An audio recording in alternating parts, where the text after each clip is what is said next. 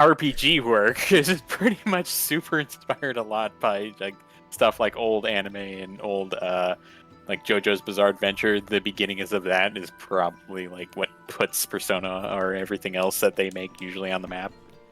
But yeah.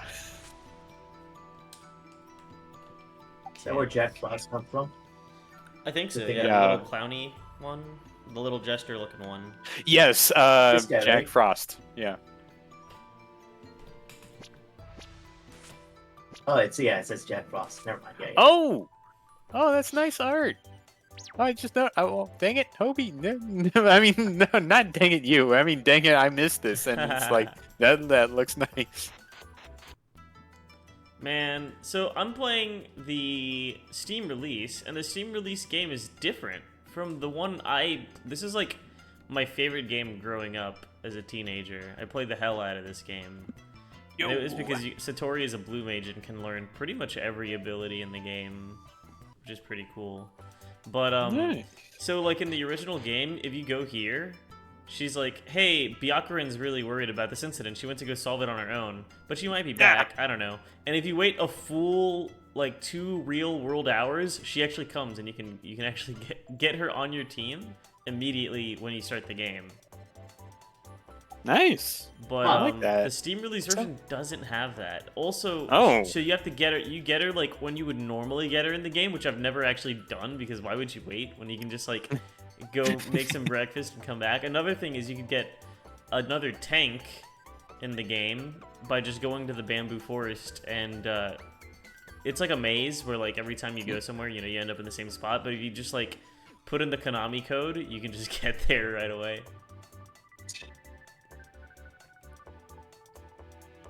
Okay, so we just got Satori, so we have to get a few AoE moves that she can use. So if we go to the magic forest, some fairies might be able to use some ice AoE magic. Well, really it's water, but water and ice both kind of have the same... Oh, shit. But yeah, she can learn pretty much any move, which is pretty cool. Nice. She can also debuff. She can do anything, really. But not as well as the other characters, so that's the whole point of being a blue mage. Sleep. Loading your getting S movie. Went to Omega Striker server, and that orange is still there. Huh? That freak orange in Omega Strikers that I showed you. They've just been He's- like AFK or some shit in the channel. No, he just joined into a group. Yeah, I would be A group- horrified. I would be horrified. Just witness a movement. It's like you're describing it like an SCP. I know you're not very familiar with SCPs, but Somebody just. Alright, I gotta. Yeah. I know SCPs. The only thing I ever demonstrated to an SCP related thing, like game, was Lobotomy Corporation. yeah, I used to play SCP. The SCP. Oh my goodness, what is it called? The one with Peanut. Yeah. Well, it was an SCP Ah, game. that- It was an SCP game that looked like it kind of looked like the terrorist town little Gmod game kind of, but it was its own standalone game. But what Yeah. was interesting about it was you would spawn as one of the SCP personnel or an SCP by itself. So like if you were D class, you were just garbage. Like you literally like are a prisoner that just broke out. So you have nothing. You have to go around and find cards that'll give you better clearances, but even those cards aren't enough to get you out of the facility. The only way out of the facility is to have at least, I think the black card is like the highest clearance and it can get you anywhere. But you could also just like nuke the facility as well, but I think that would also... There was a lot of win conditions. It was actually a pretty decent game because, like, if you wanted to win as an SCP, all you have to do is just kill everybody. So that was pretty easy.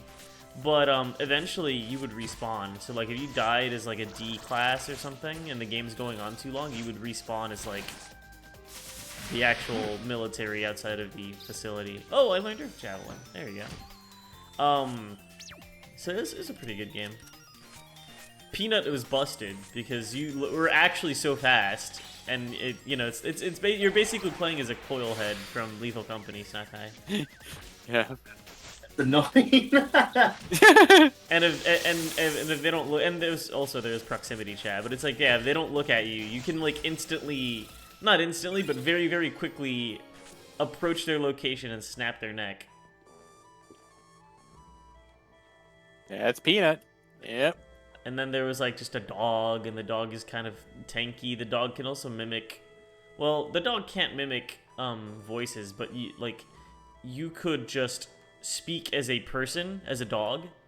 The dog is like this, like, it's a big giant red spooky kill dog. But the point is that you could be behind a door and be like, hey, I'm D-class, I'm locked behind the door, can you open it for me, please? And then they open it, it's not a person, it's a fucking dog that's going to kill you. Oh yeah, oh yeah. I mean, at the end of the day, they could have upped the game a little bit more by adding SCP-1741. Ice Chill, learn. Which one's 1741?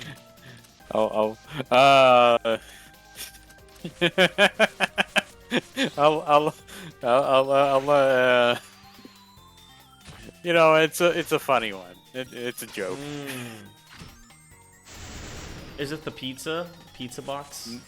No, pizza. This is not one pizza that's box, just a but box honestly, of like, pizza. yeah, I was gonna say though, it's like there is one that is a box of pizza. They literally put everything in there.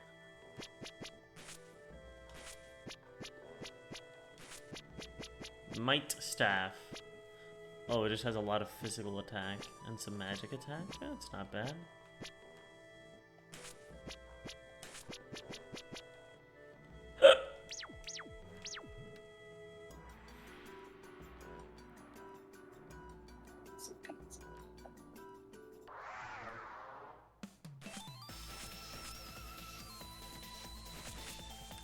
Oh my god.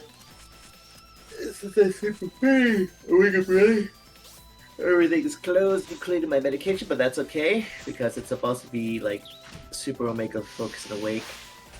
But it's best if I not take it, so because it's like this late.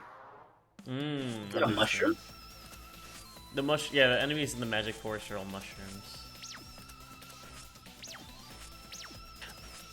Oh, temperate. Oh, right. Yeah. SCP. Oh, yeah, no, that reminds me of that first thing I was thinking about because, like, freaking. Yeah, SCP and Lobotomy Corporation. Like, I think I can get it. You can probably cross over a bit with that. Saturday after my final lesson, I am going to get my real ID. Not only because I want to make the trip to the moon, but also because my mom is extremely worried because of what's going on around, like, the farmhouse. Yeah, it's bad. Yeah, stay safe.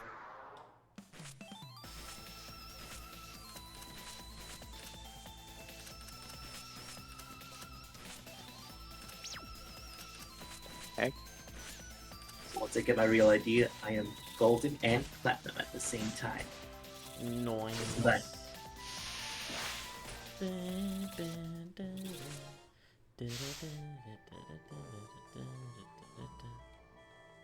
I just want like a few AoE moves, and then I should be able to go. Actually, I might go to the Scarlet Devil Mansion because I know there's some demons there that use AoE abilities, but I just need like one or two, and I'll be good to go on Satori.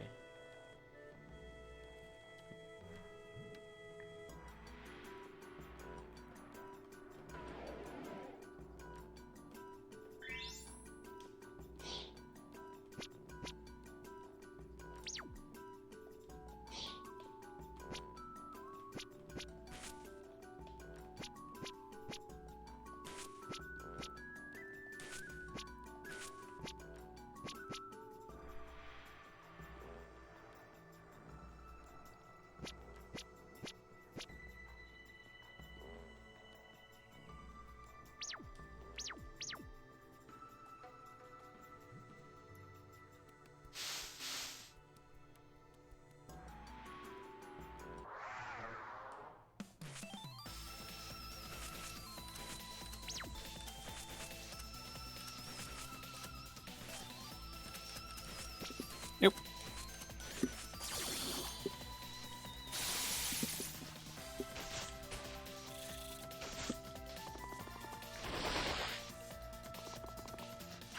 Yeah.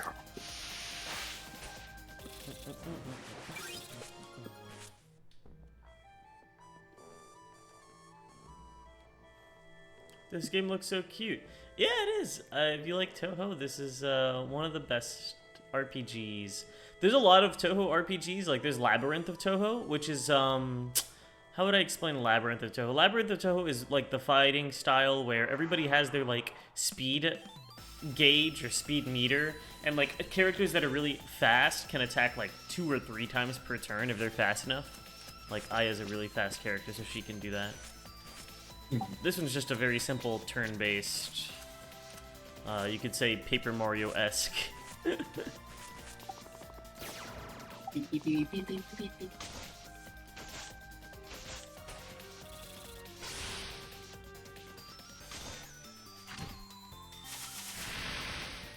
I'm trying to keep that fairy in the middle alive so Satori can learn some more moves. So instead of Paper Mario ripped off Toho, it's about like Last time someone said something was like Paper Mario's, I played Expedition 33 and got my booty rocked. I'm sorry. Yeah, that game does seem a little difficult compared to Paper Mario. Paper Mario ripped off Toho. Yeah, Paper Mario ripped off Toho. Yep. I think this game came out like 2011. It would have been like alongside Thousand Year Door, maybe. I don't think Thousand Year Door. I gotta check my timelines. All right, because I know Thousand Year Door. That was probably Sweet around crap, 2005 or four. So, Thousand Year Door. Doors 1,000. No, stop putting everybody to sleep, you freak. 2004. Yeah. So I'm pretty sure I was thinking along the lines of Super Paper Mario. Oh yeah, Super yeah. That's another game I gotta play at some point. That was a good game that I didn't. Yeah. I actually, when I played Super my. Paper Mario, I was like, I don't like it. But it's because it wasn't just another Thousand Year Door. And I gotta say, I probably misjudged it because like it didn't have to be, right? Because Year Door was already really close to what Paper Mario Story was like. So for them to like mix up the formula, I think that was a good thing. I don't know what happened after that game, where they just completely dropped the ball, but... Oh, you're talking about Sticker Star, yeah. I'm playing through that, or at least trying to play through that currently, and it's like, I understand what the idea is. It's just like Miyamoto wants people to stop making a Mario story, and why are you stifling people from ability to tell stories? Like they did that with like Super Mario Galaxy. Super Mario Galaxy used to have a decent hidden behind the scenes story that was actually pretty good. And then they had to make like Super Mario Galaxy 2 and they immediately swept everything under the rug involving Rosalina. They swept everything under the rug that involves an actual like story. They just basically just said like, hey, here's Peach, rescue Peach from the galaxy. Do it. There's context? No, fuck you. Do it. It's like there's you could do something interesting, you know, but it's like no, we have to conform. We have to have no story. We have to actually have nothing in our stuff. And it's like I would like to see something, you know. But anyway, People that's do love story. People like stories. Yeah, people like stories, and it's just like we can do a story that goes beyond rescue the princess, save the world from catastrophe. Like even Sonic does this to the point, but even then it's like, yes, it doesn't do that well. Sonic Forces, and then Sonic Lost World. I don't even know where to begin with that, but it's Sonic like Dreams. at least. Oh, Sonic Dreams. That's why I was confused when, like, Thousand Year Door, Bombery has a story where his wife dies, and I'm like, wait a sec. I don't think death has ever actually been, like, a thing in Mario, like a plot point in any Mario game, aside from, like, maybe, like, a setting or something. I don't know, but, like, I don't think anybody's ever grieved for a deceased loved one in a Mario game.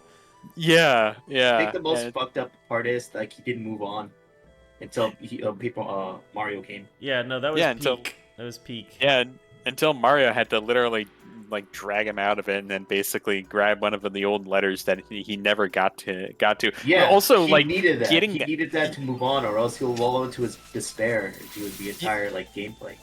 Yes. you know what was Full also wave.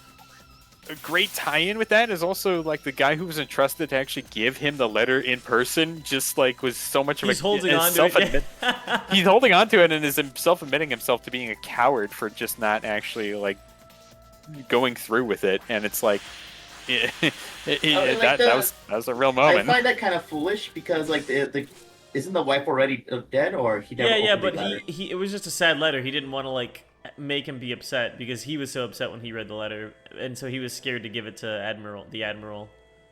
But his Yeah. whole story was kind of nice because he's like standing up to Cortez, even though he's like a wuss. Oh, The big giant it might pirate have skeleton. yeah. I think that was actually two different characters because that was Flavero. And, Oh, you're right. Well, wasn't he yeah. the one that had the letter, or was it one of the That bombs? that was the bartender actually, Oh, and I see. The bartender, yeah. yeah. Yeah, I remember he Now, specifically had the bartender. Bartender was given the letter from his wife while she was like dying, but meanwhile Bobbery was out at sea.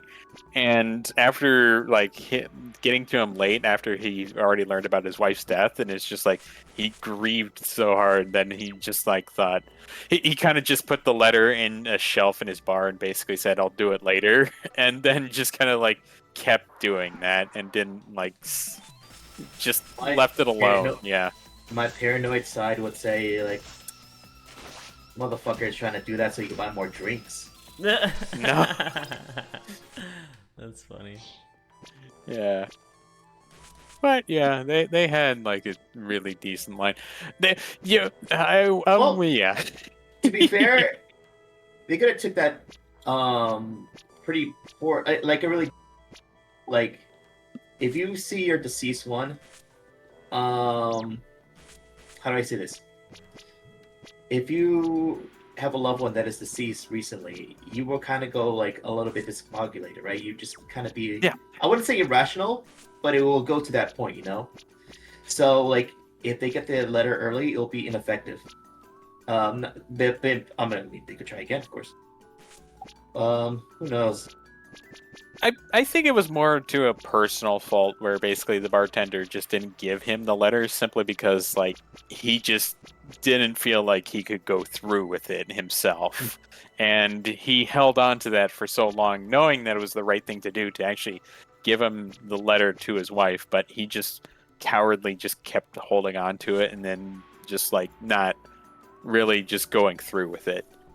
And yeah, that's sort of a humanesque thing. And additionally, to add on to your point with the entirety of like someone going absolutely mad, though, like when they actually lose the loss of the life of a loved one, to bring it around to DC Comics just a little bit, real quick.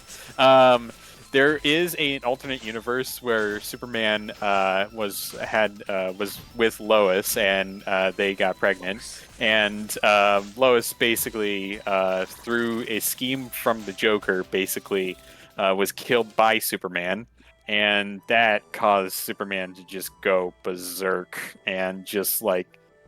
Yeah, of course, kill the Joker, but at the end of the day, he also just becomes really not in his right mind at that point. There you go. Yeah.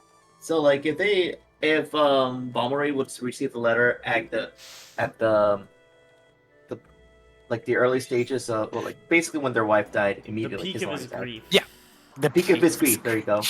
I would say the letter will be like kind of I wouldn't say not ignored, but like not absorbed correctly. You know, they would like see this in a blind way. Yeah. It's a possibility, but like I could see why the bartender did that for that kind of possibility. Yeah, it's like if you're my dad always used this against me, but like if you ever get heated in the arguments, it's best if you just like talk it later, which makes sense, so you can have a rational conversation. But never wanted to bring that up. He always wants it.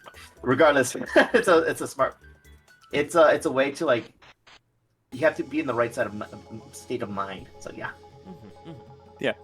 Problems become a whole lot easier the more time you give it to him, and even taking breaks away from him help out a lot. I think the additional to that is like, for me, it also that's why like giving the letter, even if giving him early, it at least lets them know that like, hey, when you have the time, you can definitely go through it at your own time. This is what they wanted to give to you. Yeah, but it's like, it is a personal thing. There's multiple things. It's, grief is never a simple thing ever. So yeah, we gotta like figure it out, gotta do something about it. But yeah, it's all, the most direct answer is not always the best answer. There you go. Yeah. I don't think Paper Mario Story ever had anything too deep, really. It was just kind of it was the first of its kind, so it was just a very nothing deeper than the surface type game. You know what's insane? We didn't need to really see through the action of their death or anything, like how other like media or anime will try to make it more deep. You can see how Bomber's going through just by like him wallowing in his own grief and him talking about it. We don't need to see what happened, like a flashback or anything. So that's and yet it impacts us just as much as it just impacts us. Yeah, it's like I think the impact is also like it's not like it's more the fact that they're kind of bringing it up, they're slightly talking about it, but at the end of the day, you're filling in most of the cracks to it, because like you said, Snack Guy, they basically do not have a flashback, and they literally do have a moment where like he does read it through, we understand his backstory, and we can easily picture that backstory in our own heads versus what the game could have shown us. And that holds a lot more weight, in my opinion, to basically the player's mind when the player comes up with the scenario of what's going on versus the game actually showing it. It's kind of like, yeah.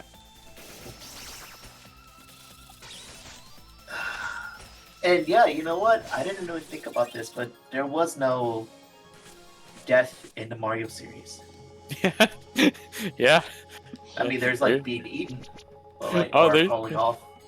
Yeah, his dad didn't even pass away. He just ended up being just coughed up, and he was fine. I was like, oh okay, so he's good. Yeah, he's good. And then there's also Bowser being kicked into lava multiple times over and over again. It's just okay, that doesn't matter. To be fair, and around like a decade afterwards, or maybe even half a decade, Bowser went to super lava and turned to a skeleton. Well, that is true. That kind of hit differently. Oh yeah, that hit differently, especially with Bowser Jr. around. Yeah, it's like you don't really see these characters turn into a skeleton, which initiate death. Oh yeah, even in death, Bowser's still like freaking dry bones Bowser. Yeah. But yeah, I don't think there is quote unquote death for Mario characters. I think the only other time that it has been referenced is probably, other than the Paper Mario series, it's going to be Mario and Luigi, I think. Question mark, question mark, question mark. I don't remember exactly. I honestly think they do die of the RPG series. They turn into little stars, don't they? No idea. Yeah, like when you defeat them in a battle, they like. Oh, you're talking about Super Mario RPG. Yeah. No, not Super Mario RPG. Like the Mario Luigi Superstar Saga. Oh, yeah. Superstar Saga. Yeah. I have no idea. I do remember that. I think, yeah. I just know the original version, not the updated version. I just want to punch every single enemy in the face because they look so like annoying to look at whenever they like laugh or smile. You know what? That is a very normal reaction, I would actually assume, because like, yeah, no, they all just have that shit-eating grin. They all act hoity-toity, super superior in that kind of way, and it's like, yeah, no, I can understand why these are enemies actually. Craigtella's minions goes harder than her. Yeah. What's his name? I think, isn't their name just like he Minion? became the main bad guy in Superstar Saga 3. Blawful? Lawful, there you go. Superstar Saga 3? Let's see. Oh, because Is there the was Bowser... Partners in Time. The There was street. the first one, there's Partners in Time, and then there was... What was the third? That was just War Story, Inside Story. Oh, the Inside Story. Ah, yeah. Oh, yeah, I played that one. That one was fun.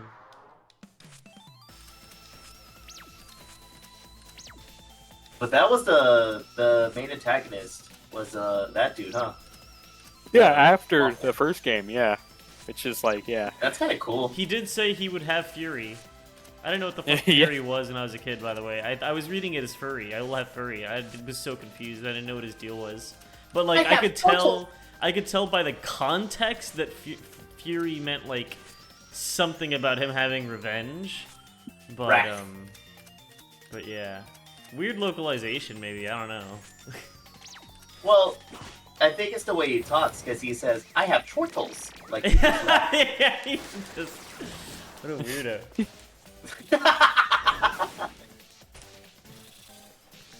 Hammer. I mean, like, Hammer! granted, Thunder! at least it's better than the whole, like, really awful, unique way of laughing in anime tropes. I'd rather have the chortles than whatever the hell those noises are. That's just like any One Piece laugh. Yeah, I didn't see One Piece, but I could imagine. Yeah. Well, Queek, yeah. queek, queek, queek, queek, queek.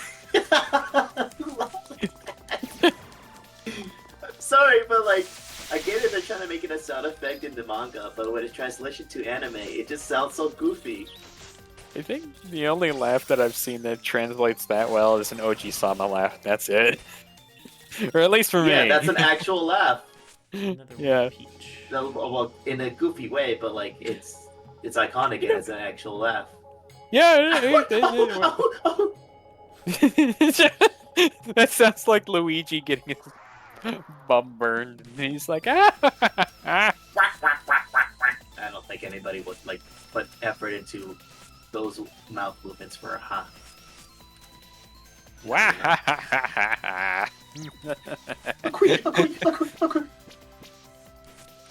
I can't think of anything else. Mario. That's not a laugh. That's despair, and that's the I know. despair. Oh, Tippy boo laugh. once told me that I should do a stream where I'm playing Ocarina of Time, and then I go like, this is boring, and then I swap to like Luigi's Mansion without even like changing the stream title or anything. Instead of doing it by accident, you You know just do that it on reminds me- purpose. Yeah, like without Yeah. saying anything, like I'm gonna stop playing this and just say this is boring, and then immediately boot up Luigi's Mansion. No, that reminds me of freaking. This actually sounds funny. Yeah, that sounds pretty good. Cause like I played Ocarina of Time. It's an N64 game. It's a video game. Yeah. That's sort of my feelings on Ocarina of Time.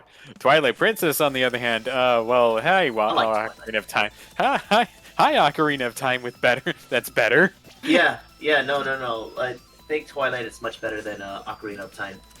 Yeah, it's just unfortunately, played it's that just one. literally a sign of the times where it's just a game that basically took everything from Ocarina of Time and basically said, let's redo that, but, just... Like, Ocarina of Time is one tone. And also the adventuring is very, like, a little bit too, like, apart, if that makes sense. Far apart, yeah. Yeah, everything kind of feels a little far Hey, Bridge. apart. There's not really like anything major, anything that super sticks out in Ocarina of Time, except for the parts that you're probably annoyed by. But for like, they definitely changed that. Thank you Like, for the did a follow, 180 Miss on that with Majora's Mask. Oh, hey, thanks. Nice. And then yeah, first time two. Oh, don't worry. Toho lore is like, there's never any stakes. Somebody does something naughty, they fight, and then they have tea together. That's pretty much it. I'm gonna wonder if like Dohu lore has a beginning. Yeah, there's That- the PC98 games. That's like deep. That's hidden lore because nobody plays the PC98 games, myself included. But like some of the characters that like Reimu used to not know how to fly. And so she had to ride this old ass turtle named Genji. What happened to the turtle? We haven't seen him. Wait, he got sent to the farm. I don't know. You know- Yeah, we haven't seen him in a while. You know, people keep saying, "Where's Mima? Where's Genji?"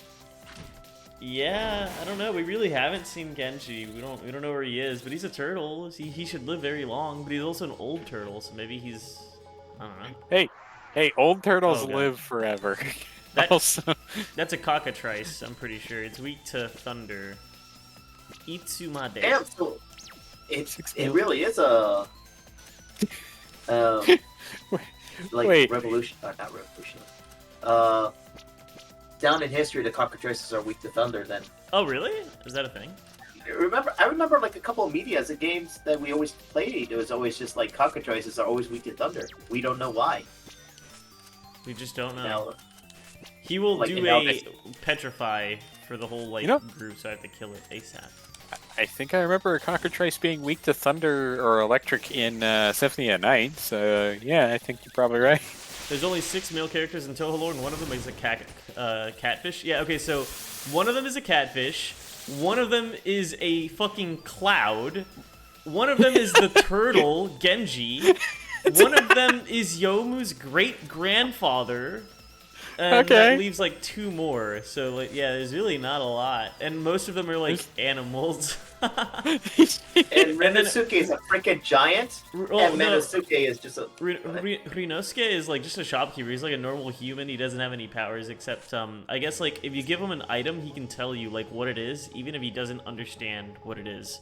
So like if you give him like a magazine, he might be able to tell you it's like, you know. Actually, this happens in Silent Sinner and Blue, one of the Toho manga, because Ramelia, for absolutely no reason, wants to go to the moon.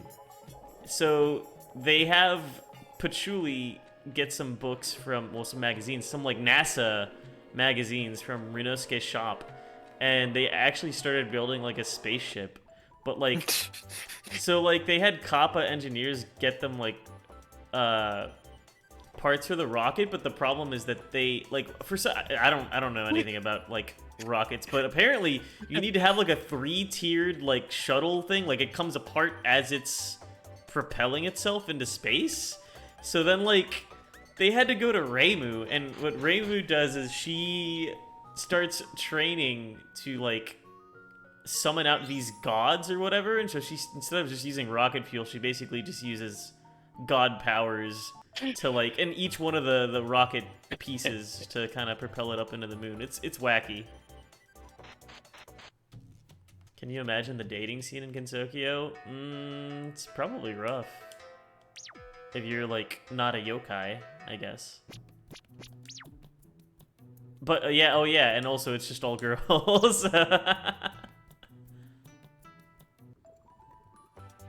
Sounds pretty Sailor Moonish to me.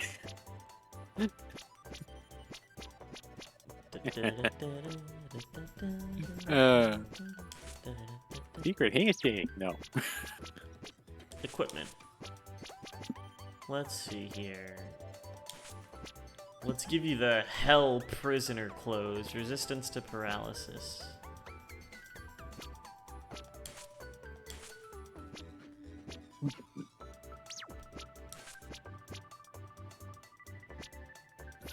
We'll give you a shield.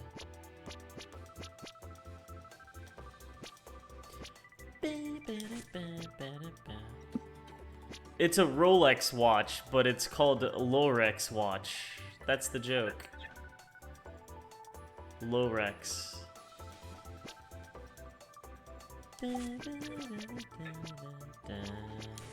might just give her the eye back, because even though it's less magic attack, I don't think you can't use a shield with the staff.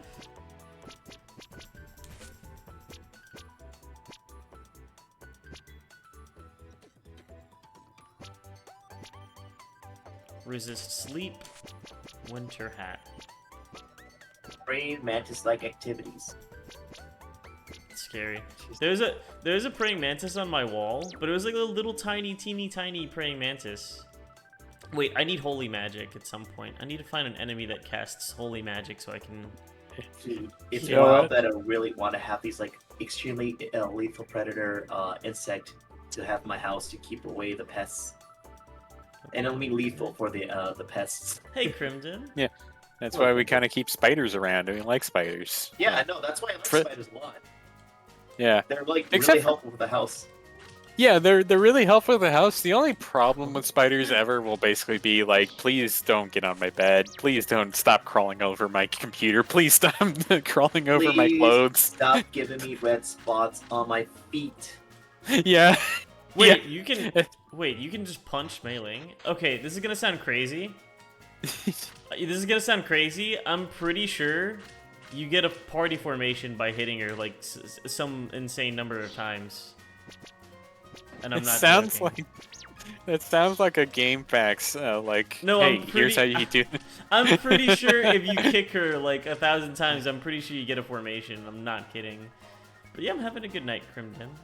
There's a baby black bear squaring across in front of the road as I was going home. Black bears are aggro ones, right? Is it the brown bears that are like a little more docile, even though they're a little bit bigger than the black bears?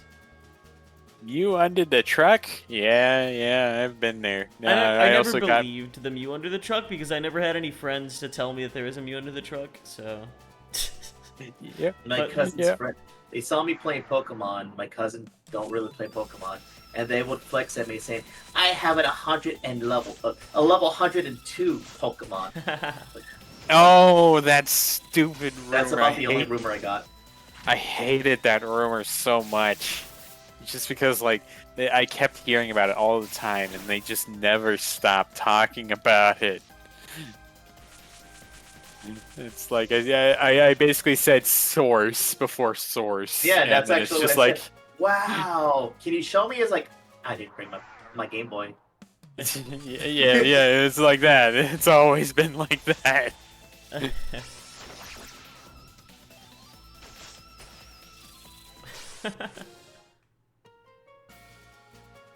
That went along well though, along with my like my imaginary I can't even remember anymore. I don't remember what I made up on the playground. I don't know if I even did. Oh yeah, you know what? I just remembered. I know everything I need to know about bears from playing Vintage Story. Yeah, polar bears are the worst. They're the fastest. Oh. And pandas are They're weak out. little wussies. Actually, you know what's even smaller than pandas? Sun bears. Have you ever seen a sun bear? They're so tiny, they might as well just be dogs. Tiny little bears. Sun bears are the smallest bears. True. Sun bear, small bear.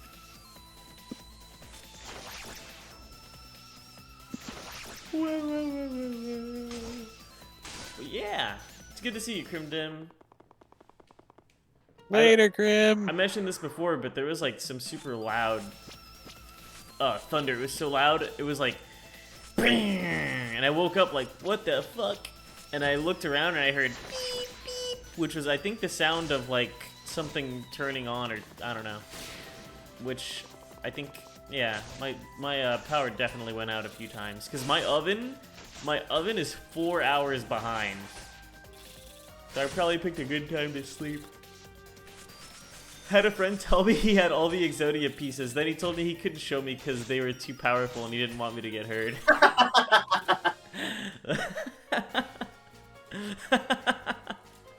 That's awesome.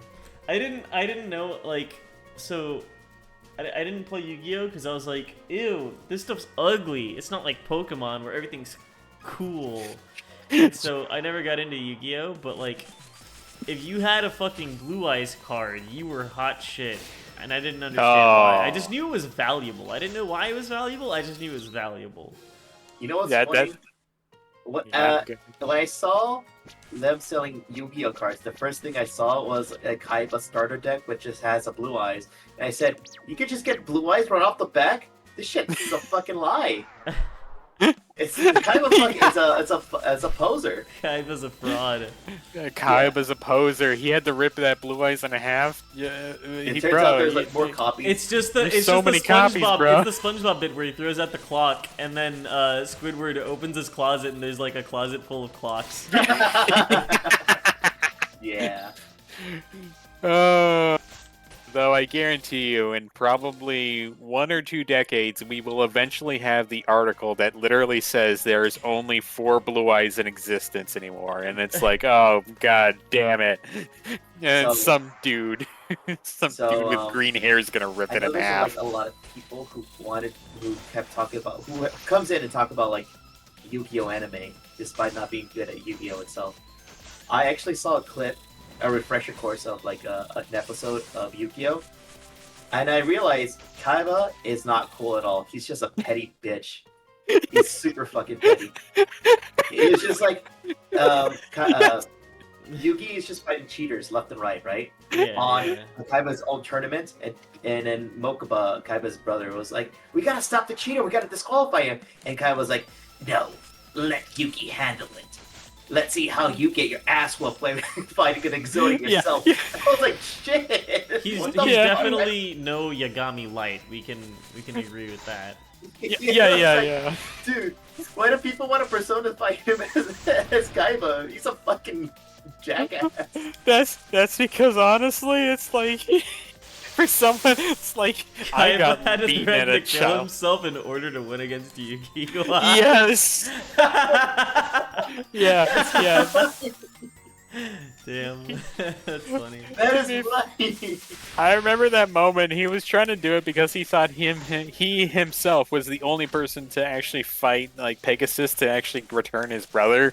No, it's like no, bro threatened to kill himself if losing a card game. Like I guess he wanted bad enough, but he has to play it hard. Yeah, he has to Like, play hard. You might win me at this one. You might got me on lethal, but what if? Let me just I don't think she's Yeah, using no, this no. spell. Kaiba's the most pettiest motherfucker in the entire whole show, and it's just like, you know what? Well, like I said I before, there's Hey, like Razzie. hardcore Yu-Gi-Oh players that personify it, like their icon as Kaiba. I was like, dude, Yeah. I don't think you wanna. He's not cool. He's actually. It's like how people treat Cell. But dude. you know, Cell's a people troll. sometimes like pathetic, bad characters too, though. Yeah, I was gonna say it's just like for like freaking Kaiba, everyone likes him purely because of 3 main factors. Number 1, he has enough money. Number 2, he's absolutely in love with Blue Eyes White Dragon, and anyone else who loves Blue Eyes White Dragon could easily latch onto that. And then 3, he's a dick. And apparently we all like bad boys in that way. He was not a bad boy. He was a petty boy, dude. Yeah, no, he's a bad petty boy. Let's see you get your ass whooped by the Exodia deck you used to defeat me. Excuse me? This guy's cheating in your fucking tournament. I don't disqualify cheating. Haven't you seen me with the other combatants? The guy, the Exodia, like, Yeah, top the decker. Exodia cheating. Oh, he's not Yeah, a top yeah. decker. He just like fills his hand with like what essentially is a pot of greed. Yeah, he actually up his sleeve was Pot of Greed. Yeah, I forgot. No, about that. that's the Jester. I'm talking about the rare hunter dude, where he has like 3 copies of every single piece of the Exodia, and the rest is just draw 3 cards. Yeah, he basically had, like, I remember correctly, I think he put in his sleeve, like, some cards that basically allowed him to draw more. He does have the multiple copies of Exodia that actually was... I'm trying to remember if the original ban list actually allowed you to have, like, multiple copies of Exodia, but I could be wrong, but, yeah. So, what the cheater did, it was not he has a pot of greed off his sleeve. He marked his cards, or like with invisible ink, so you could see what's gonna be the next card. Right, yeah. It's fucked up. They don't shuffle? They don't shuffle. Yeah, they didn't shuffle. Oh, well, no, the I dual guess- disc itself was supposed to shuffle it. Damn. I don't. Wait, what if remember. somebody just had like a faulty dual disc that was just able to? Did they ever do that? Like I don't the dual remember. disc is just fucking giving them the good cards up front.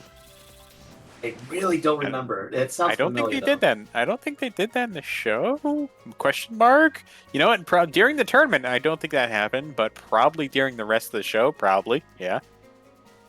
There's something I like think that there in was something 5Ds. like that in 5DS. Oh, Yeah. that's really cool. That That's actually the one with makes the a lot of motorcycles, sense. right? Yeah. Well, like the whole dual disc tech seems pretty complicated. Well, maybe not complicated, but it's a pretty nice little piece of technology to just automatically shuffle. So if somebody just had one that's like, yeah, no, this shit's giving me pot of greed, no matter how many times it's shuffled. But the problem is, once you have pot of green in your hand, you have to figure out what it does, man. I mean, come on. That's That's true. the That's you have to balance it out that way. 2 Get that simple flips big 3 two. more cards from my deck. Oh yeah, 5DS wasn't just a dual disc; it was a fucking vehicle. That's right. Instead of dual Yeah. disc, you have to ride a motorcycle in order to play the game. So You know. need a dual disc and a motorcycle. That's kind. I don't. That's fucked up. I Well, remember, yeah. actually, the dual discs were detachable from the motorcycles, yeah. But at the end of the day, like, once you're you dual gotta riding ride with those and things, play at the you same become, time. That's the thing. yeah. Which- Meanwhile, the police exist as the bad guys, even though you're literally dueling and driving at the same time. I think play- that Listen, driving gets boring, man. Sometimes you need a little bit of dueling to get through, just to get through traffic. I love that the most straight man duelist character in that entire show was freaking, I can't remember her name, the Black Rose Witch, who just didn't understand people You can driving resist on a car. She resist couldn't her understand it, and they treated her as like, why don't you get it? And she's just the most psychopathic, powerful psychic So- user. You know, be kind of will go hard. I never see 5-3S, but please tell me if there is or isn't. Oh, do they change the mechanic where it's like, if you hit an obstacle and you don't win the race, you lose. So they're gonna play like a trap card where it's just like a speed bump in front of your opponent. I think that's actually what happened in Shut 5Ds, actually. Come on, let me cook. I wouldn't put that behind 5Ds from actually doing that. I Because play vehicular manslaughter in defense position. Oh fuck! please get in the way for hamburger helper. I heard it with. You activated my trap card. Oh, shit. Expired ID. Wee wee wee. Now, if I played like, I played a traffic cop at the next turn, you'll lose the game. I don't know what this thing's weak to, but it's scary. Aura There of is- the Oh, yeah. dead. Aura of the dead. I can't hit Hey, it. congratulations. You found the Jin Woo power up. I'm doing like no damage to it, man. What the hell? I gotta kill this thing. Defense Yeah, down. I do remember in the games with the 5Ds, the World Championship editions, like, yeah, no, they had the speed mechanic. They actually had speed dueling in those games, and it's like, you know, my favorite part is like, yeah. But yeah, no, they made it, they fleshed it out just a bit. They also included one of my favorite vehicles of all time in fiction, the freaking Motorcycle. unicycle. No, they made the unicycle. You know, the one that General Grievous had that he was riding around in Revenge of the Sith, where it's just like one giant wheel and you're sitting in the middle of it. Like, they made that into like a freaking motorcycle in the show, and it's like, that is a logical improbability and would be a nightmare to balance. Can you believe the OG Yu-Gi-Oh had 200 life points instead of 800? Or 2,000 instead of 8,000? I think I remember that. Oh yeah, yeah. No, actually, I can believe that simply because, like, right now, they actually have cards out there. The Millennium cards specifically lower your life points to about 4,000, pretty much, in order to activate some of their good effects. And it's like, I don't know what this game was doesn't made really- in. Razzie. Sorry. hey, I'm from what I'm seeing, it doesn't look. It must look like a different version of RPG Maker than I'm familiar with. I think Is it Wolf's Ace? because it probably does. That guy was hard to kill. That was a fucking mini boss, man. I don't want to run into that guy again. That like used all of my fucking bombs just to kill that one guy, and I'm pretty sure that guy shows up as like a normal enemy later in the game. But at least by then you can like deal with it. Well, the standard RPG logic. I love these boss. little tongue ghosts, by the way. They're so cute. I don't know who invented like tongue ghosts in general, but they're so cute. Casper, eat your heart out. You know, I was talking to my coworker and I was like, hey, what the fuck ever happened to Casper? Because like, there's like, you know, we're seeing all these reboots. I used to love Casper when I was a kid, and there was a lot of movies. Turns out he's like co-owned by like so many different IPs that like they're just never gonna get together to, like Disney owns specifically anything live action because they had like this one female actor whose name I can't remember who was in there. She played like Wendy or whatever, and I don't know who she is, but they own the rights to like live action movie. And then like I think Warner Brothers specifically owns like animated Casper, but then another company owns like the character Casper, so it's just not happening. That sounds suspiciously like Popeye right now, because Popeye has comic books, has video games, and TV, and then movies, and it's like those are all separate. And just it's exactly why we have the terrible recent modern Popeye game that released that is literally an asset flip. It is literally just the character with the stroke. Huh? The Popeye, the right? Popeye Yeah, character with a stroke. Yeah, No, that's a stutter. What are these? Yeah, he's got a stutter. But he has his eye like his face is like Yeah, his eyes always closed. Yeah, he's got elephant arms. Yeah, he wouldn't be able to punch the fuck out of people if he had a stroke. He'd be losing half of sensation and like half of his body. That's what I was thought when he had like his face. That's the like, power really of spinach, unusable. motherfucker. That's the power of spinach. Eat your greens. It's a good start with Final That's what it Fantasy. was. All the music is owned by the original composers? What? That's crazy. Good on the composers, I suppose. But doesn't that mean Oh yeah. they get a fat dollar every time they remix something Blinding Light? What the hell? Wait, what? How did he reach me? He was on top of the mountain. That's a bug. That's a bug. That's a bug. That's a bug. He was not supposed to reach me from there. Did you see that? Yeah, I did. Yeah. He was on top of the mountain and somehow he touched me. Bad apple. Yes, Bad Apple game. Actually, you know what? Just to clear the record, Bad Apple's referencing Touhou, Bad right? Apple is owned by. Bad Apple is literally a Touhou theme from the PC-98 series. Oh. Yeah. Oh. It's actually just a Touhou theme. It's not even referencing Touhou. It's just a Touhou cover. Like it's yeah. Oh, okay. I thought it was a fan project or something like that. The theme of like them doing all the. By the way, the actual like Bad Apple stuff was made by taking like a bajillion photos, I believe. Was that a separate project? I don't remember, but I remember there being like a camera and a lot of photography involved because they took pictures of like every single still slide. How was Bad Apple?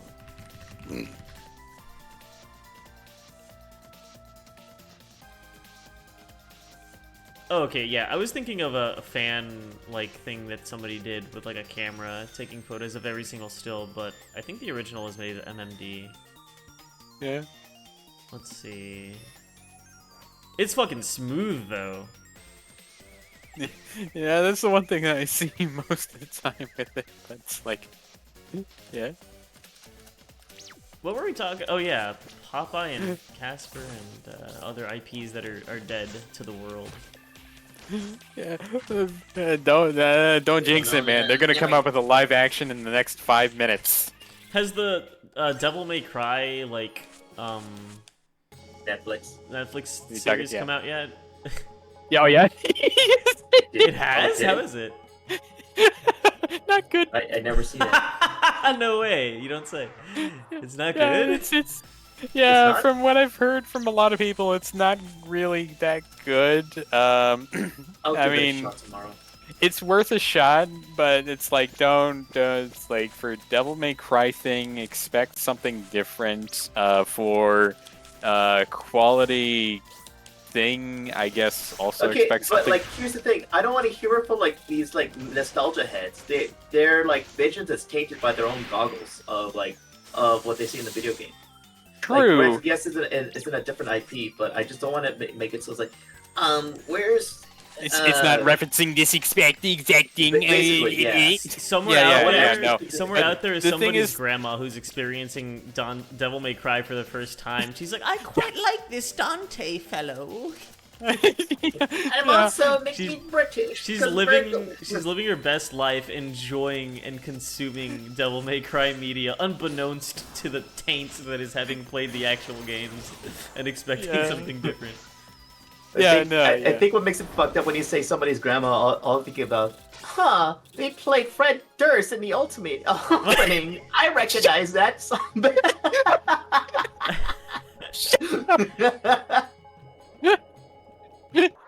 I can never. I know what Fred Durst looks like, but whenever I think Fred Durst, I also think Papa Roach, and I don't know. Are they the same person? I don't think No. they're the same person. Okay. No, that's No, not no. probably not the same person. No, I don't think so. But yeah, no. Back up! From from from what I know about um Limp the Bizkit, Netflix correct. show, it's different, but not in the way where it's like you can enjoy it even if you have no idea of what the heck Dante or anything is in the entirety of the whole thing. And So, like, go ahead. yeah, it's like from what I've heard from people who've actually seen it, it's just like it's like as a Devil May Cry fan, for them, they didn't care for it. They didn't reference that show that much, but on the other hand, they also just like if they were completely brain dead and had no idea what Dante was, it just kind of didn't work for them because like the story. I think the greatest highlight out of the whole show though was the fact of the villain rabbit basically. Everyone kind of like walked away definitely praising the villain rabbit. I don't even know what the name was, but like they got something out of it. The only problem was just like, yeah, you know that unsubtle hammer that usually like writers like to throw at the audience and basically say, yeah, you shouldn't like this, you shouldn't like this, you shouldn't like this, and just throwing the hammer on someone's head. That's pretty much like one of the scenes in the show that I know for a fact. Kind of like what Velma loves to do for some reason. Oh, you know Is that what? what you're Yeah, talking about? Like, because I didn't. Yeah, That's the first yeah. time I ever heard of Hammer. Yeah. Just the unsubtle hammer. Yeah. However, I for the subtle praise it'll probably get, it is not Velma bad though. It is not Velma bad. Okay. It's made But by it the is- same animators as Castlevania, correct? I don't know. The Castlevania Netflix series. Yeah, no, I don't know. I can't tell if it is or not because it's probably the shading that's probably throwing me off when I'm actually thinking about that. I will say though, the Castlevania Netflix series, despite being at Netflix, actually I like the first season a lot. They actually portrayed everybody's characters really well, in my opinion. I would really like to see that because, like, god dang it, I have no idea what they did. But all I know is like one of my friends has watched it and they said like, yeah, it's all right, and it's like okay, I'll give it a shot because even though I'm a big Castlevania fan, it's just like if it's somewhat decent and it has Castlevania on it, okay, sure, why not? Even if they flip themselves off 15,000 times, it's just like, you know what? I can deal with that. Well, no, I do like it. I like how they portrayed Dracula compared to the his minions, where his minions are very vulgar. They want to like farm humans, actually create a farm because they're tired of drinking like pig's blood and stuff like that.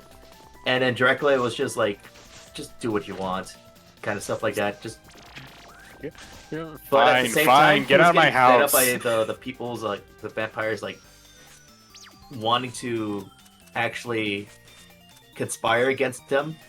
So Dracula just like actually stood up, and he was a giant, and he towered over the vampire minion, and I thought that was kind of like, that's fucking scary. Oh yeah, no, it's like that's sort of he towered over the vampire who was already tall. Yeah, He's no. like a pillar man. Yeah, yeah, yeah. No, that's on purpose. Dracula in Castlevania is very tall. He is very tall. I guess The, that scene was like it kind of made it for a good impression to me of how oh yeah, menacing Dracula is, despite he being very like in despair rather than just like being terrorizing, yeah, which does fit no, Dracula. yeah, Blistic, if you think yeah. Ramu with a sword is weird, Patchouli has a physical tree in this game where, like, so Patchouli in Toho canon is so sickly that she's called the 1 week wizard because, like, I guess the implication is that, like, she can cast one spell and then she's just good for the week, which isn't really the case. She also knows 7 different elements of magic: fire, water, earth, lightning, holy, dark, and I think wood, which I don't think she has wood in this game, but actually no, metal is one of them. But yeah, she has a whole tree in this game where she can actually go full physical attack, like and you can give her axes, so that's pretty cool. You can actually just put a whole bunch of points into axes and make her like a single target nuke. Huh. So I'm looking up the. Oh wait a minute. Is this? Wait a minute. When did this? When did the? Okay, Castlevania. So the Castlevania animator show guys. They. I don't think they worked on Dante. It doesn't seem like they did so in their project list. They have worked on Invincible season 3. They have worked on. Let's see what else. So notable thing. Ben 10 season 4. A lot of DC Justice League stuff, and Spider-Man, Ultimate Spider-Man, Spider-Man, Spider-Man, Spider-Man, Superman, Spider-Man, Hulk. Yeah. So, yeah, it looks like they've done a few things. I don't see Devil May Cry. So, what about Devil May Cry? Netflix animators. Because I'm not gonna lie, the animators for that show, it's like whenever Netflix does an animated show with the anime style, it's like they usually hire good people to do it. Let's see. Develop voices based on where's the animator? Production company. Oh wait, what? Studio Mirror. They made Legend of Korra, Boondocks, Voltron, Dota, Dragon's Blood. Oh my god, they made My Adventures with Superman. Okay. Well, I'm probably saying that just because I love My Adventures with Superman. I like that show. It's valid. Yeah. In terms of animation wise, it's like yeah, it's animated, but it's like I like My Adventures with Superman, Adult Swim Superman show, and it's like okay, you know what? Yeah, we can go with that. 30% paralysis chance. That's not very high. Oh, they made the Harley Quinn show. Okay, got it.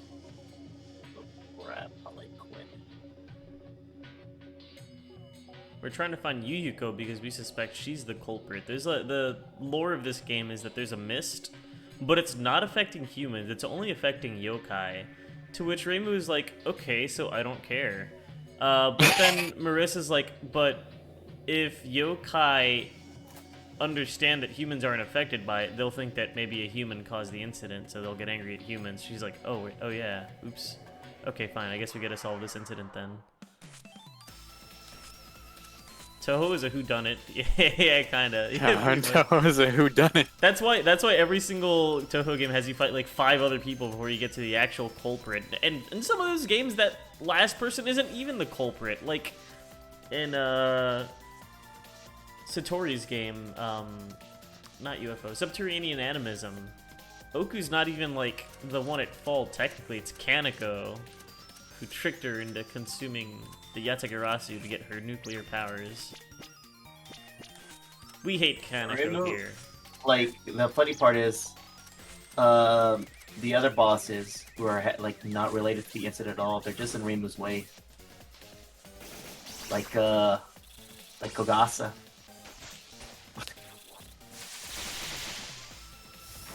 All the Kogasa. Wow, 35% chance we land those. We land those. Get nade.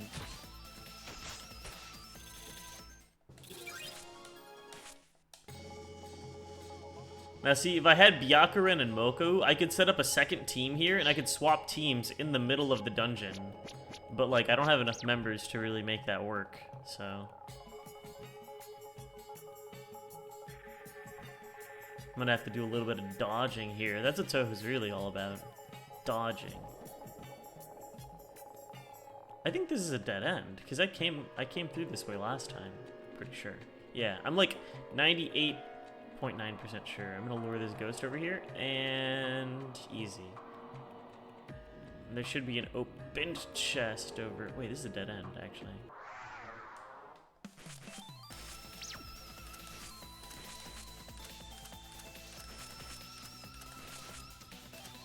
That rock looked funny. It might be a boulder of, like, souls, and maybe not a rock, but I'm not sure. Oh! Never mind. Yes, you're talking about... I didn't mention it earlier, but yes, one of those rocks is kind of phallically shaped. That is true. I'm surprised you caught that, even. That rock looked funny. It's this rock right here. But it's just a rock, man. There's nothing weird about it. That's just some rock formation. Think about It's just a rock, man. What? That's just a bunch of ordinary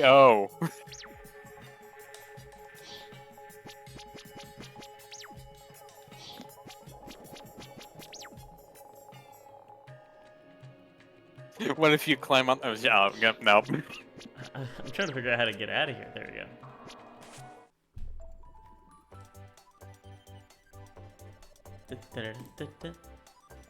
Let's see.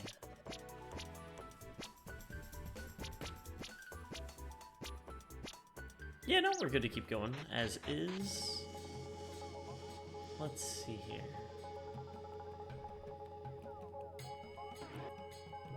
This fight is really difficult too because I think fighting Yomu and Yuyuko are the bosses of this stage, and they're really hard to beat because Yuyuko casts instant death a lot, and I mean a lot. And Yomu is just a very, very, very strong physical attack character. So you want to kill Yomu because she will like one-shot any of your party members, but then Yuyuko is just gonna like do instant death too. So they're both basically it's such a sacky fight because like they're both basically randomly one-tapping your members. There's not much you can do.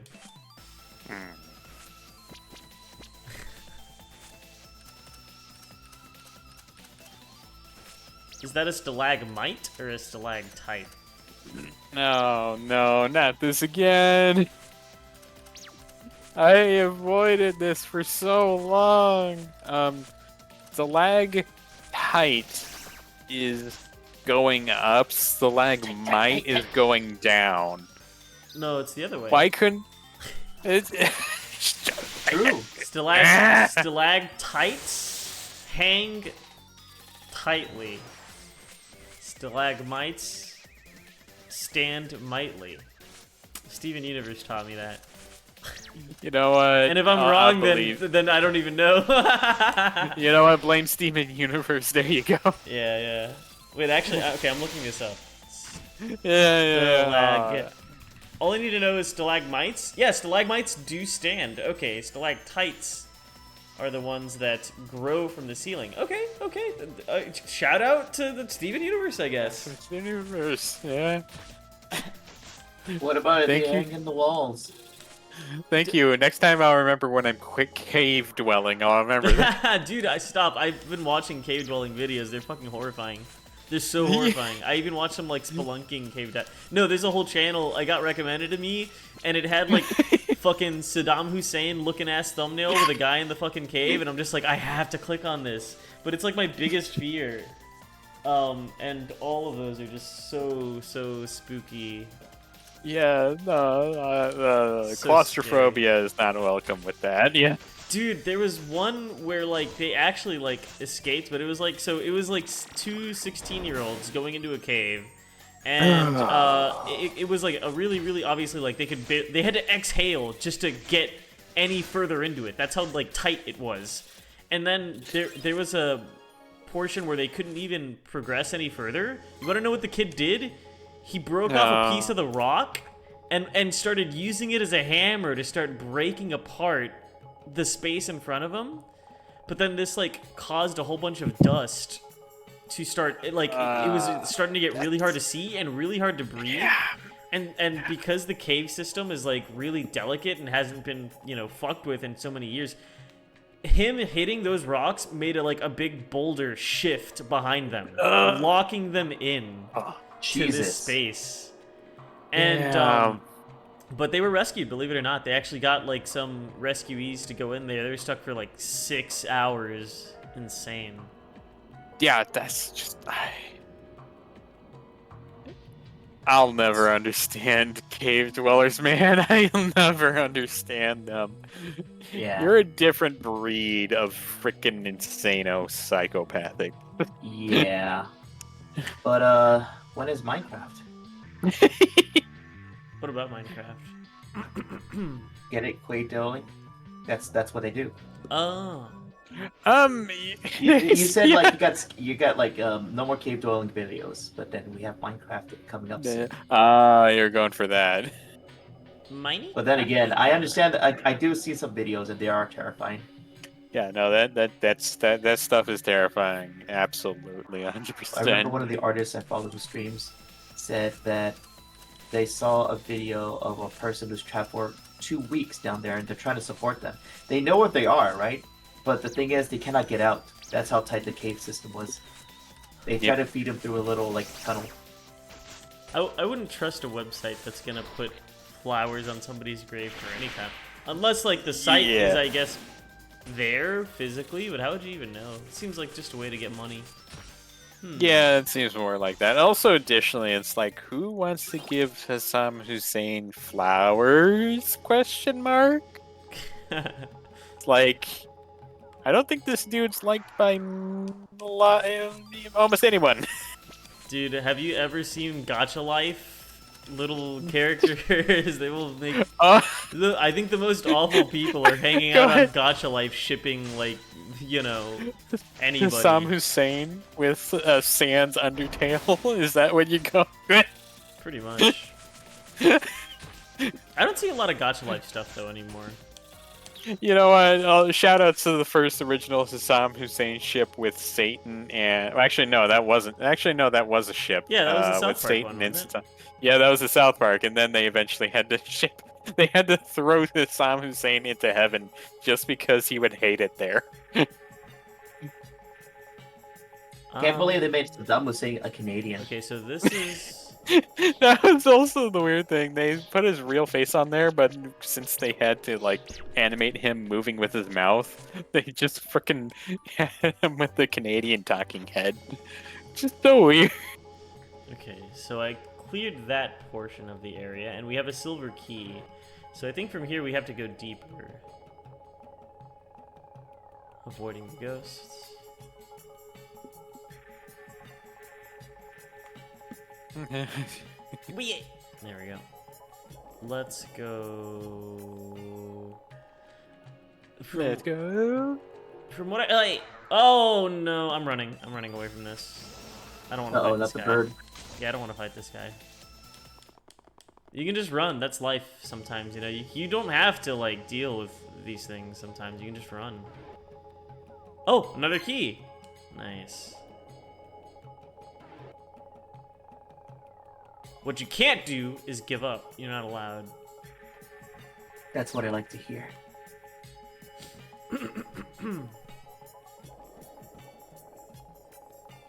Boing. Magic mushroom, yay! That's a Marissa crafting item. I have to hit that switch. That switch would be over there, wouldn't it? Like if I fall in this little crack.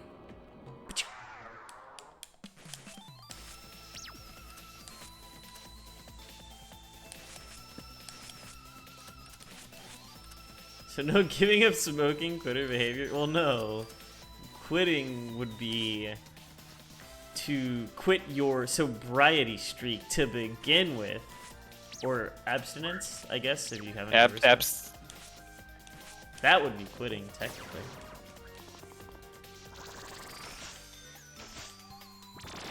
You're doing numbers from mental gen. I'm trying to figure this out. Holy shit, is that Iruru?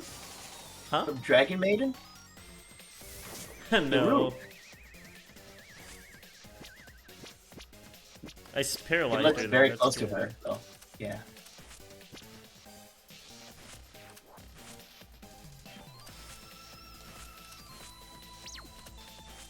Did I tell you I have my own cave? Yes, you showed me. You showed me a photo of you put something in there and took photos. I remember. But don't go exploring in there. It's dangerous. Probably. I mean, not all caves are dangerous caves. That's the thing too. I'm not like, if it's like a big open cave, you know, maybe there's like some diamonds in there. Sure, fine. But like these like big giant complex cave systems, you will not find me in there.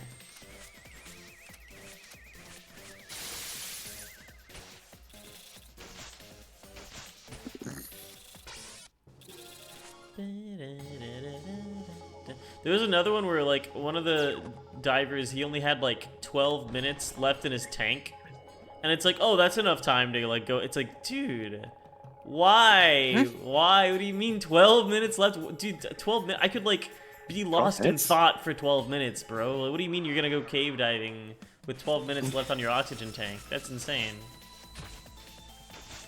They're treating you like how you play video games. My life is like a video game. Trying hard to beat the stage. All around and like going. I don't think I'll ever live down dressing up as Super Mario for my first date at an arcade. I hold that shame. Dude, you got the freaking balls to do that. Dude, Yeah. I had like overalls, a red shirt, and a hat, and no facial hair because I was like 7 or 6. Yeah, my mom. Whoa. My mom tried to talk me out of it. She did. She's like, "That's so stupid. Don't do that." And I started crying. So she let me do it. No. I don't think that's funny. Is I don't think the girl gave a fuck because like she was also like 6 or 7. Oh, so, like, who cares? right. It was your date. That's right. Dude, you convinced her to be Luigi. That that doesn't make any that sense. would be- It would be Peach. Kind Mario Why would be Peach? kind of. because it was a date. Wouldn't make sense. Oh. For it to be... I mean, Luigi. I'm Also, I'm she not was a into girl. brother shipping. Brothership is a whole video game, though. Oh no. I forgot. I completely forgot. Mario and Luigi Brothership. Wait, wasn't that literally the last game that came out? Yeah, no, The that latest game, was one yes. of the names. Yes. I don't Also, know. What I was forgot to Nintendo mention thinking? something wrong. Nobody would ever take this the wrong way ever. Coffin of Andy and Lele knocks on the door. You called? Coins.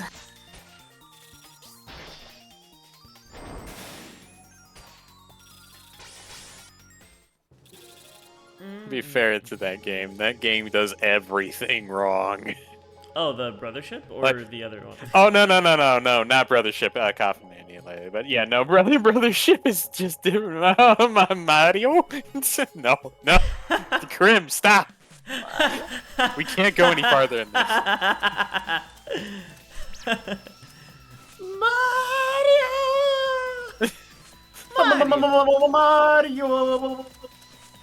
Oh, I hate that the most. It's freaking. Why did they dox the creator? It's just like, if you have a reason to hate the coffin, it's just like you have millions of reasons to hate it.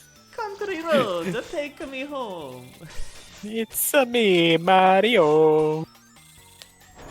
Wait, they doxed a what? That was the coffin of Andy and Lele. Dev was doxed just because they had the yeah, just because of like the incest thing, and it's like it's like I Wait, understand that. Who is what? The creator got Are we doxxed. talking The about person that made the game got doxxed. Yeah, the coffin of Andy and Lele. Oh, I thought we were talking about freaking like Luigi's No, Mansion. we're not. Oh yeah, no, we're not talking about. I'm No, we're pretty not. sure they probably know where that guy lives already, Yeah, and no. nobody cares. Nobody cares. Yeah, The same people behind the Foshan docs. That's cool. I don't know who TCO Cole. the coffin of Andy and Lele. Oh, okay. They shorten it to. I'd prefer to just call it the coffin, because honestly, what other game is out there that his name starts with the coffin? And it's like, yeah, I'm I think I think it's fitting for them, because honestly, it's like the characters pretty much do horrible things to the point where it's like they belong in the coffin to begin with. Yeah, out of everything that is in the entire I'm sorry, but like if the female protag was the mom is dead, I think they would praise the game more. I mean, outside of it being an Oedipus complex, probably, but like, to be fair, it's like, yeah, no, they would probably all like it, but oh man, you got behind the rock. I found a secret. Yeah. But yeah, I think for the most part, like, I actually had a giant inkling of what was going on with the mom most of the time, but it's like, yeah, it's like, for me and my expectations for the story and everything, that was everything that went down. Like, no, I knew that this family was just absolutely borked just from almost the beginning. But it's like, there's not really a good... You know what? The best ending out of all the coffin stories, or T-Kill, whatever, is just the one where it just ends. They get those kids who eat their parents. It just doesn't go well for them. Them on the run after eating the other people. To be fair, in the first instances of the game, it kind of seemed like it was somewhat redeemable, and that's what kept people on hook a little bit. But just because they were locked in, they had no food, no nothing, no water for like days on end, and they were just starving. So them resorting to the cannibalism was somewhat understandable, but it's like, speaking of cannibalism, I'm gonna go eat. I'll be right back. You know what? That Why is a would good cannibalism segue, be actually. related to that? I mean, you gotta eat Say it something. again. Okay, well, never mind. I'll be right back. Yeah. But yeah, it's like, I totally, as Goompa's body beneath his feet loses structural integrity. I don't even know where we're going with that. You know what? I don't mind taking that off, because like, T-Cole's an interesting case where it's just like, I understand why people wouldn't like it, because it has cannibalism, it has really family abuse, it has a lot of things that honestly a lot of people would be disgusted by. And it's like, it's like, I get that people focus on the incest part, which is like, totally, yeah, no, that game has it. Yeah, you're free to absolutely hate it for it. There's also like a million other things also on top of that as well. It's kind of like focusing on the cherry on the sundae instead of actually the sundae itself. It's like, But the game didn't have any like actual sex scenes, right? Isn't it just implied? No. No, they Wait, is there nudity in that game? I don't think there's nudity, but I do know that there is the pregnancy test strip that comes back positive. What? That's crazy. Yeah, it's not much since the game reveals itself on that, but it's like, yeah, no, yeah, yeah, there's yeah, they go there, and it's like that's more of a testament to exactly how freaking like deep down the rabbit hole of human misery that the game kind of like, or like what kind of bad things that they do, basically, because that's predominantly what the game's kind of about, is just like how bad things can get if you basically have like all these bad conditions all meeting up at once. Because like it's you know what, do you care about the I don't assume that you care about the Coffin Andy and Lele spoilers. Not particularly. Yeah, I can't blame you. I spoiled it for myself, but yeah, basically it came revealed at the end that Renee essentially also is like a really big part into the reason why the kids are like the way they are, because like she literally gaslights Andrew to essentially becoming the parental figure for Lele. So when Lele does something bad, like basically Andy, when in his childhood he was trying to actually do a class project, he worked really hard on it, he hid it away from his sister, and he really wanted to get his best to basically do his best on the grade for it because he wants to pass his classes. And Lele just finds it, rips it in half because she's upset that he's focusing on his project more than he's focusing on her. And because of that, it's like he actually does the Arthur thing and actually hits his sister after she finds out about it, and then rips all his entire project in half.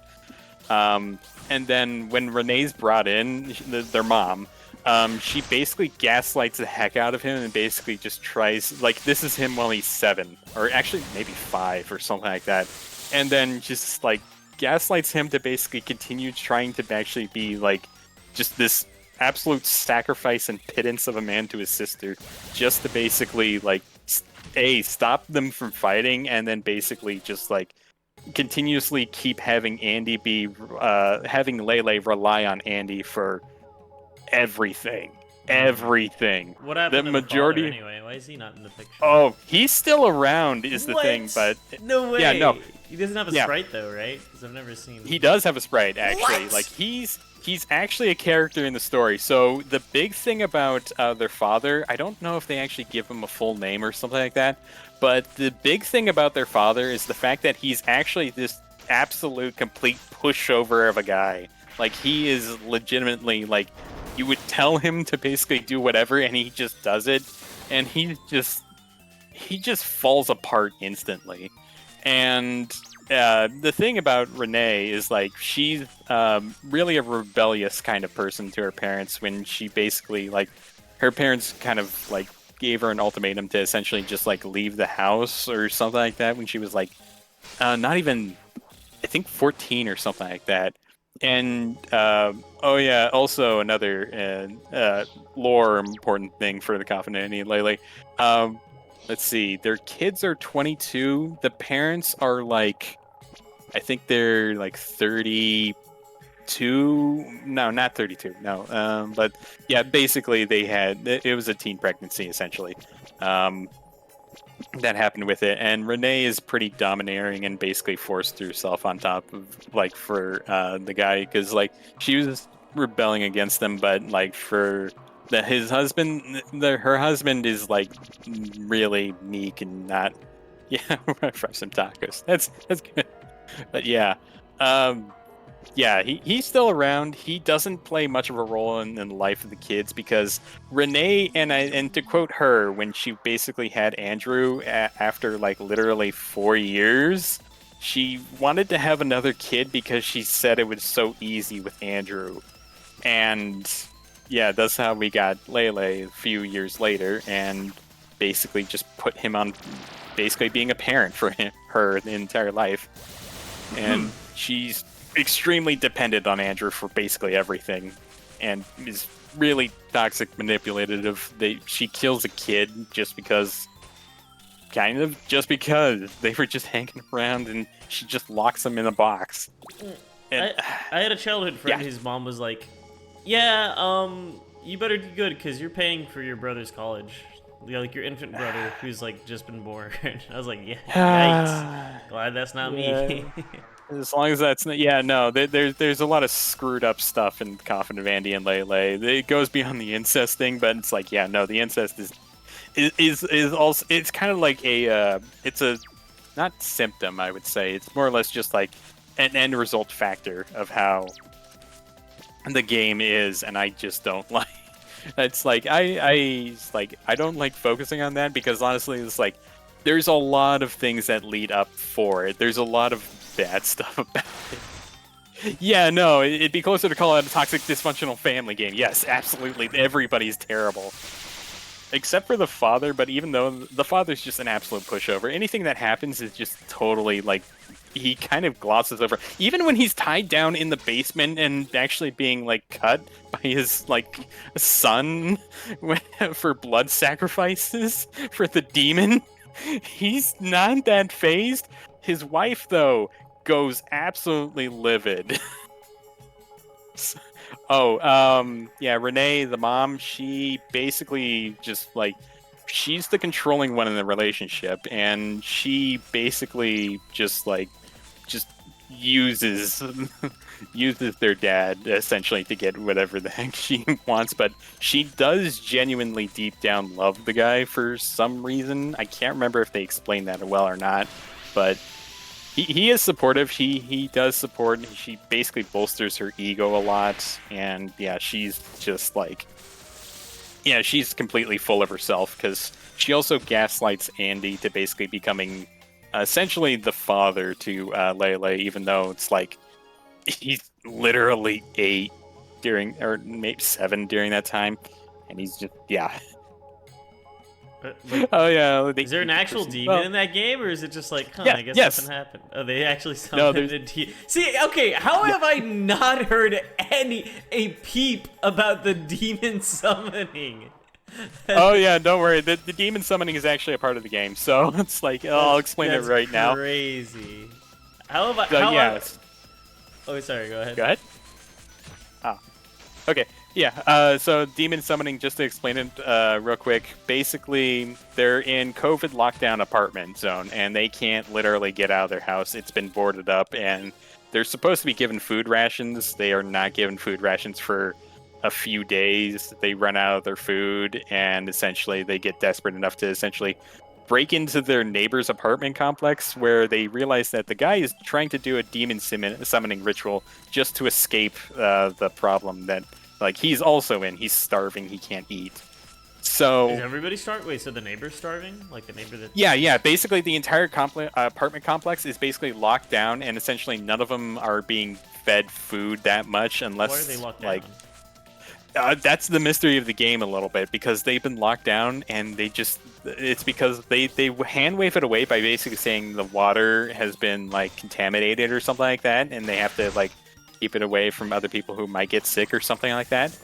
The game itself is very clear in basically saying, like, no, that wasn't the whole thing. They're just locking them down and actually like killing them for some reason to actually get their blood types.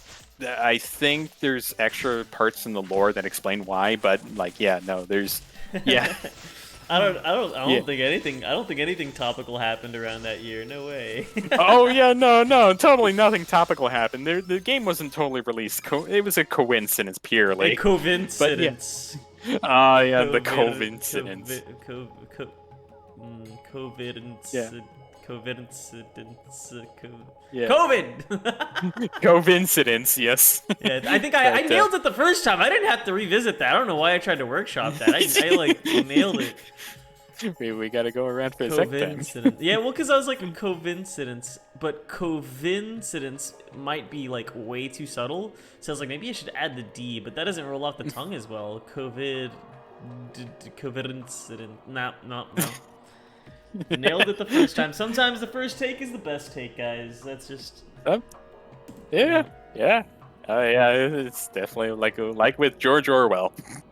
You know? Yep. But oh yeah. Oh. Dang. Oh yeah, the demon sacrifices simply because their neighbor basically tried to summon a demon to basically get him out of the situation where he's just starving and hungry. He did die, and since he's pretty much dead and they don't feel that much guilty about it because they're hungry, they just end up eating him.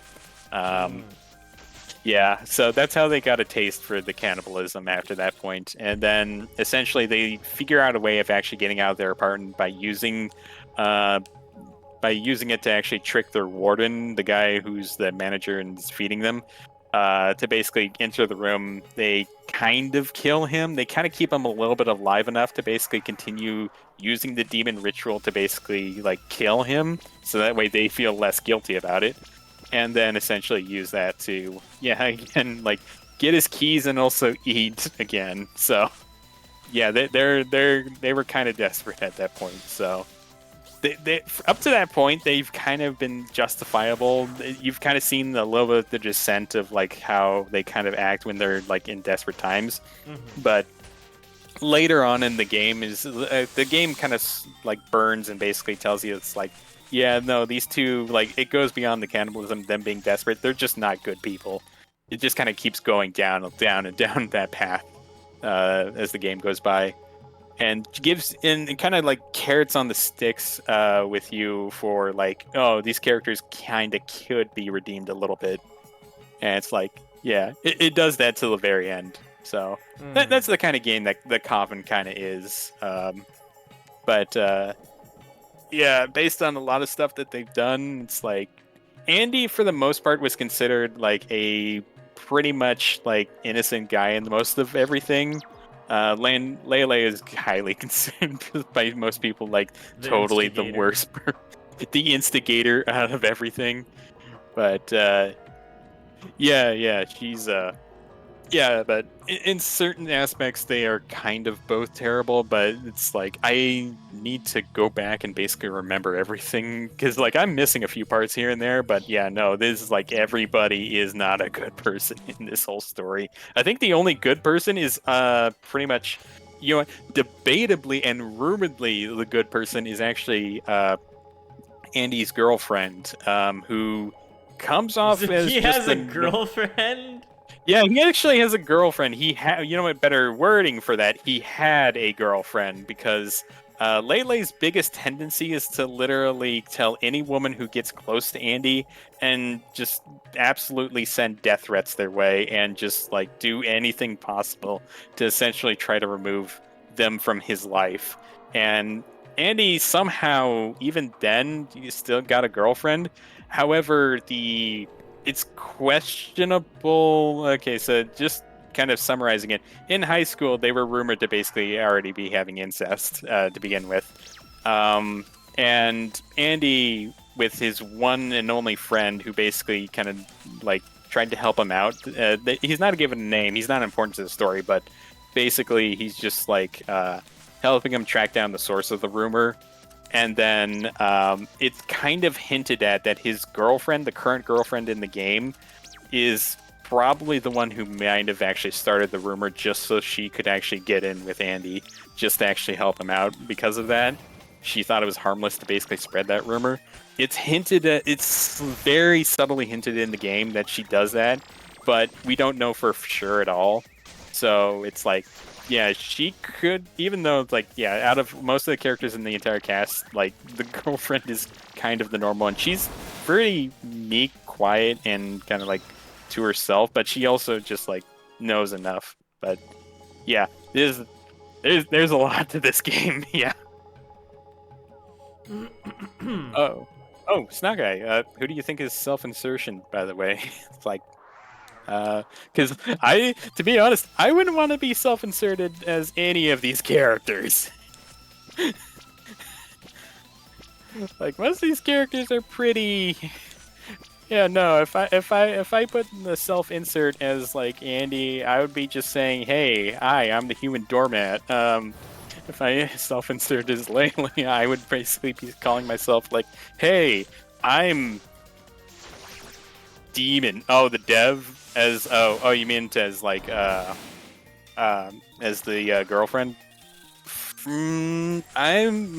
Could be. I mean, that honestly like could be the case, because if the girlfriend was a self-insert where they thought about basically spreading a Andy? No.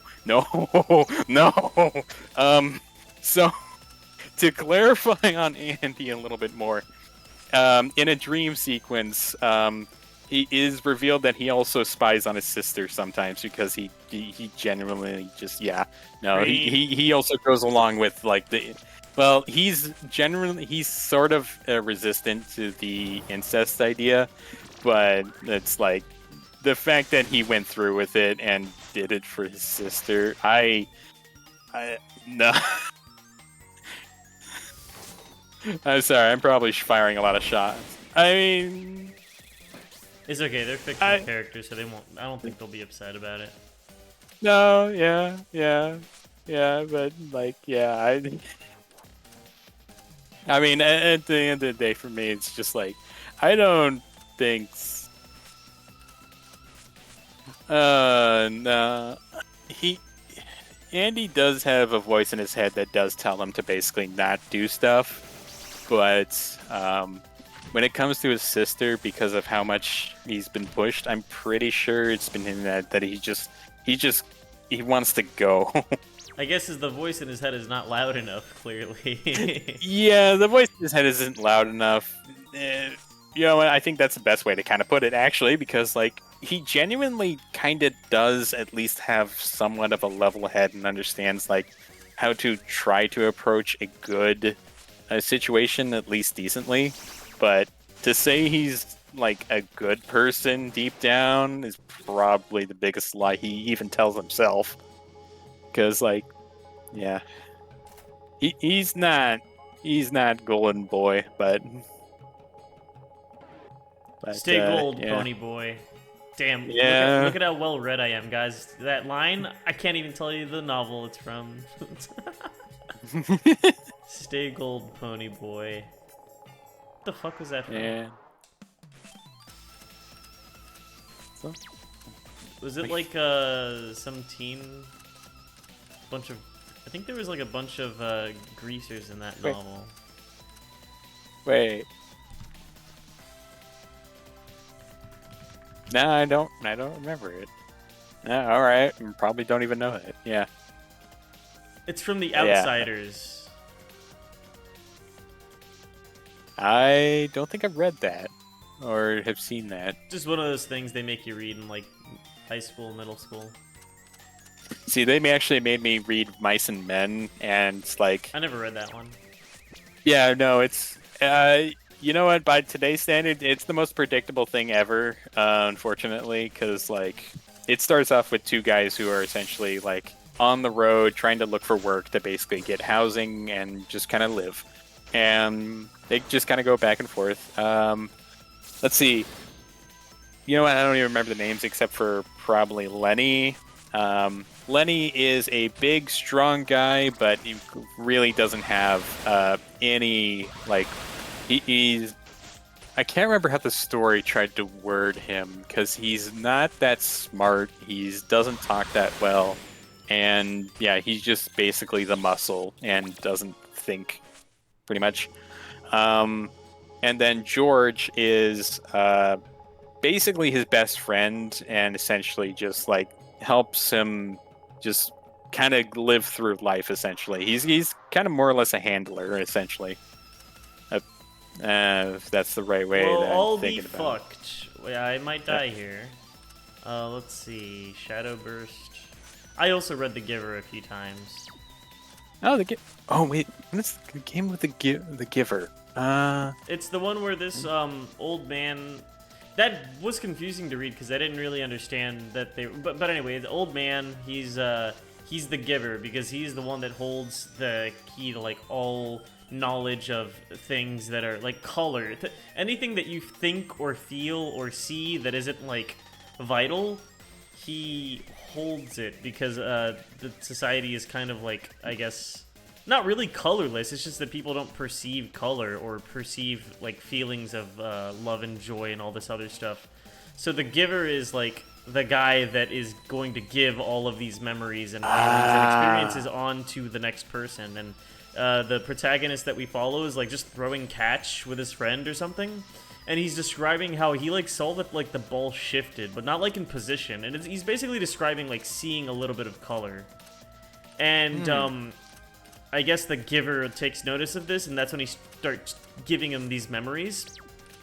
He also has like an infant brother, and ultimately he decides that it's terrible that everybody's basically being kept.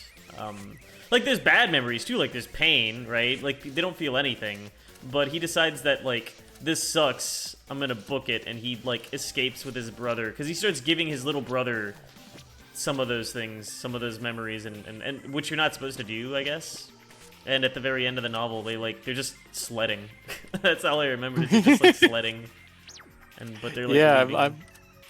I'm looking at the plot to this, and it seems like yeah, it's a society where everything seems to be utopian, but it's revealed to be dystopian. The story progresses. The novel is taking a society where it's taken away pain, strife, and converting into sameness, where basically everyone just kind of feels like the exact same. And there's like to preserve order, society has a true sense of equality, lacks any color, climate, or terrain. And the protagonist is a 12-year-old boy who was set to inherit most of this, but he struggles with all the new stuff that's coming to him. Okay. Yeah. I can see that. Like, imagine learning fear for the first time, and you have to like, and then you're experiencing like Five Nights at Freddy's, and you're like, "Fuck, this is awful." Fuck, man. What the heck? Or experiencing shame for the first time. You know what? Yeah, that's gonna be an interesting one. I'd be like, "Ugh, take it back, take it back. I didn't want this. Give me the good stuff. I don't need secondhand embarrassment." Ay ay ay! We're getting the fuck out of here. Nope, nope, nope, nope, nope, nope, nope, nope. Not even. Nope, nope, nope. Oh. And they take control, dude. They literally mind control your units on top of being the most busted enemy I've encountered thus far. No, I'm good. Why is there two of them? That's insane. Oh, this is a dead end.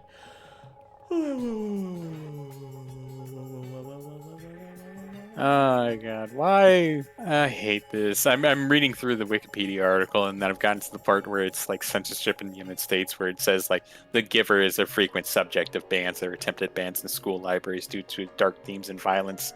And it's like There's literally nothing worth banning in that book. That book was like, it's so funny. Yeah. Nowhere in The Giver does The Giver go, "By the way, dude, just gonna drop this one on you, gay sex." Like, there's literally nothing in that book worth banning. That's so funny. Yeah. Oh, Yeah, it's man. referring to like people basically quoting the book out of context, along with also yeah, it also references a lot of people who read the book actually change their minds about banning it after reading it. It's like, oh my god. Yeah, I don't get it, man. I'm hungry. Like, yeah. Yo, Moo, is dinner ready yet? Yeah, hurry up. Yes, Lady Yuko, it's finished. I'll bring it in right now. Being a hungry ghost must suck, because it's like you never feel like you're full, right? I mean, ghosts don't really digest, I think. Here you are, miso soup with maitake mushrooms, cooked rice with a medley of herbs. Medley. Stir-fried vegetables and fried night sparrow. Yay! She gets 2 trays. Oh, that's for her. I'll help myself then. Please, go right ahead. By the way, Lady Yuko. Yes? While out shopping for what we needed for dinner, I heard something. Apparently someone's entered the netherworld and is making their way here to Hakugyokuro. Someone? Foo, that's Reimu without a doubt. Coming here is a smart move, but it certainly took her a bit to get moving. Reimu? Why is the Hakuri Shrine Maiden coming here? Don't tell me. Did you cause some sort of trouble again, Lady Yuko? What do you think? I don't know. But regardless, I'll protect you from enemies either way. I see. So I'm heading out to protect Hakugyokuro. Yes, I'll see you again soon. Reimu's begun making her move. This is getting interesting. That being said, I wonder what Yukari is doing about this. Either way, this will be fun. Go on, come visit. I'll gladly give you a good time. Yippee! Ghost tag, ghost tag! Woo! Ghost blowjob! The map, I like it when maps have art that you can barely see, but it's that little like eyeball insignia thingy on this part of the map that's really open. Oh, hey, yeah, you get that landmark where you can actually kind of see it in that way. It's like Nice. a little like a talisman or something. What do they call those? Seals? Wait. Bum. But that means we're going the right way if I unlock the cutscene. This is definitely the right way. And if I'm good at my pathing, I can unlock the shortcut and then reroute back here and get all the goodies later. I'm not too concerned about the chests right now because we can always go back. Aha! Look at that. I'm so smart. Uh-oh. Well, this isn't... Man, this place is such a maze. I don't think it's this way. I think we have to land in a certain opening here that'll unlock the final portion. I'm actually more scared of the above ground portion of this area than the other area, because the above ground portion has the fucking giant birds that kill you. Giant birds that try to kill you. So Yeah. this is where I came from. So then if this is where I'm going, and there's only one way this way, I would assume that past this point here is probably an item. No, there's another... Okay, so there's a crack, but this little portal, this teleporter, is going to tell us kind of where that crack was going to lead us. If I go straight here, there's a golden key. So we know that that teleporter leads us to the key room. So then all that's left is to pick up a golden key, which I doubt is going to be on this level, because this area... It wouldn't make sense for the key to be on the same teleporter room, so I'm actually going to... Well, first I'm going to see what's up here. And then I'm probably going to take a little... Oh, there's another teleporter here. That's just a chest, so that's a dead end. And I think we have to fall into the crack to get the key. You have to, like, find the right crack and fall into it.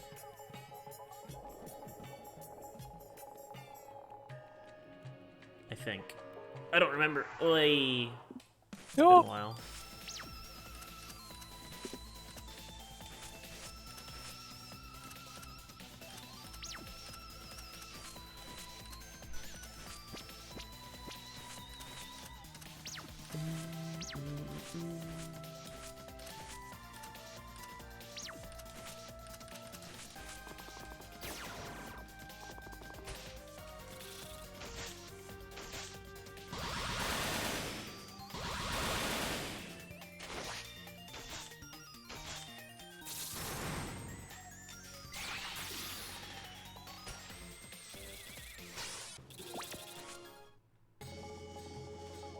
Patchouli's so good because she has every type of magic, so she just kind of...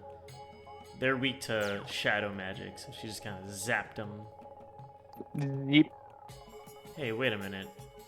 This place looks familiar. Nope, I got scammed. I've literally been here before.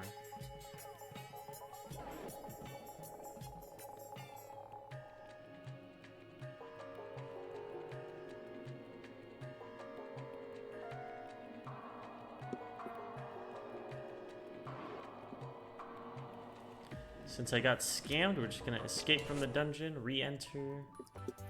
Hmm. Because that gives you all your health back. The old game didn't have, like, a, whatchamacallit? A save system? It was just like, if you were, or not a save system. You basically could not wait a minute, I've been here before. Okay, so we gotta go this way. In the old game, mobs respawned after like a certain amount of encounters. So like if you fought, normally if you were in a dungeon, you kill every mob. Normally they wouldn't respawn, but some dungeons are so big that they would. So if you didn't like full clear, by the time you got out, you'd have to like fight everything again.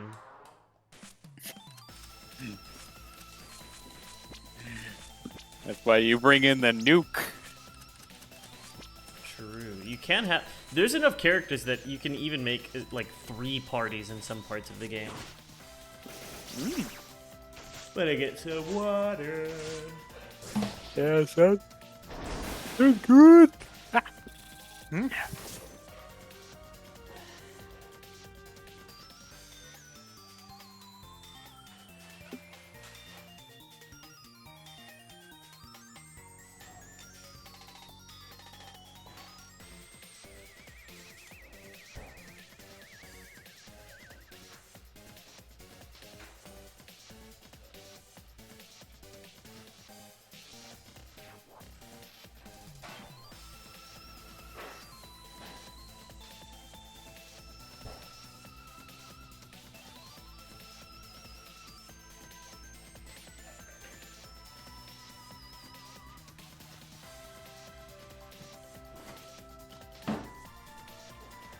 Okay.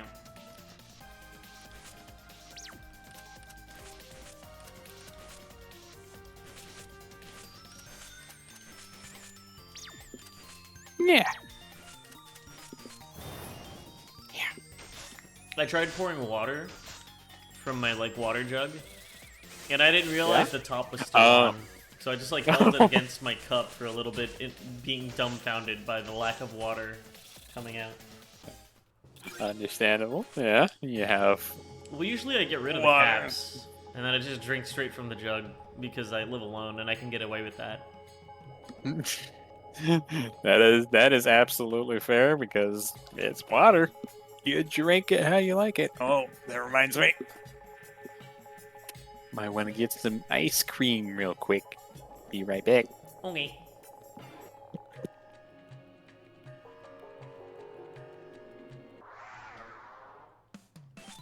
I do that stuff constantly. ADHD is a pain.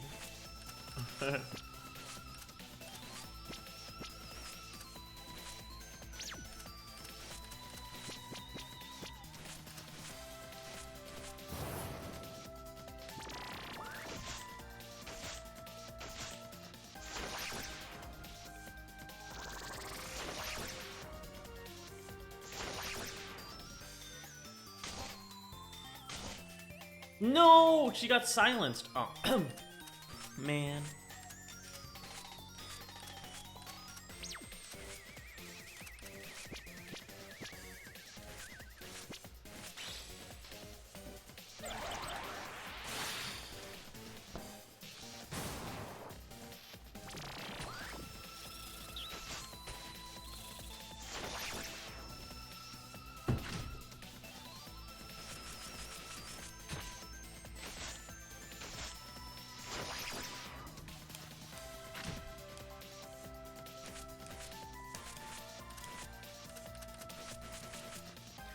Do you guys all have water, by the way? You should. You should all drink some water. Make sure you're drinking water.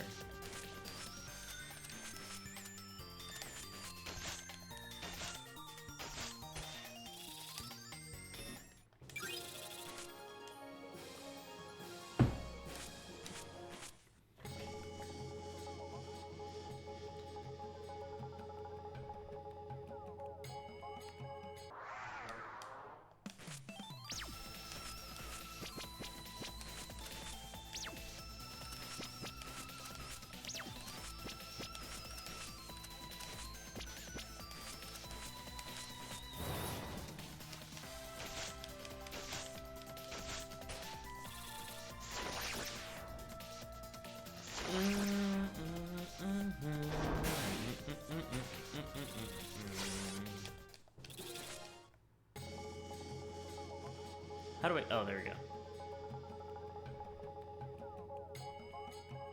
So we go this way, we gotta go down and under and around. And this way and that way. Whee! Oh, I haven't seen these enemies all game. That's crazy. They're weak to light elements, so they're really easy to take care of. And by take care of, I mean kill.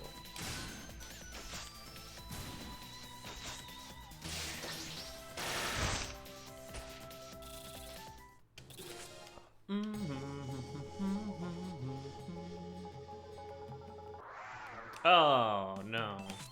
Not the Cerberus.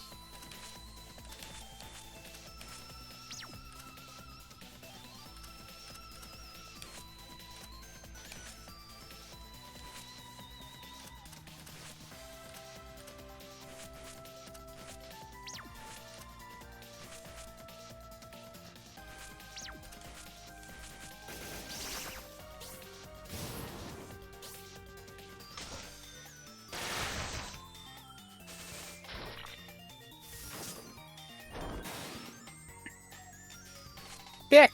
Welcome back. We're fighting a Cerberus. Yo!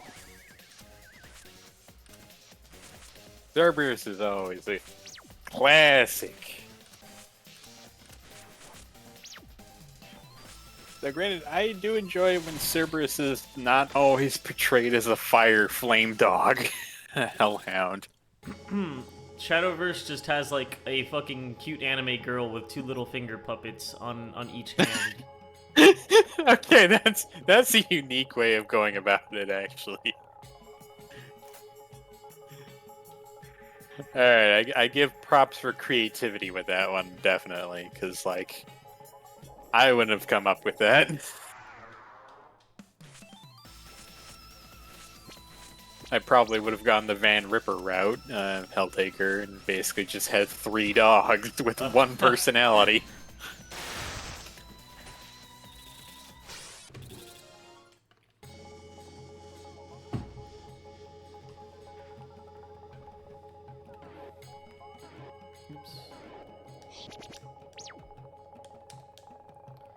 Okay, so Yo, I guess we we gotta- do have to go this way. Falcon Punch.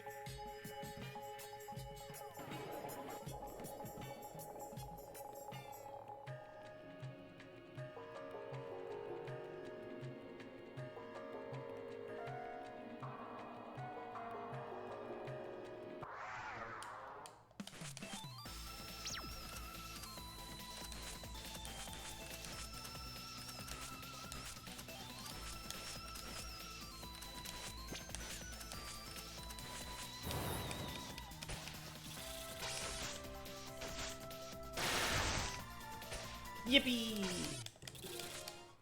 Oh.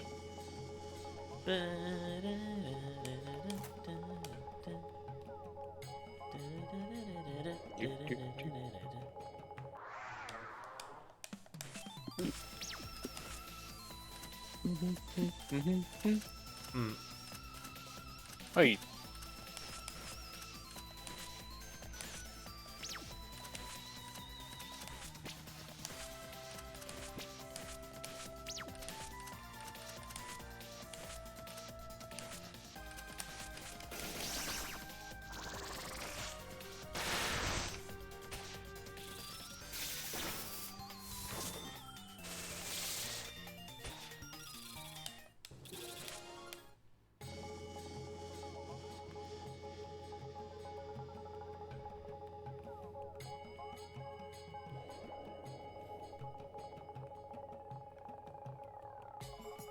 All that's over there is just chests? Where's my gold key?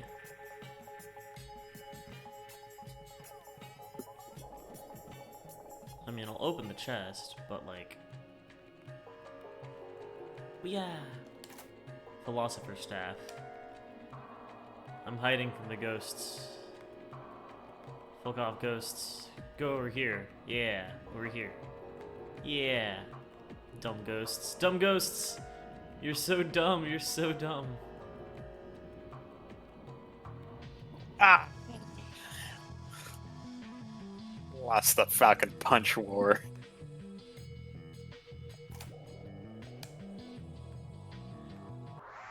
Uh-oh. Well, we can fight this, but...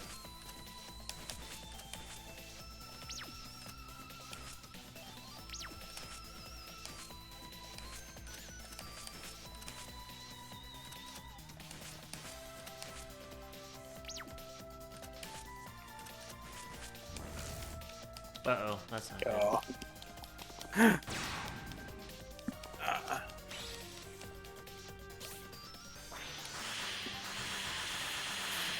Go. Alrighty. What the heck?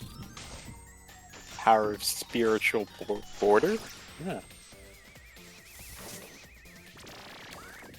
I do stuff like that constantly. ADHD is a pain. Mm-hmm. Yeah.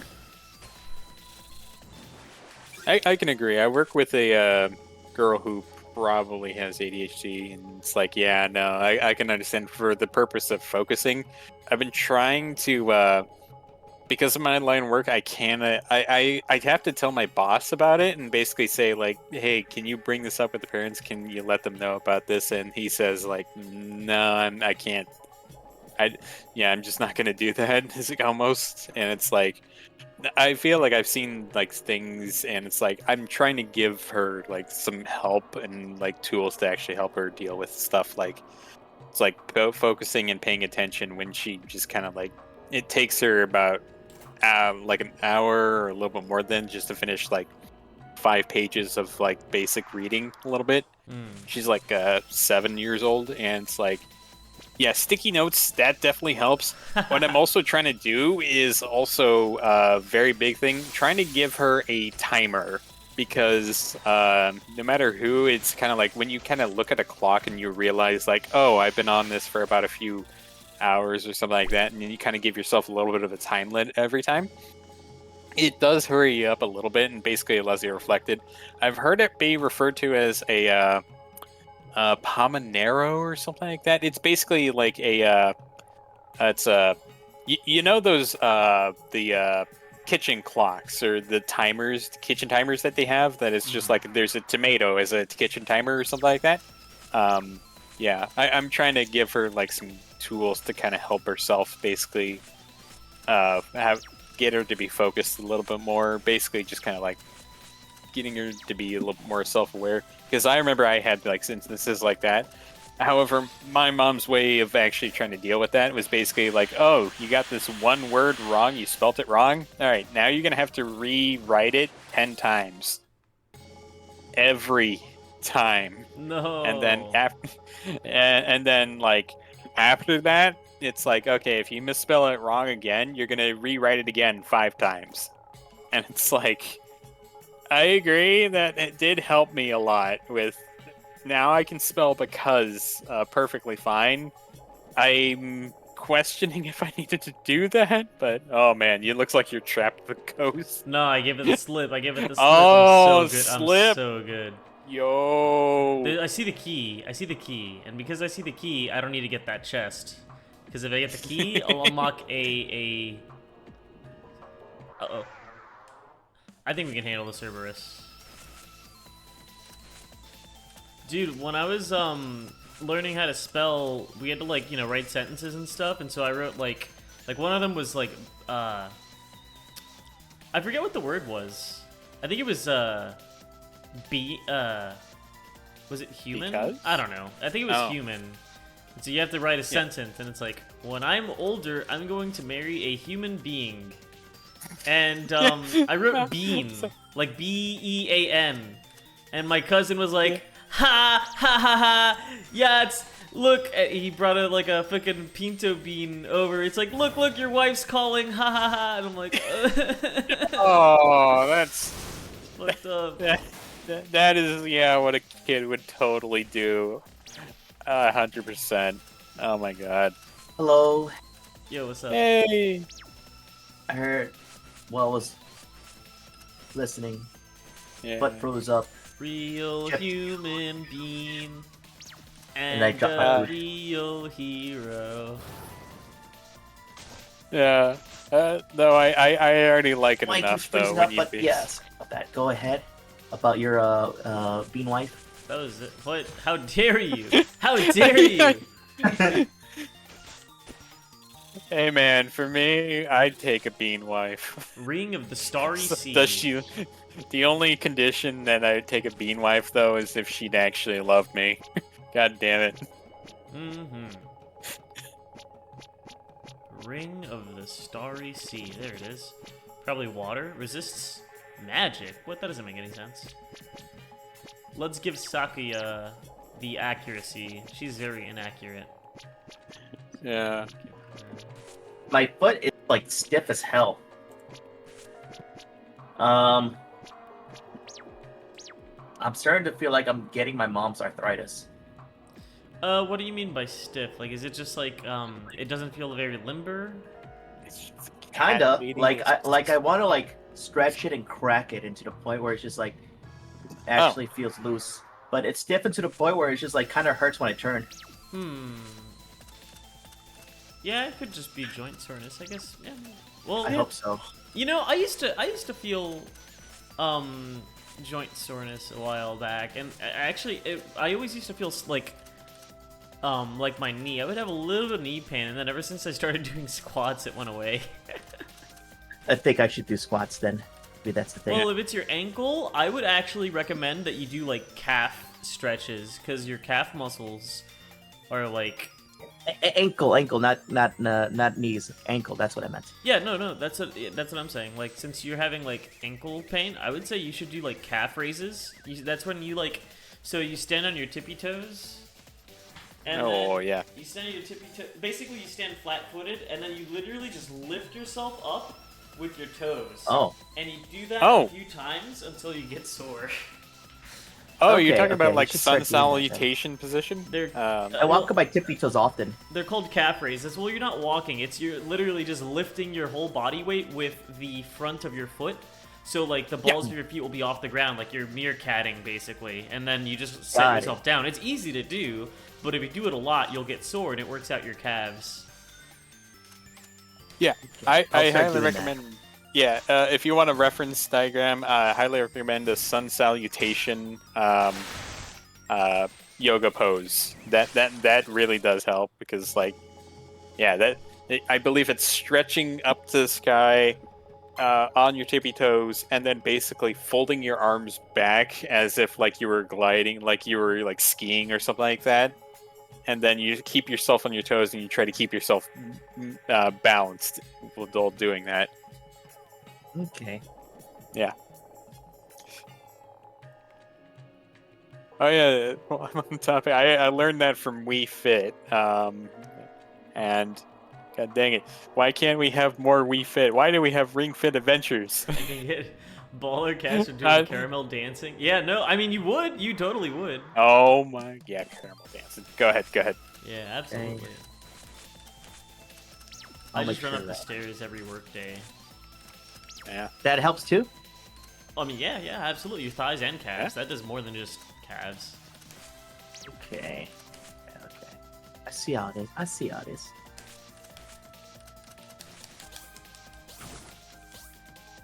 Oh man, you just reminded me. I just now talking about calf raises. I had a dream where I had massive thighs, but like too big.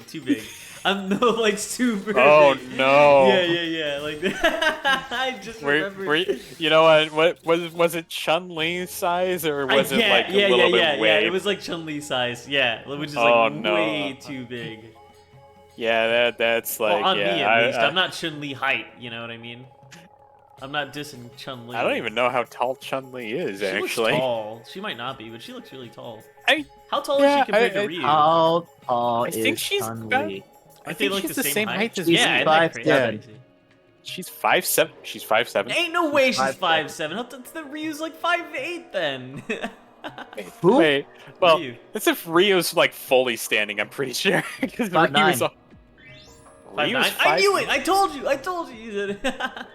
Oh, okay, yeah. He must be like always kind of Well, he's always in his stance, but yeah, no, probably out of stance. 5'9". That makes sense.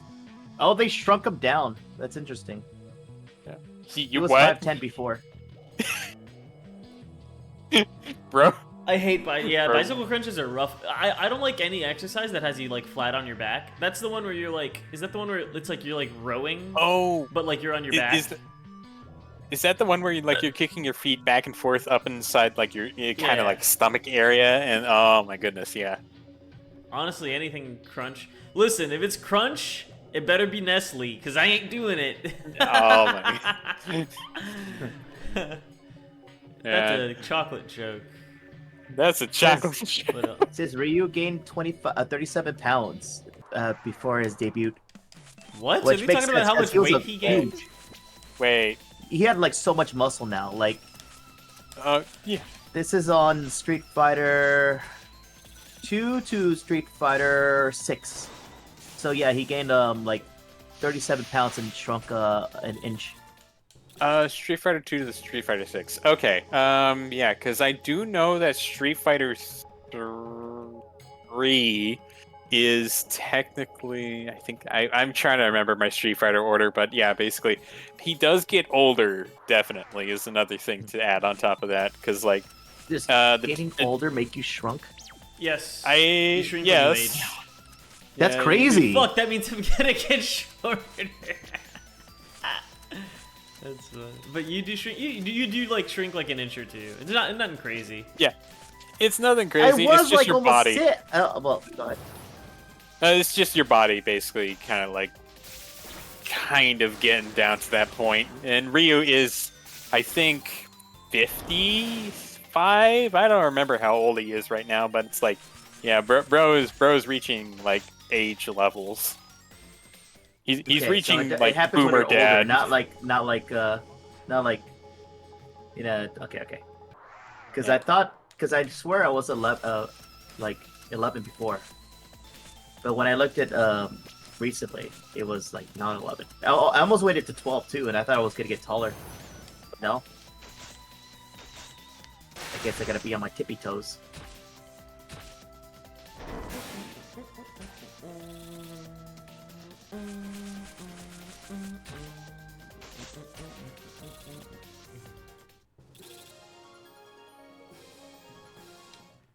You're thinking Chun-Li as Bayonetta tall because of those thighs. Bayonetta is weird. Bayonetta is weird, but honestly, I like Bayonetta purely from like the standpoint of dang it, why can't I remember his name now? The creator? Well, yeah, there's actually something unique about it. So Platinum Games, the creator of Platinum Games, I can't remember his name right now, but basically his idea with Bayonetta was to basically go up to a woman and essentially say like, "Hey, what if you were to make a sexy female character, what would you make?" And essentially they took all the ideas that she had and made Bayonetta. And it's like, that's, you know what? I like that. I like that idea because it's She just made like, him 2 hey, meters tall. yeah. Wait, what? Yeah, Made him 2 meters two tall. meters. Oh right, yes, I forgot. Oh, she made her 2 meters tall. Yeah, no, I forgot about that. I forgot exactly how much of a tower she is when she's It's compared funny to because like she's all normal. leg and no Yeah, like. She's all leg. Well, like her thighs is like not big. Like Chun-Li kind of crushes her. Yeah, no, Chun-Li's thighs are powerful, more powerful than Bayonetta's, but it's like those legs are pretty long. Because that's why I thought what Chun-Li looked like is just like Ah, with the height of Bayonetta, but with like the size and muscle yeah, being really huge. But I didn't realize Chun-Li was not that tall.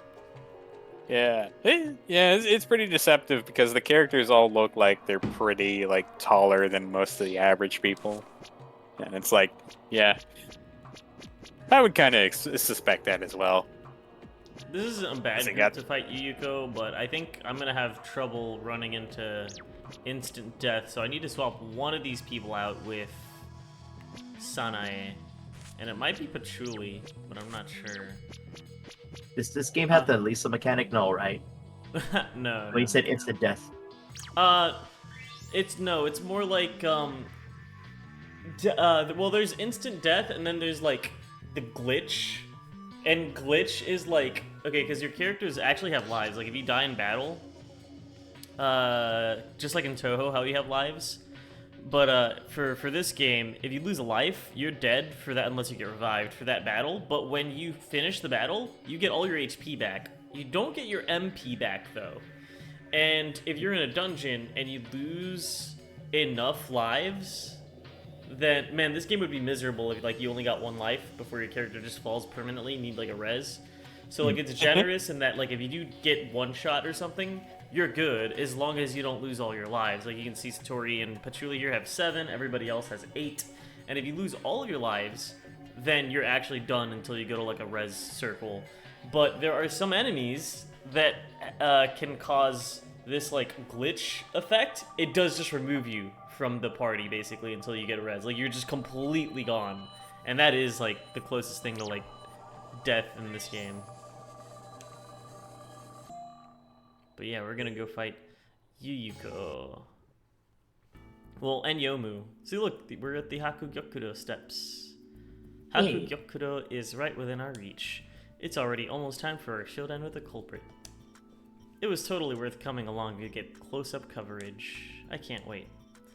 These stairs always take forever to climb. Yeah, they should just fly, honestly. I'm gonna run out of stamina before we can punish Yuyuko.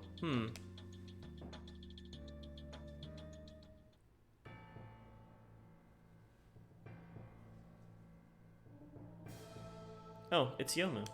So it really was you. No matter the reason, I cannot allow a single one of you to pass. Well, that certainly won't do. The culprit is behind. The culprit behind the incident is here in Hakugyokuro, so we're passing here no matter what. Master or not, you really shouldn't be protecting the incident's culprit. Even assuming that Lady Yuyuko is the culprit, I'm her bodyguard. As a warrior, I will carry on my duty. Fun fact about Yomu. Recently Zune revealed that her sword is cursed. And, her sword actually causes the user to, like... It's actually a yokai forged blade.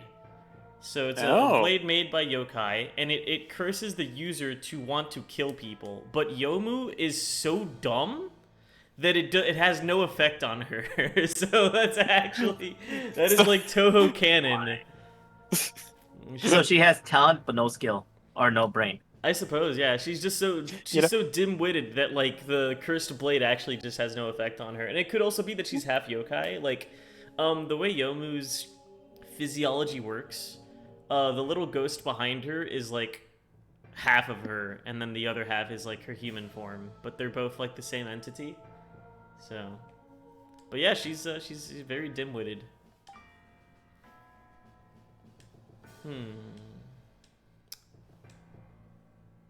She doesn't even know if Yomu is the culprit, or Yuyuko is the culprit. Is she telling the truth?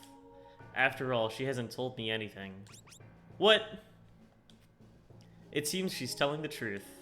So that means Yuyuko's acting alone? That doesn't make sense. Something doesn't seem right about this. Yeah, Yomu has no idea she just had her mind read, because she's never met, Satori.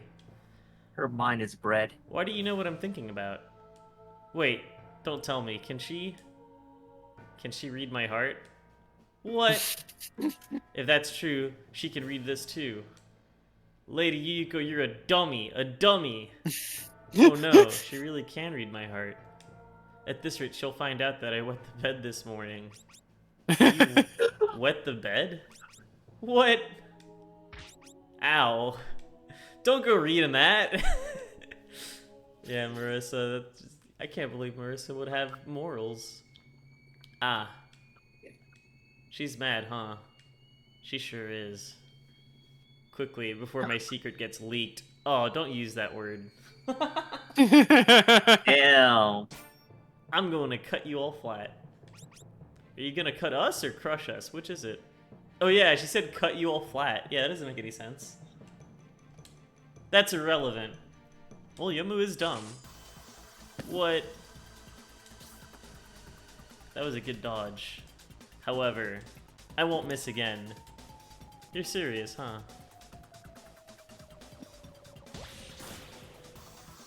What? She cut Reimu's Danmaku.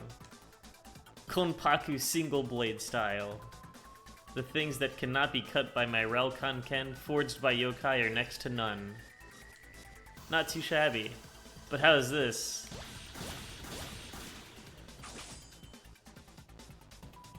What? Konpaku dual blade style. With my Railkan-ken for offense and my Hakuro-ken for defense. My dual aspect swordsmanship leaves no blind spots. Her playstyle is kind of cool. She's one of those characters that does nothing on the first turn.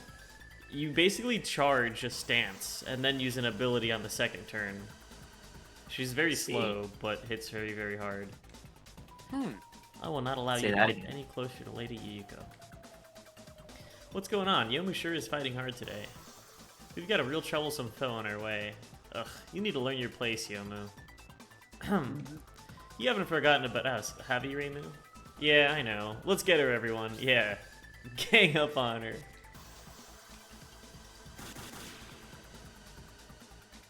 What even was that? Doesn't look like you'll be able to take us all on alone. Prepare yourself, Yomu. Oh no, it's Yuyuko. That Danmaku. Then what if she wasn't alone? Man, this fight's fucking busted. I'm definitely gonna lose this fight because the instant death mechanic is... I need to like do some tweaking to my party setup, I think. You look like you're having fun. Mind if I join in? What are you doing here, Lady Yuko? There's no point in me guarding the entrance if you come outside. Because it looked like fun. And I was bored, so the culprit finally shown herself. Culprit? Are you referring to this incident's mist?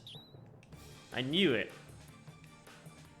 There's no mist here in the Netherworld, so the fact that you know about it looks like you must be your culprit. Oh dear, you've got me wrong after all. The mist isn't coming from here, is it? Oh, Satori read her mind. See, so we don't have to fight her. I don't think I know you. Her eyes sharpened.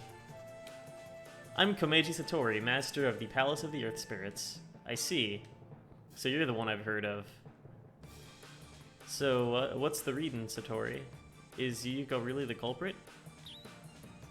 Oh, I can't read her heart. She shut it off. Oh, no. So what was the point of bringing Satori over? Just kidding. If she's capable of that, she's not just any ordinary foe. Goodness. You just had to go and ruin the fun with that boorish power of yours. Looks like you're in need of some punishment. Wow.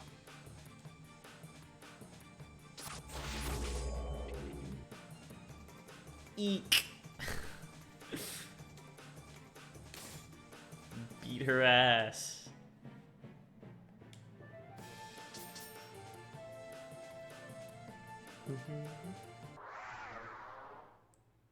They're giant. They won't be giant when they join your team, though. Don't get the wrong idea. Let's see. Yomu is a knight, and she's, like, undead. I know that you have to... I think this is another fight you want to kind of kill them both at the same time, because if you kill one of them, the other one uses a move that is going to wipe your whole party.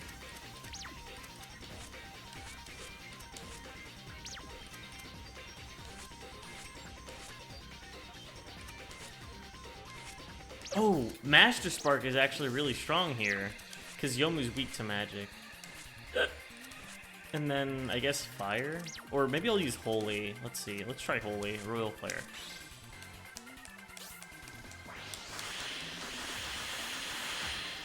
What? Yuyuko resists Holy. She just casted Death, but I resisted it, so that's good. Royal Flare did, like, no damage to Yuyuko. Is she weak to Master Spark, then? No. Huh. Maybe she's just weak to Fire, then. A fraction. Oh, yeah, when you have ally enemies.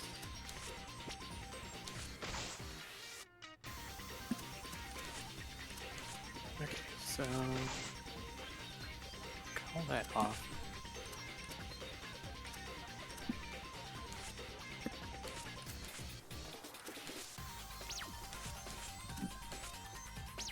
Well, if they're not weak to Holy, we don't need Yomu, so I can just bring Sanae along, honestly. This whole friend slop. Are they weak to Fire, then? Yuyuko resists magic altogether, honestly.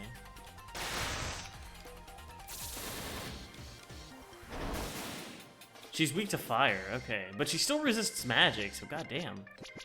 If I had Byakuya in this fight, it would be so easy, because you can enchant Sakuya's sword with fire, and then she just immediately dies. Because she's weak to physical and fire. She's weak to, like, fire, but she resists magic so much, she took no damage from that.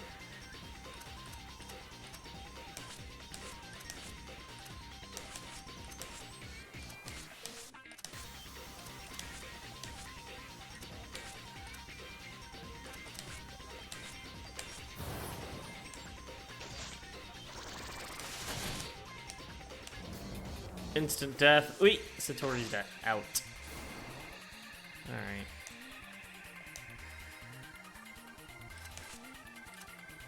That's fast and that's good.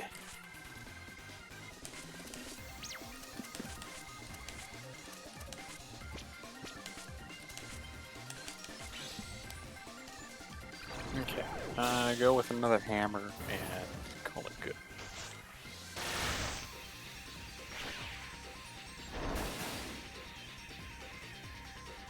We basically need resistances if we are to survive this fight. Because the instant death is going to kill us. I think Saphia has a field spell where she can negate those effects. Maybe. She has a field spell that negates... Oh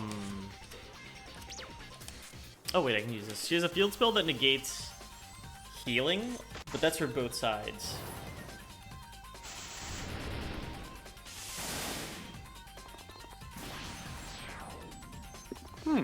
Alright, this is where we're you have a fucking Droll. dead. You have a Droll and Lockbird, is what you say. No. Pretty much, yeah, neither side can heal. I need to set up, let's see, Evil Sealing Circle, Nullify, Variety or Permanent? What? What is... I don't know what... I think Permanent? I think Instant Death counts as Permanent. So Evil Sealing Circle protects you from a certain ailment when you use it, but only one. But if Instant Death isn't a permanent status ailment, then this is doing nothing.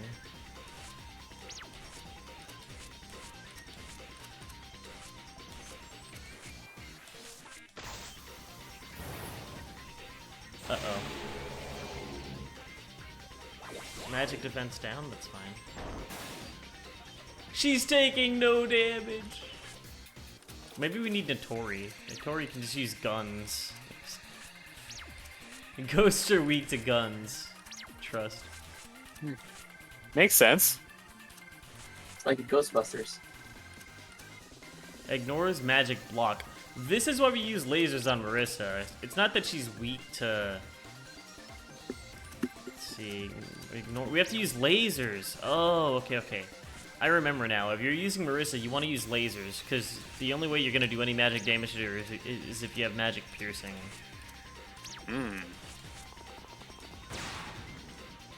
3 damage? That's nothing. How is she? She has like high evade too.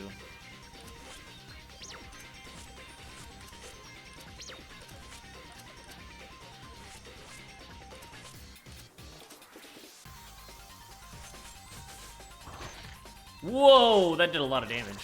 Killing Doll.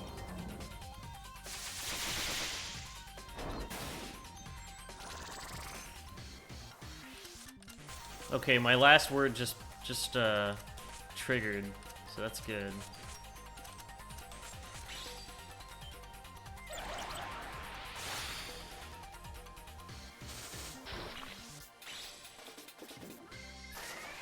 I don't think she takes any damage from... Well, okay, she took a little bit of damage from Patchouli's last word. Big Bang. It's supposed to do way more damage than that, but she's very, very resistant.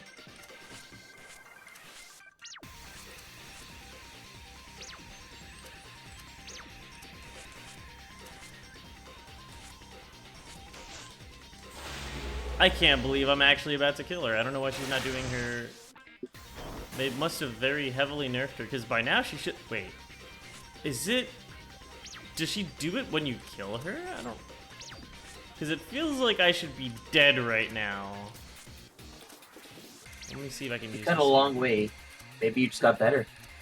I mean, yeah, I did play this when I was in my teens, so I don't know, man. No, they definitely nerfed some things. Like her instant death. She hasn't used a single instant death rainbow. Oh, this is it. Resurrection Butterfly. Oh my god, she literally killed all of us. Okay, this is why. I killed her, but she kills us. God damn it. We've got to protect ourselves against death. Did we miss any equipment that gives death resist? Oh, thank you for the tip, Marissa. Well then. She literally just instantly killed us all. I don't know if you always do this, just because, it's like related to stream, but like every time you say something, it happens, whether it's positive or negative. Yeah, well. And then usually you say, maybe I should just complain more. I didn't do it just like for the bit. No, like I did not expect to fucking die. Armor of death. Do I have any death resistance? Resist death. Resist death. Is there like an encyclopedia? Compendium. Formation? Records. No, I need to look at status effect. Defeats? 7. Retreats? 7. Victories? 214. Settings. I need to look at like a handbook.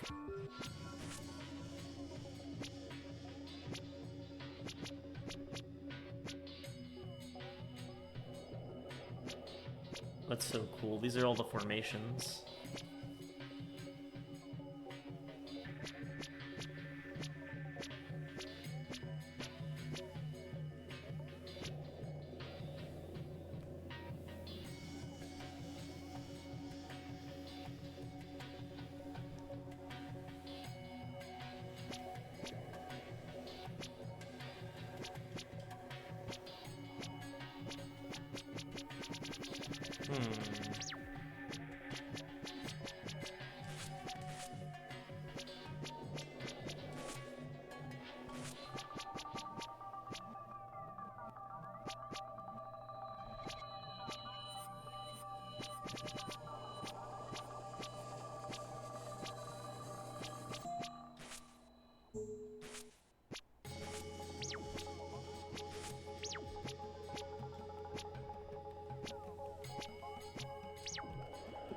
I think what I have to do is save killing Yuyuko. If I kill Yuyuko while Sakuya has stopped time, she won't be able to activate her effect. I think. Not sure. But we definitely don't need Reimu here, because Reimu didn't do anything. So we're gonna swap Reimu out here.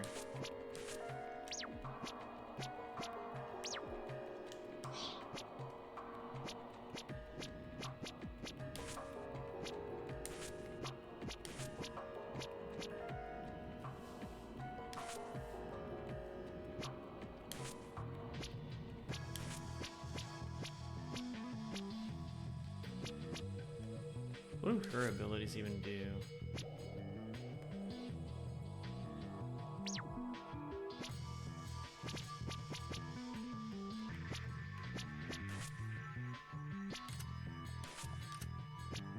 Okay, reduces enemies' evasion to 0. Bad camouflage.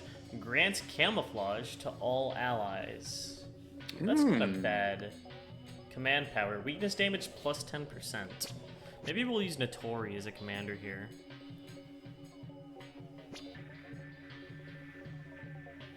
That might be the play. Yeah, I think that's the play.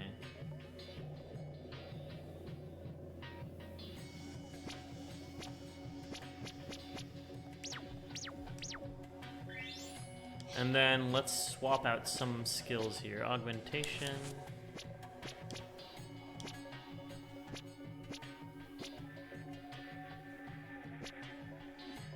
You can probably leave Satori as is, or just make her. I might just make her tankier. Maybe boost her resistances. Dex, strength.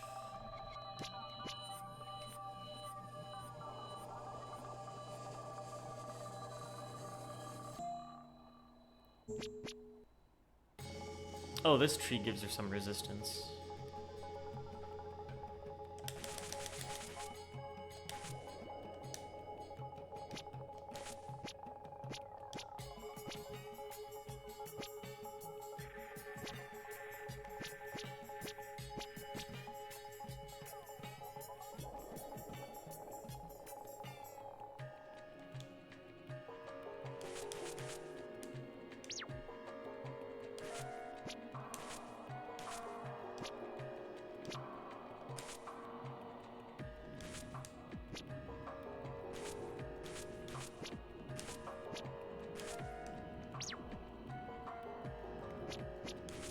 And then for Sakuya, we actually can give her single target attack. Plus 90 attack with two-handed swords is insane.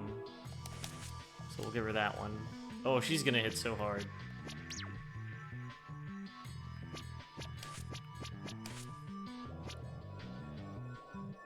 Okay, so we need to put all of her points into lasers, because she's doing no damage with her regular magic. Mystic MP cost minus 25%, plus 1 bomb. Regular Danmaku damage, plus 30%. Cast speed, 20%. And then power, Master Spark MP cost. Master Sparks ignore shields is only 7 points. Wait, I might have to go with that. Magic attacks gain 50% slay against giants, warriors, and magicians. This one is good for liquidating Yogu. So if I go 13 points into lasers, and then 7 points into this, Master Spark ignores shields, I should be able to do a lot of damage with Master Spark now.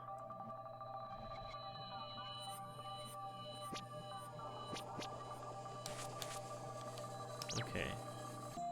So now for Patchouli. Patchouli didn't really do much that entire fight. I don't know what... I might just make her a physical attacker, if anything.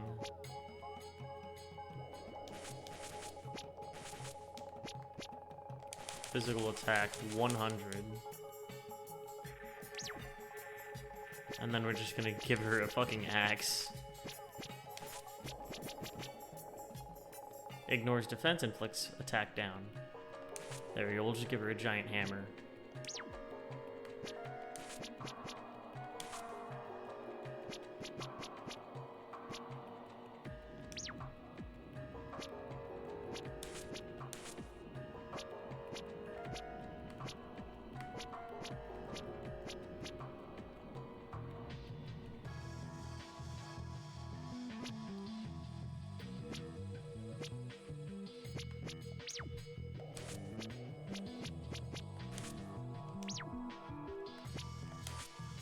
Okay, that covers everybody's skill set. Let's give Notori more bombs. She definitely doesn't need anything with bombs.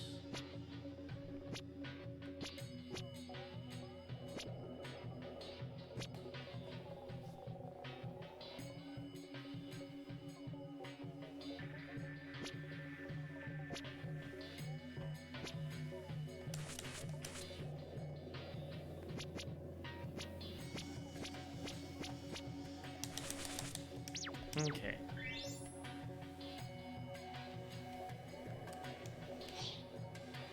Let's look at our equipment again.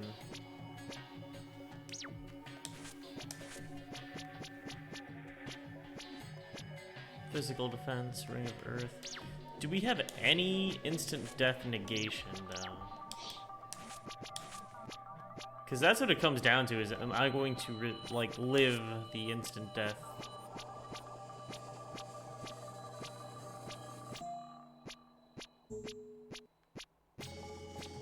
Death, 75%. Ooh, that's not... I mean, it's a start. But 75% means I have a 25% chance of winning this fight, even if I... Well, hopefully it'll be enough. There's two ways to win this fight. If I kill her within Sakuya's time stop, I don't think it triggers that. Maybe it does, though. Either way.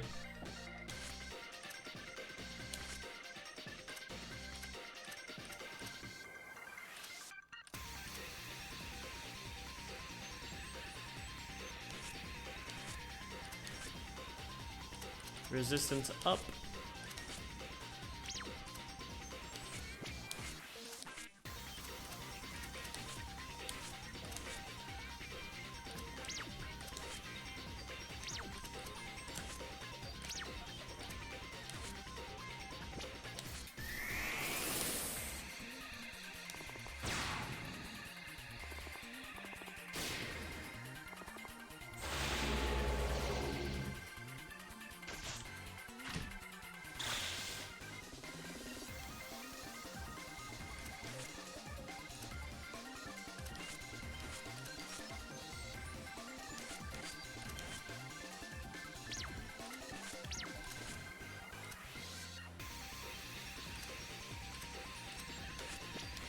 Ow.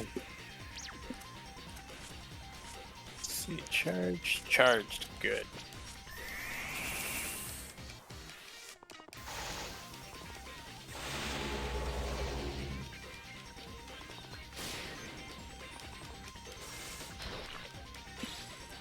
Man, Yuko has high evasion, man. She's just missed. Everything is missing her. So I guess making Patchouli physical attacker is not going to be good enough. We gotta just kill Yomu real fast. So we do need fire.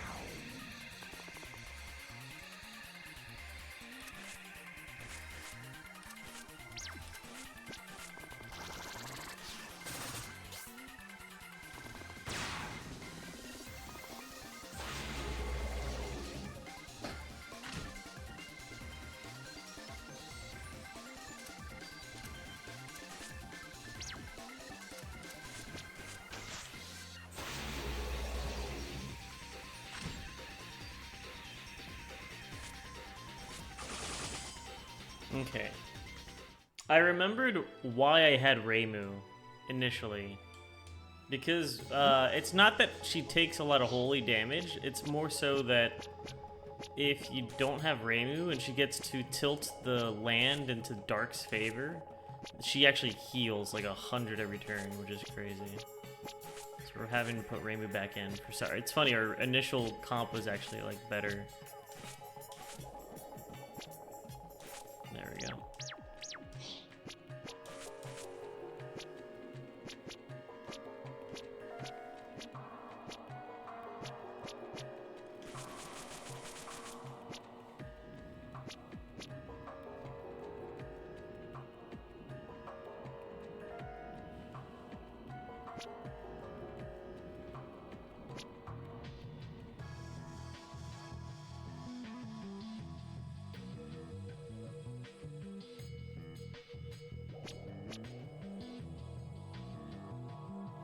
Magic can score critical hits with oh, nice. Magic control. Elemental. Nullify magic damage taken from enemies with active or higher land power.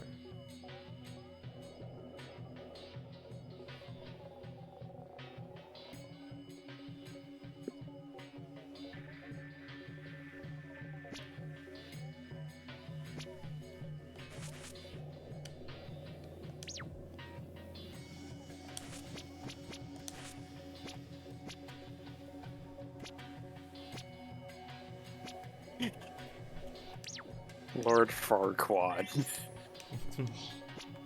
Yeah. Oh, time trial.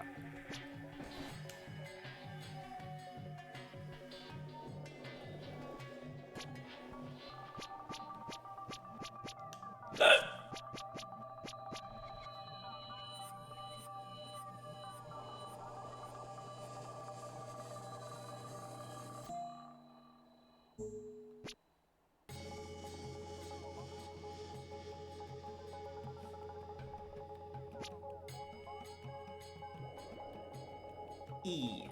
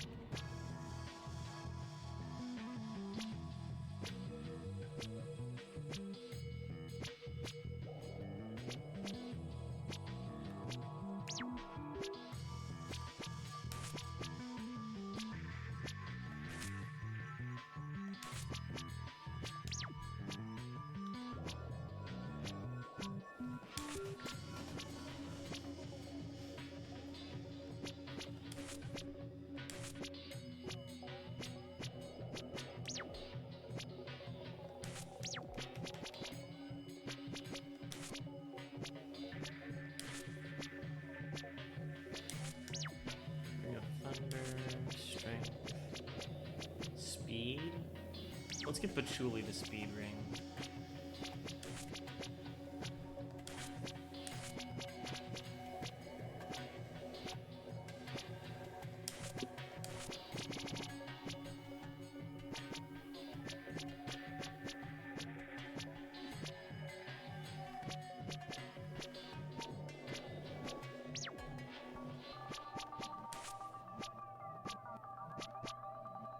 Cast power 20%, heal power 20%. Oh, it's cast speed 20%. Fire damage 20%. Land region. Okay, the Purgatory Staff is definitely her best option here. And then we'll give Marissa. I don't think you need the Witch's Broom anymore. We'll give you the probably the Philosopher's Staff.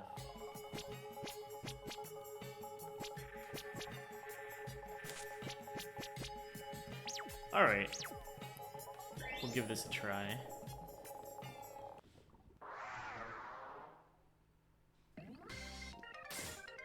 No instant death, please.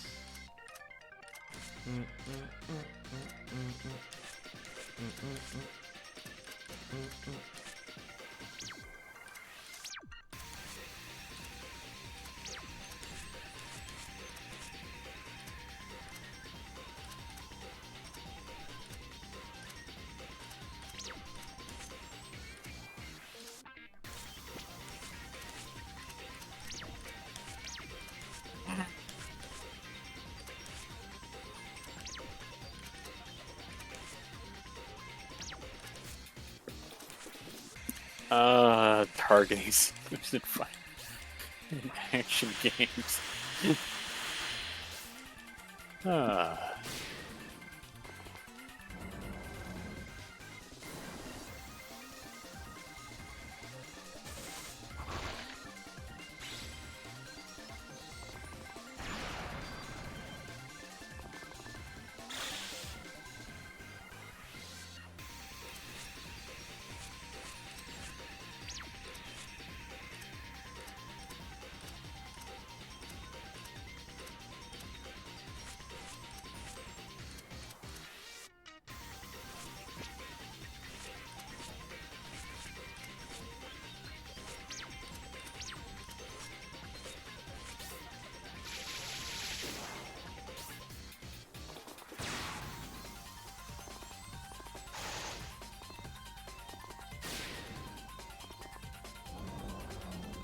Okay, Saphia has resistance. There's no way she's gonna... Man, Yuyuko's accuracy is insane. How's she just able to resist all that? I need to bring some debuffs on Satori.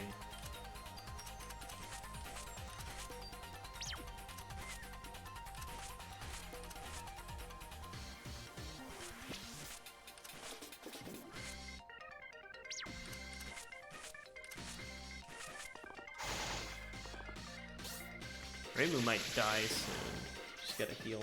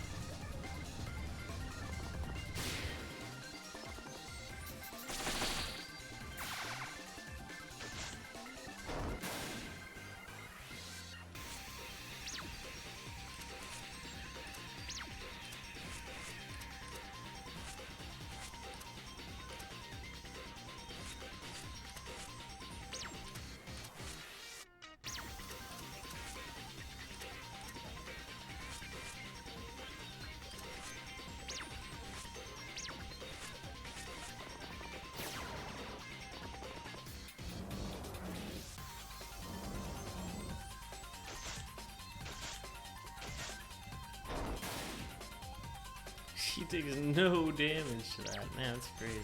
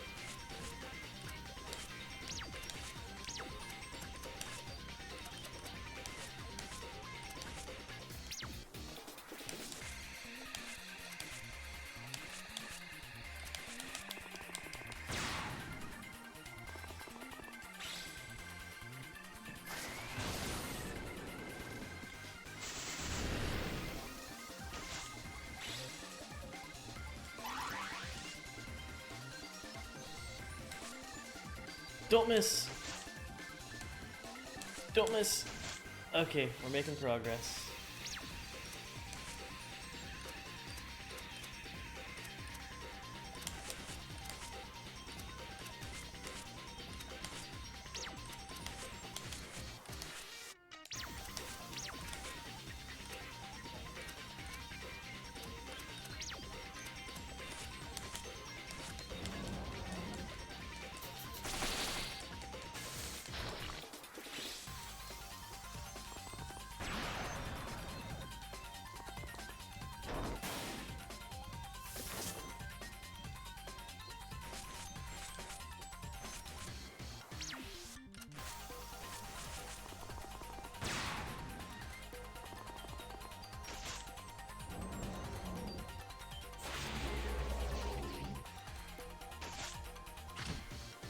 My goodness.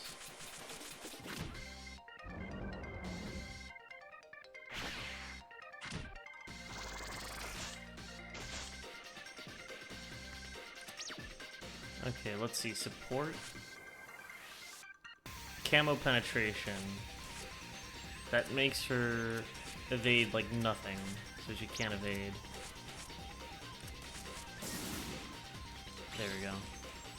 This is why we brought Notori. You will not cast instant death on Sapphire. Oh, that might kill her though. No, we're good. I wonder if that's on cooldown. It is on cooldown, okay. We just have to survive a few more turns.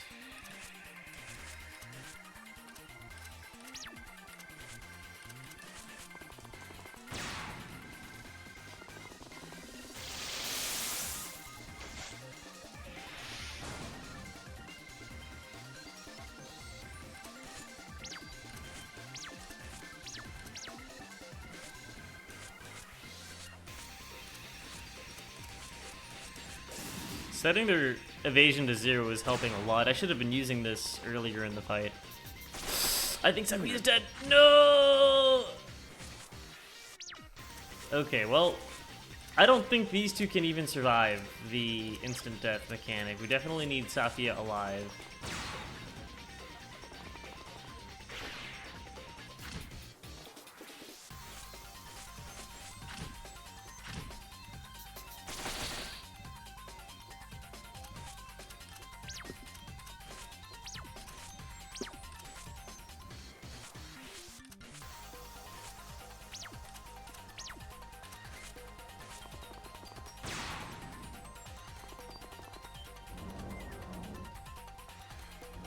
Uh-oh.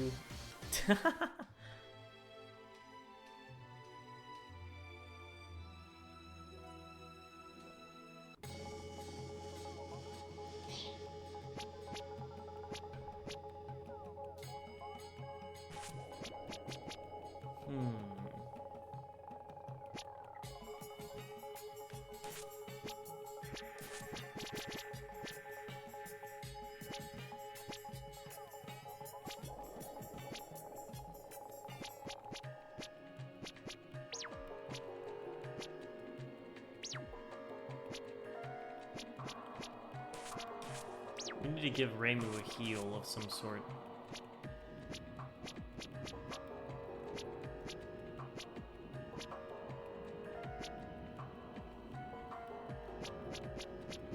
Aura Orb. It's a weak heal, though.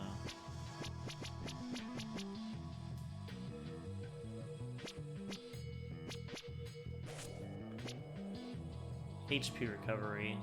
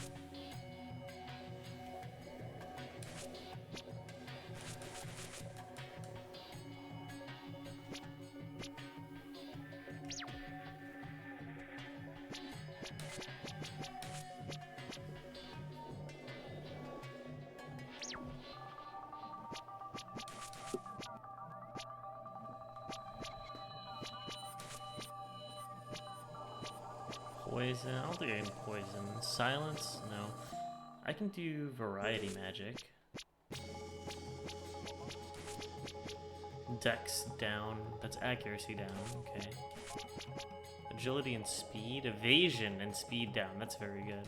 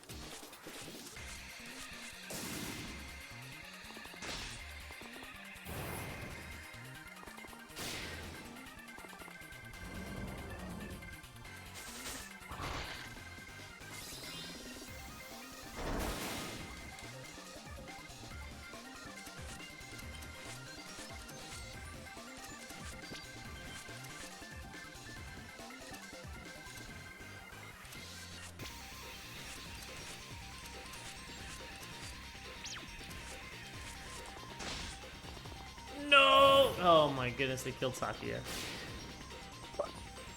I need Sakia alive.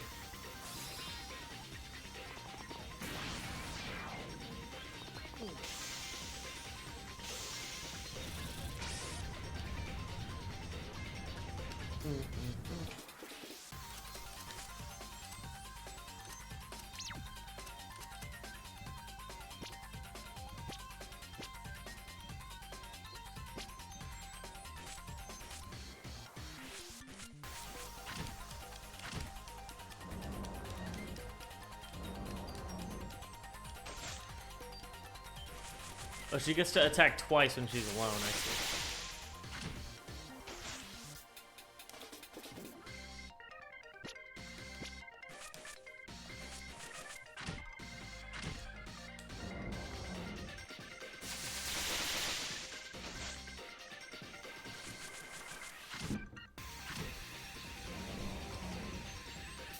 We need Sakuya to live, because she's the only one wearing the anti-death fucking amulet thing.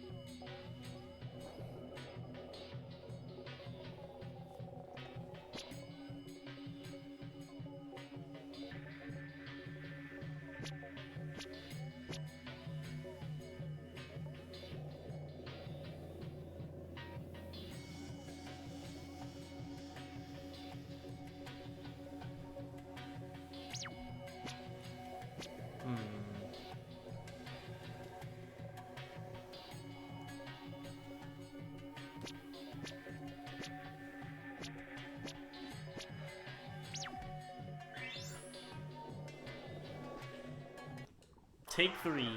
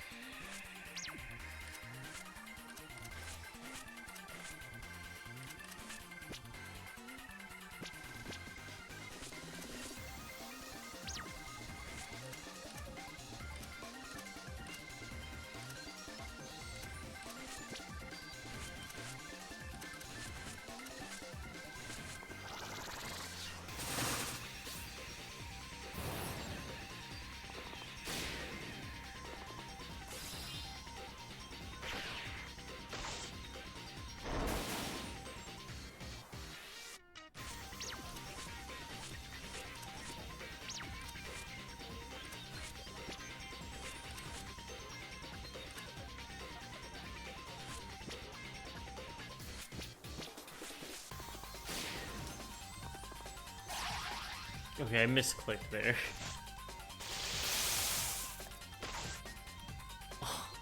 Always missing.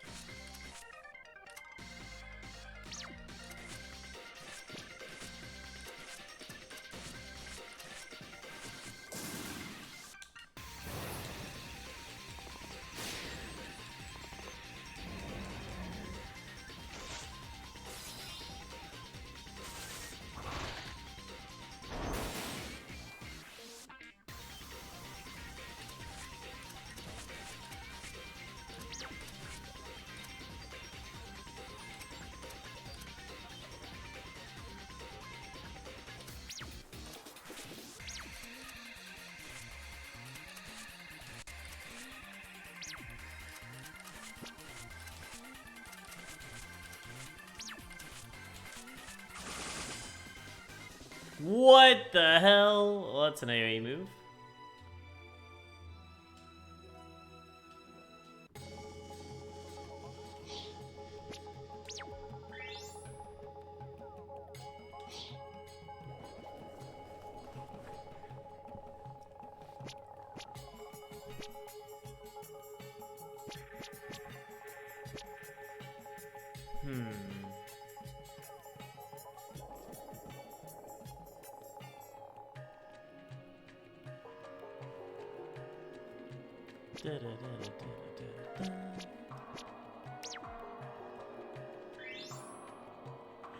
We are a little underleveled, but we can win this.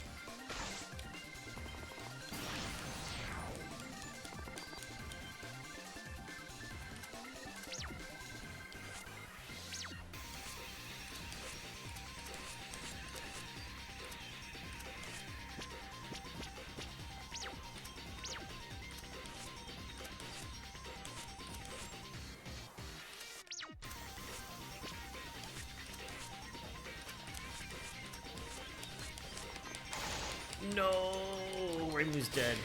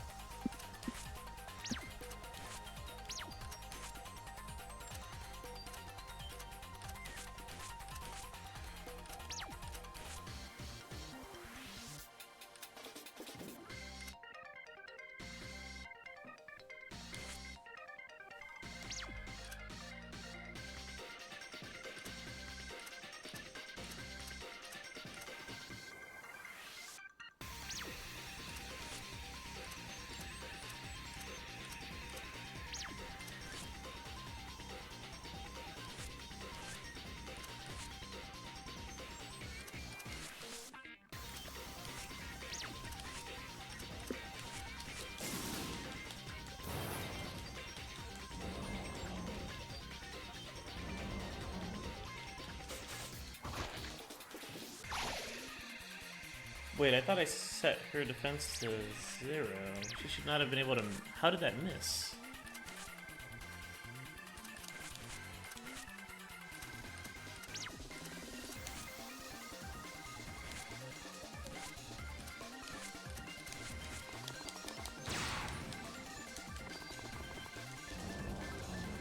Oh, she landed instant death on Sakuya. She's got like... There's no way. She even had the death resistance thing. Okay, this is a little closer to what I remember. Is it what you asked for, or rather? Yeah, I suppose I got what I asked for. It's like, this is a little too easy for my first fight. I just got lucky that time. I got lucky and then everybody died to the instant death mechanic. It's probably like 100% instant death too. That's what's crazy.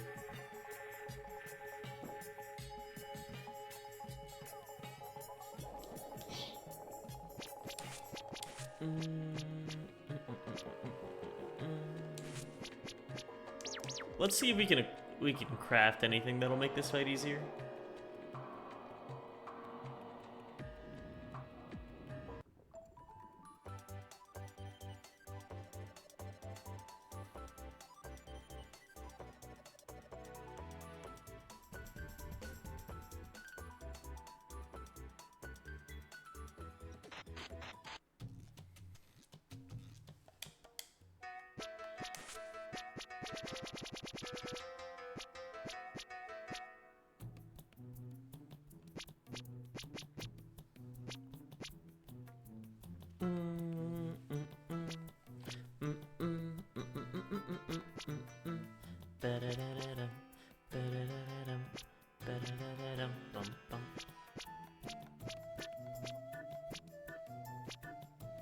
Exorcism 30 ignores defense 40%.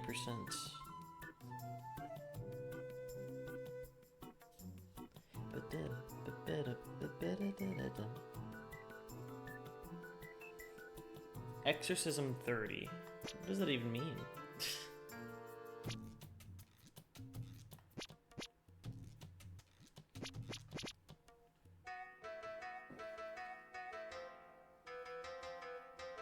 Ignores defense 40%. I might as well make this.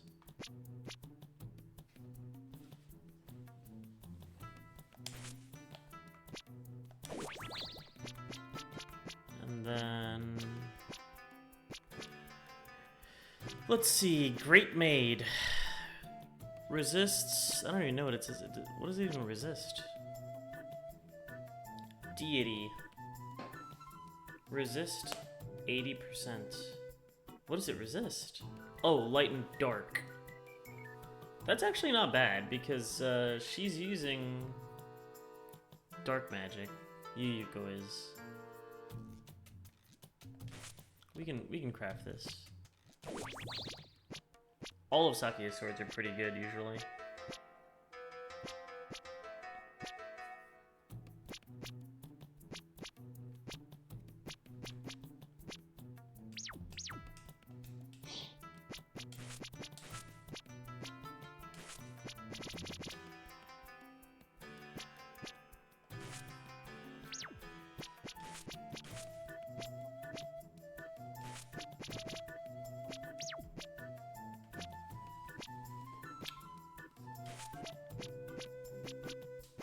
We gotta give her resistance over the 10 physical attack. Physical attack is like a drop in the bucket for her.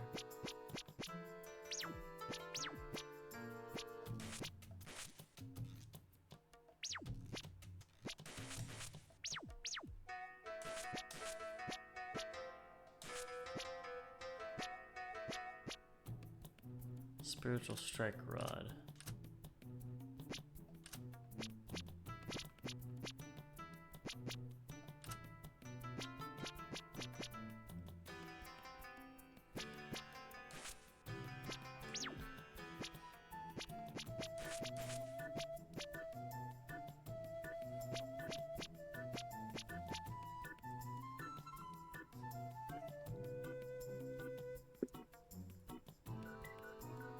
Okay.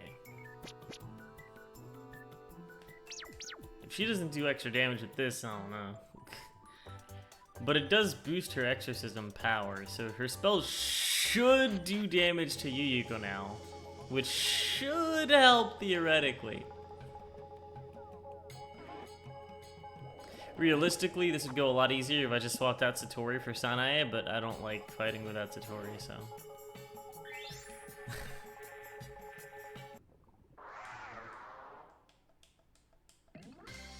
Okay, let's see how much damage this adds.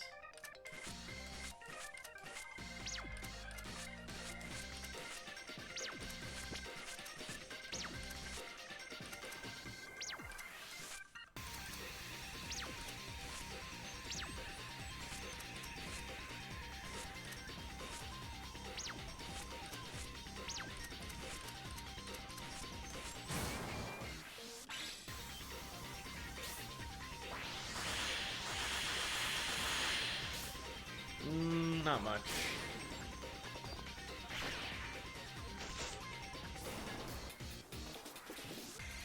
Off to a good start, though. Human Realm Sword. I don't know what that means.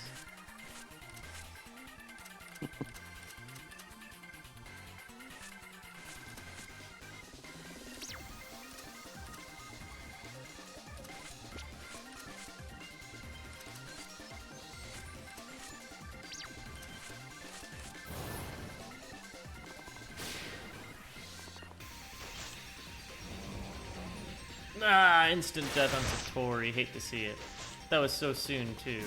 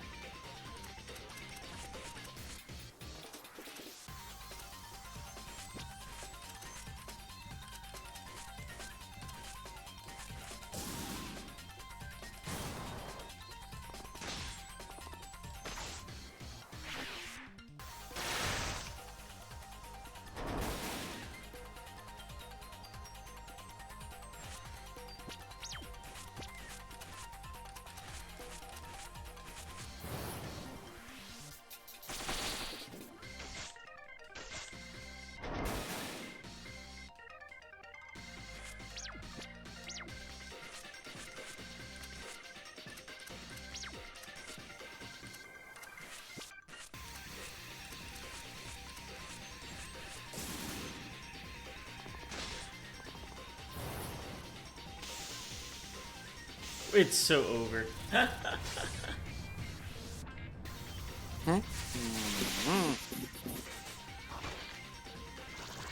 Whoa, wait a minute, wait a minute, wait a minute. We just got Sakuya's last word. Maybe it's not over. Maybe it's not over yet. Sakuya's last word does heal her, but not this turn. Okay, she missed instant death. She missed it twice. Alright, we're cooking. Sakuya gets to heal. Sakuya has a fuck ton of attack. So now I can use a big spell here. Double slash. We'll do double slash. Oh my god, that's a lot of damage.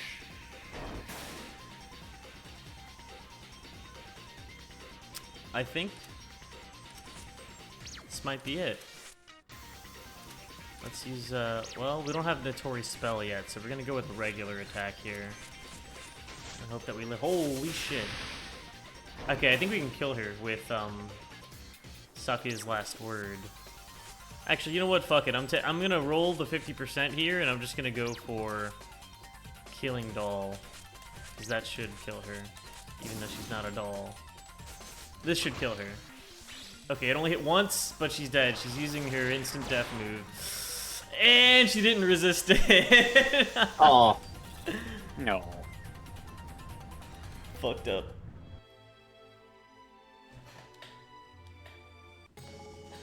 Huh. Okay, well, I think Reimu, you're out.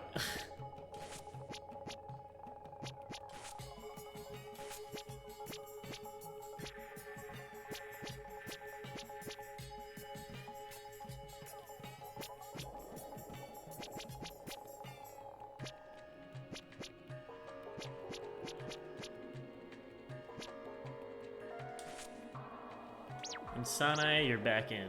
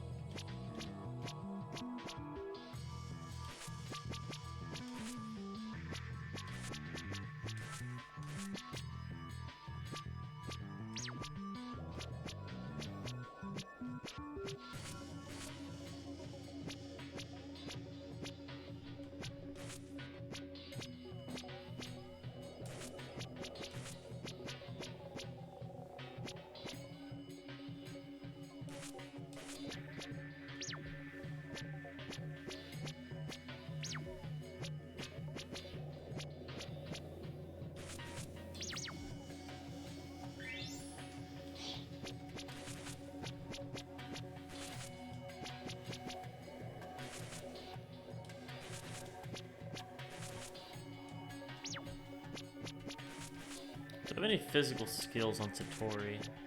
Holy Zapper. 100 damage, Holy Element. Yeah, that's what we'll do. We'll use Holy Zapper.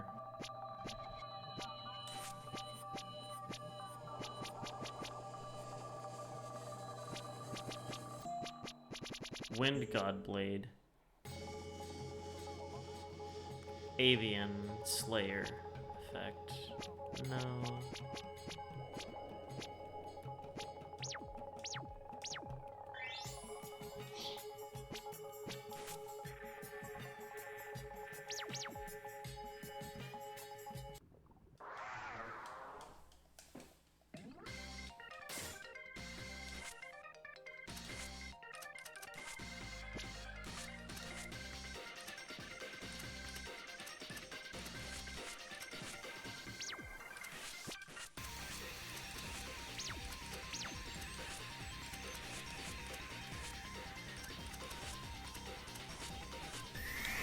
Alright, hopefully with everybody's resistances up and defense up, we'll survive. I think Sanae's last word is all stats up as well. That's a really good buff.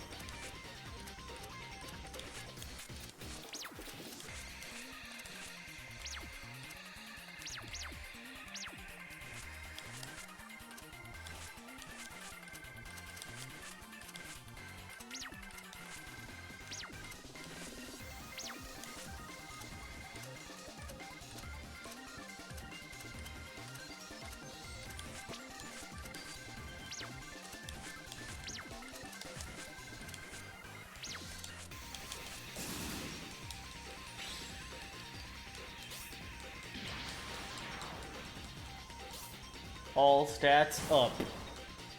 Oh wow, that's so good. Yeah, Reimu, I'm sorry, you're washed. Sanae is where it's at, man. This is already going way better.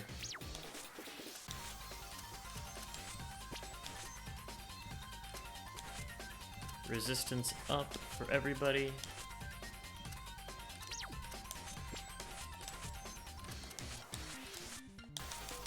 The buffs are just too strong. Uh-oh. They went for... Ooh, okay.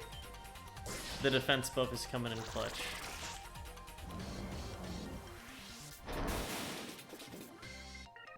Alright, we're gonna get a heal here.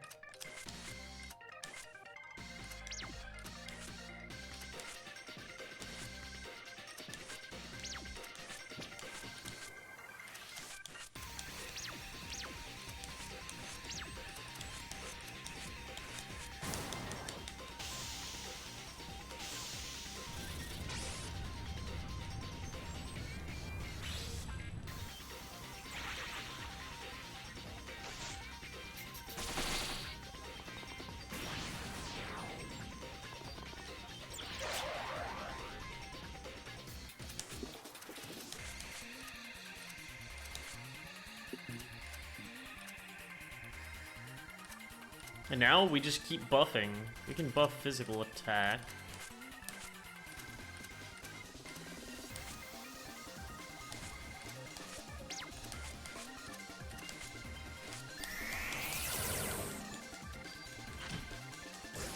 Oh my god, we actually do physical damage with that buff. That's crazy. Holy moly. Yeah, even my characters that aren't supposed to do physical damage are doing physical damage with that buff.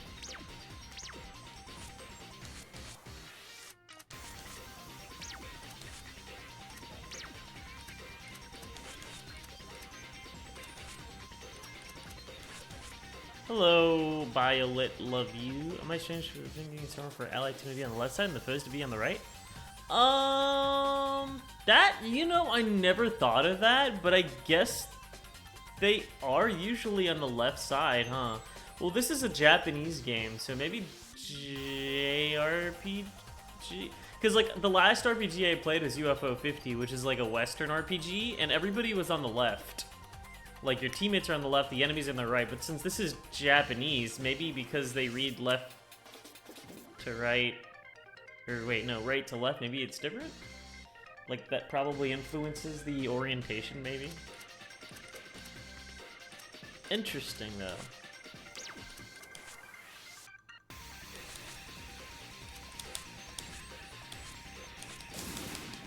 Alright, we have a good setup here. I think we're gonna live.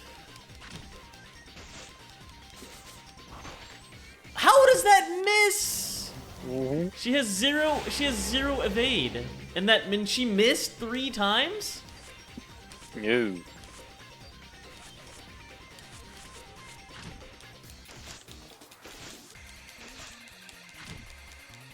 Sakuya, you're so inaccurate. It's crazy. Just keep buffing. Oh, wait. I actually don't have that much MP, so I can't just keep buffing.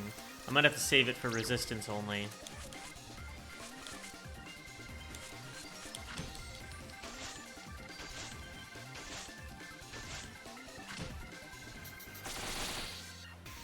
Defense up? Yeah, I don't need the defense up. That's fine. Oh, this is gonna be close. Death on Sakuya? Nope, didn't do anything. Okay. This is gonna be it, I think. We're gonna stop time. Attack. Give resistance. And I'm gonna use time stop, which should theoretically cheese it. Resistance up. To instant death on Satori. Ghastly Dream, which reduces magic defense, but that's fine. I think if we kill her during time stop, she can't act. So theoretically, this should kill her. Yeah, she doesn't cast it. Because time is stopped. So you get to cheese that mechanic. Whew. That was not easy. Oh, that took like 5 tries. Yeah. Mion. There, that settles our fight. Give yourself up, Yuko. Yeah, you gotta join our team now and cast instant death on everything. Ugh, that was awful. Like I said, I'm not the culprit. She's pouty. You're not doing a good job of convincing me. No, she appears to be speaking the truth. I can read as much from the part of her heart that's opened back up. That's right. I'm about to ruin this for you. Mm. Satori is the Mai Fei of this game. No, don't say that. No. It's true. Her ability ends up not being useful at all. That's not her fault though. That's not exactly what I meant. But I meant the part where she just like kind of makes the game easier by actually like, giving you the answers. Oh. Even though Maya never gives you the answers. She could easily do it by just like conjure the person who got murdered.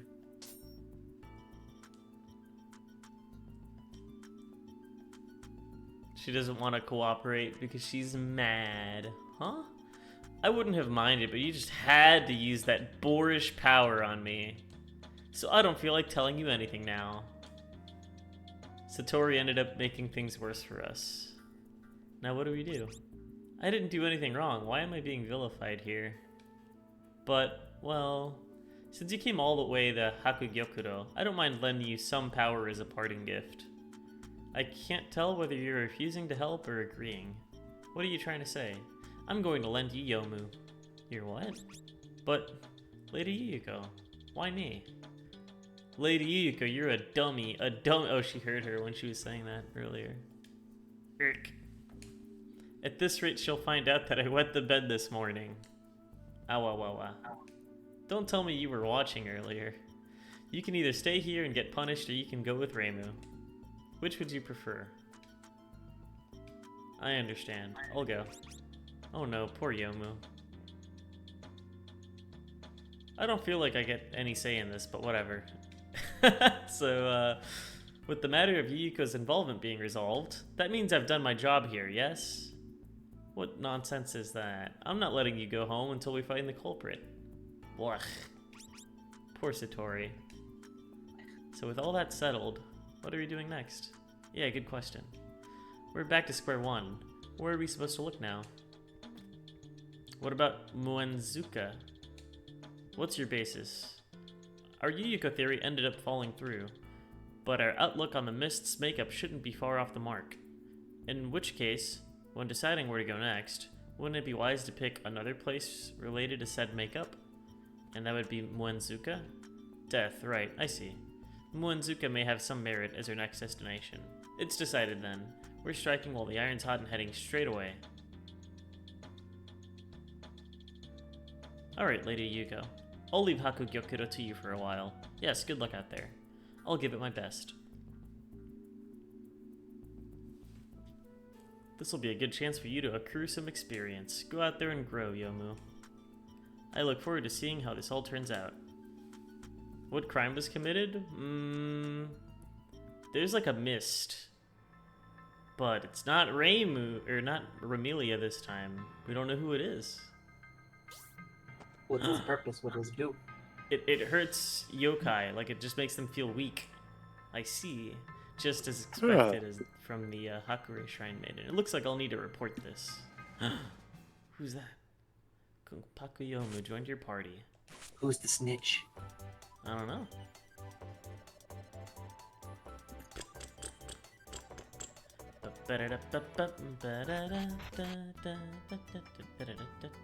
We get more crafting recipes. Oh my, it appears you've defeated Yuyuko and Yomu. I hear that Yuyuko is skilled at manipulating death, and that Yomu is skilled at her renowned Konpaku style of swordsmanship. You must have had a very difficult battle. I'll present you with these recipes to commemorate your hard work. I hope they help you resolve the incident. Zangato, which is probably a sword. Kashagiri, freezing buckler, spirit shield, gladiator shield, improved optical camo suit, sturdy doll, swordswoman clothes. Sorry, I've never read swordswoman before. Swords person. I bet that purple dude knows. Probably. Coin of life, burning soul. You got anything else? No. Can I go back here yet? Please don't go back there. Okay, fine. If you say so. Still no Byakuren. Still no Byakuren. Sag.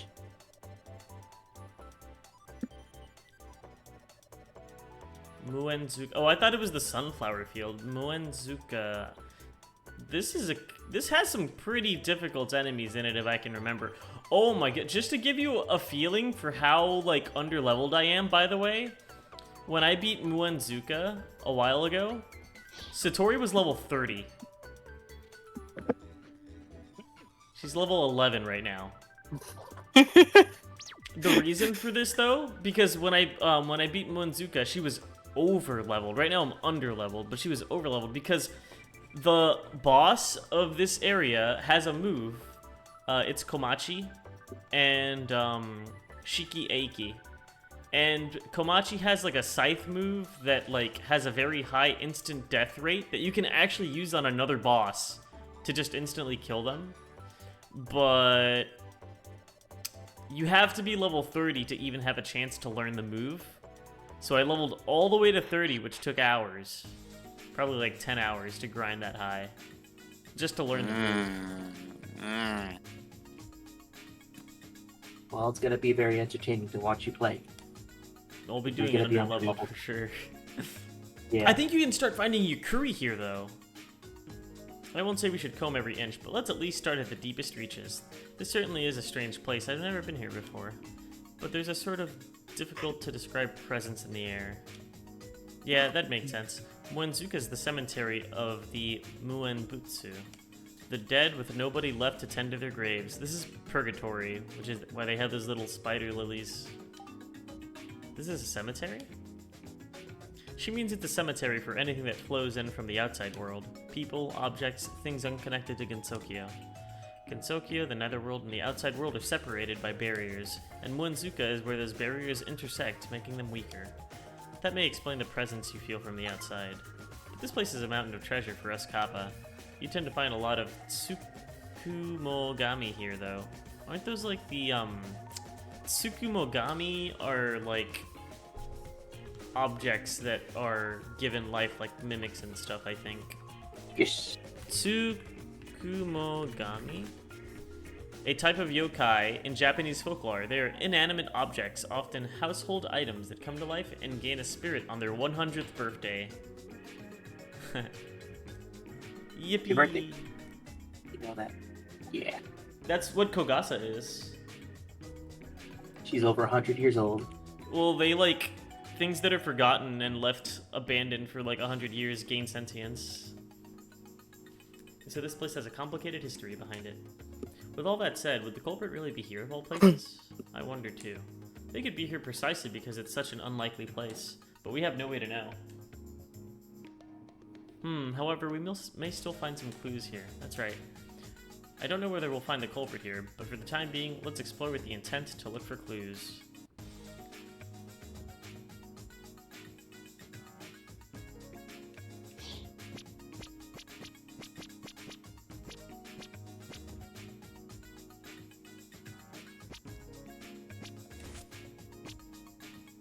We gotta put Yomu in here.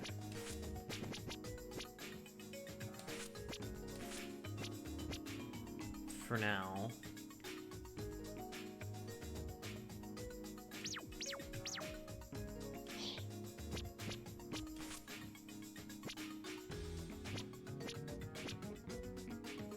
Eventually I'll swap Yomu out for Aya and put Yomu in the front line where Sanae currently is.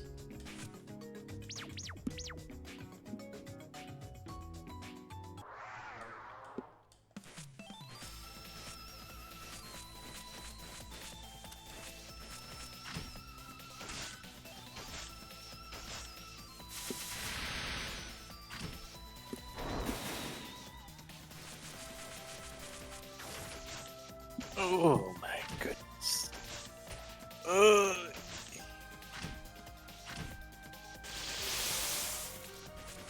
Even the regular fairies are hitting pretty hard here. I learned an ability, Fire Arrow.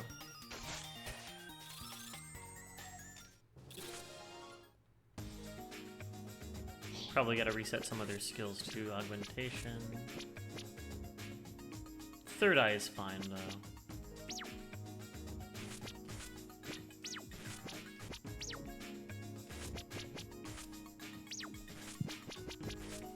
Actually, all these are fine.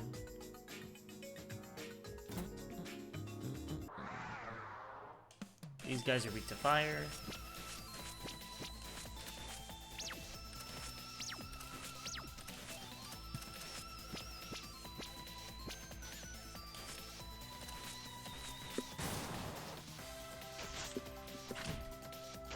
The fact that didn't one-shot them is concerning. Yeah, we definitely need some XP here. Scent. Puts people to sleep. Looks like it's a room-wide AoE effect.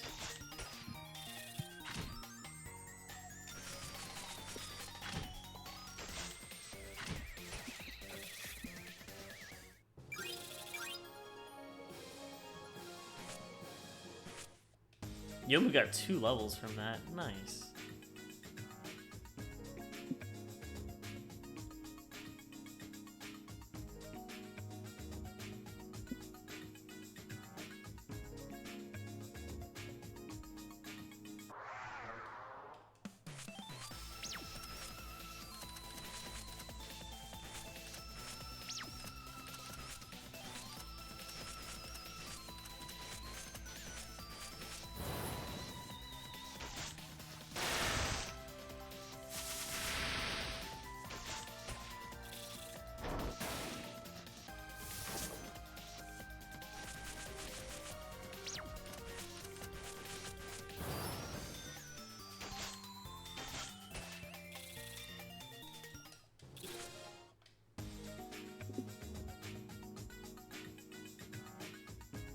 So there's a fence there. This area is really confusing because I know there's a place where you have to like you hit a switch, and then you gotta like backtrack to like a previous area and cross through, and then you're like locked out at one point. You're like locked out of a certain area. Oof, I hate when games do that. The Oh, lockout point of. system. Yeah.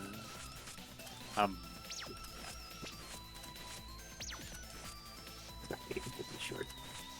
That's fine. I'm tired, so I'm gonna You gotta go? go to sleep.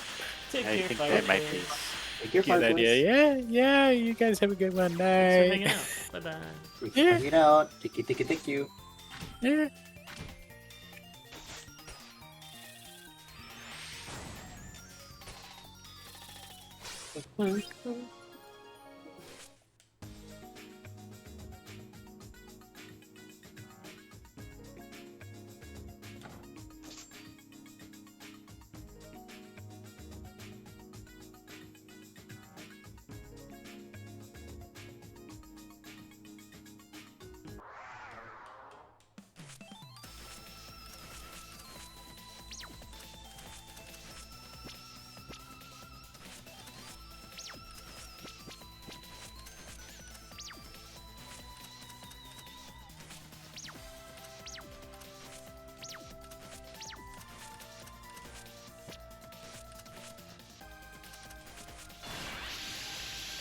But yeah, I think it's gonna be entertaining to watch you play Super Paper Mario if you're going to be underleveled because when I played it for the first time, I am over leveled, so the final boss was just so fast.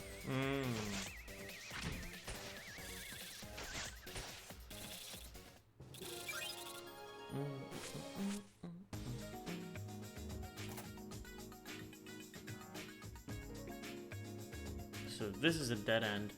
I need to like draw a little map on my frickin', because I don't need this switch anymore. So I can pull this switch permanently. I never have to hit that switch because I already explored everything that this switch had to offer.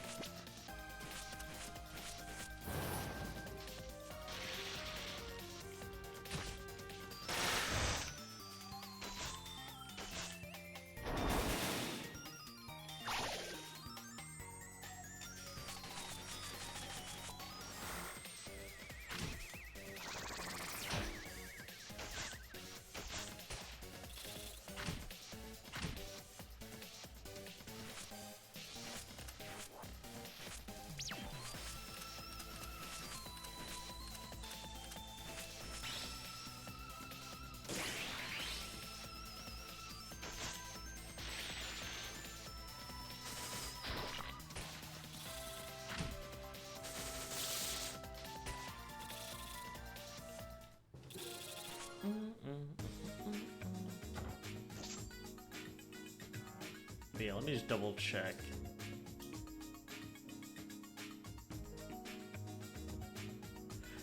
Yep, there's absolutely nothing left in this area. Wait a minute.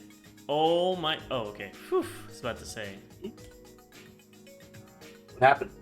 Well, I thought I found like, oh wait, no, I do have to go down here. But no, there's a dead end.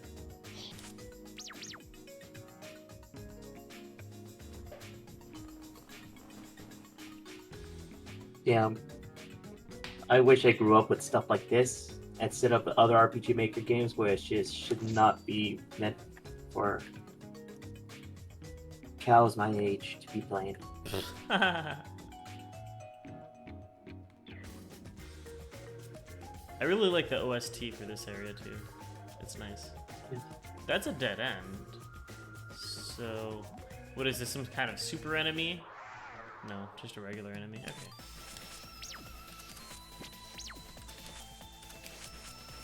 When did this game came out and prior to the Toho series? Like, is this after Toho UFO? Yes, because we have the Ocarina. And no, like, Sega or Miko or something, right? Correct. We did not have the 10 Desires cast. So it would have been right around UFO's release.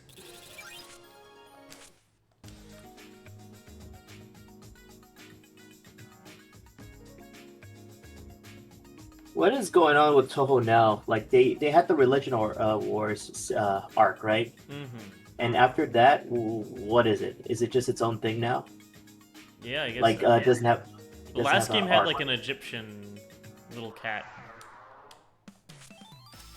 The latest Egyptian cat? one. Yeah. Oh, the demo? Yeah. It might actually be out too, I'm not sure. It's like Toho 20, isn't it? Fossilized Wonders. Yeah, isn't that game out yet? Around August 6th. Oh, I see. So that's when it's coming out.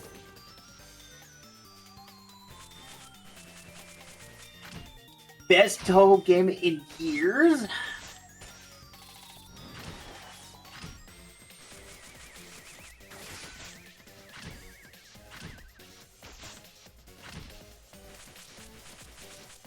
Let's see how big Reimu's stick is now. I'm checking. No, not Nordlion. What? I clicked on skip because the pause button's right next to the skip button.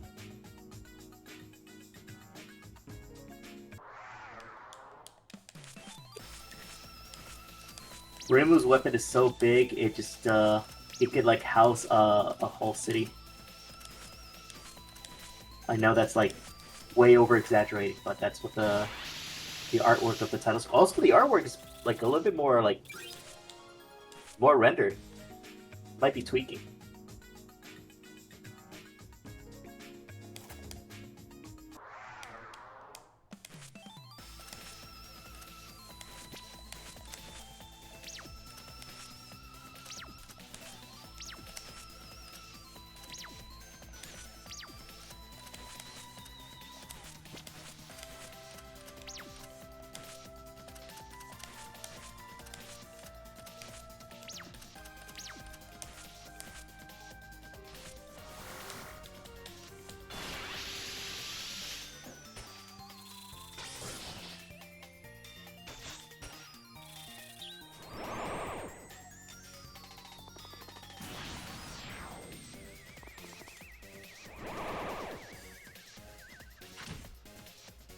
Cool. You get to control, like, gems and stuff.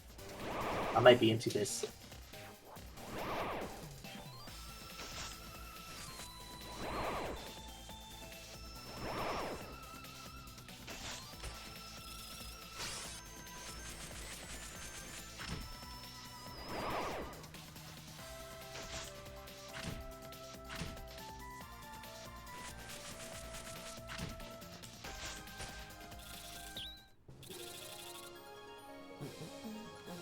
Trying to find that cat.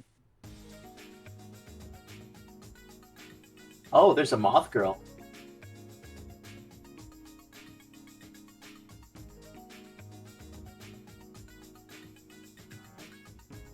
Or is it a cockatrice?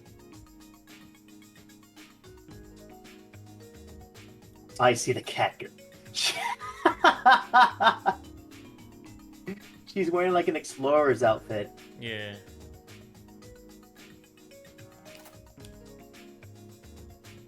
Oh, it's a dead end. Okay. Is this a true dead end, though? This part of the game introduces the, Yukuri, which are the...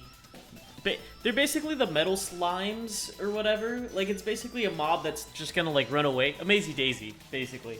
But if you can kill them, you get, like, a set amount of XP. And that's how I was able to overlevel Zatori to get my, thingy.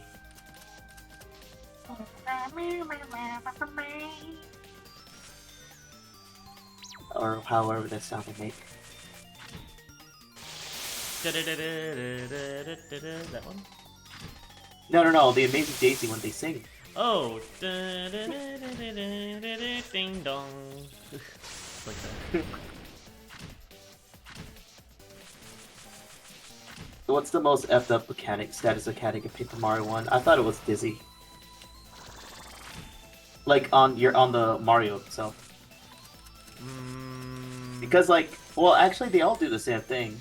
Now I think about it, almost. The enemies that use like hyper. They hit you for like 6 damage. At like early Yeah, stages of the game. because they're not even, they're usually non-threatening, but the problem is that you run into like 4 of the guys that like you can't jump on them, but they're also shelled, so you can't burn them, and they'll use hyper, and then there's 4 of them, so you can't just like deal with them easily, and it's like one of them is gonna do like 9 damage. 1? Holy shit! I get caught by 3 of them at least. That's just, I guess it's glitch on my part, but it's still. Oh well, I mean, you can I always, I usually guess you can will. always counter, but I never really countered when I played Paper Mario. That was, oh, you're talking about Thousand Year Door. Yeah. No, okay. I was thinking about 64. Gotcha. Since there is hyper, but like, how do I say this? When they come in stacks, I don't have Liggy Bow with me at the moment, so becoming invisible is like an issue. I also noticed like invisible paste is extremely rare. You can't buy it. It's like Ultra Shroom and Jelly Jam because it's so powerful. Now I think about it, it is overpowered, where you're invincible and you can still attack. It's like the stone cap, like you get to move. The stone cap?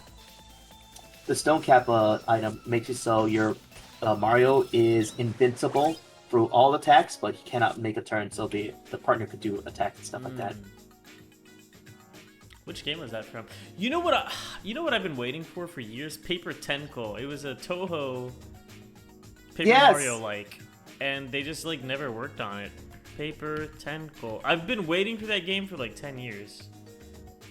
I wanted to. 2011. It's been like 14 years. Let's see, when did they last repost? April.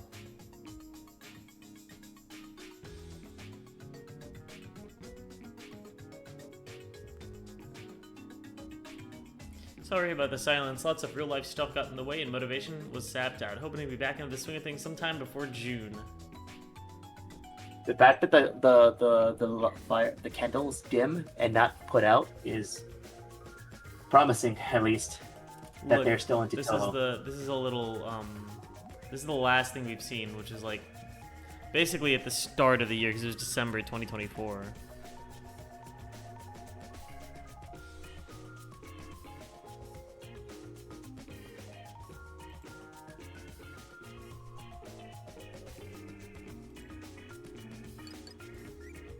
It's even got good sounds.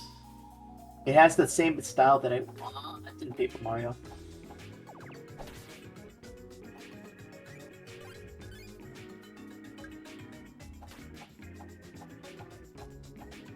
There's also badges and stuff too.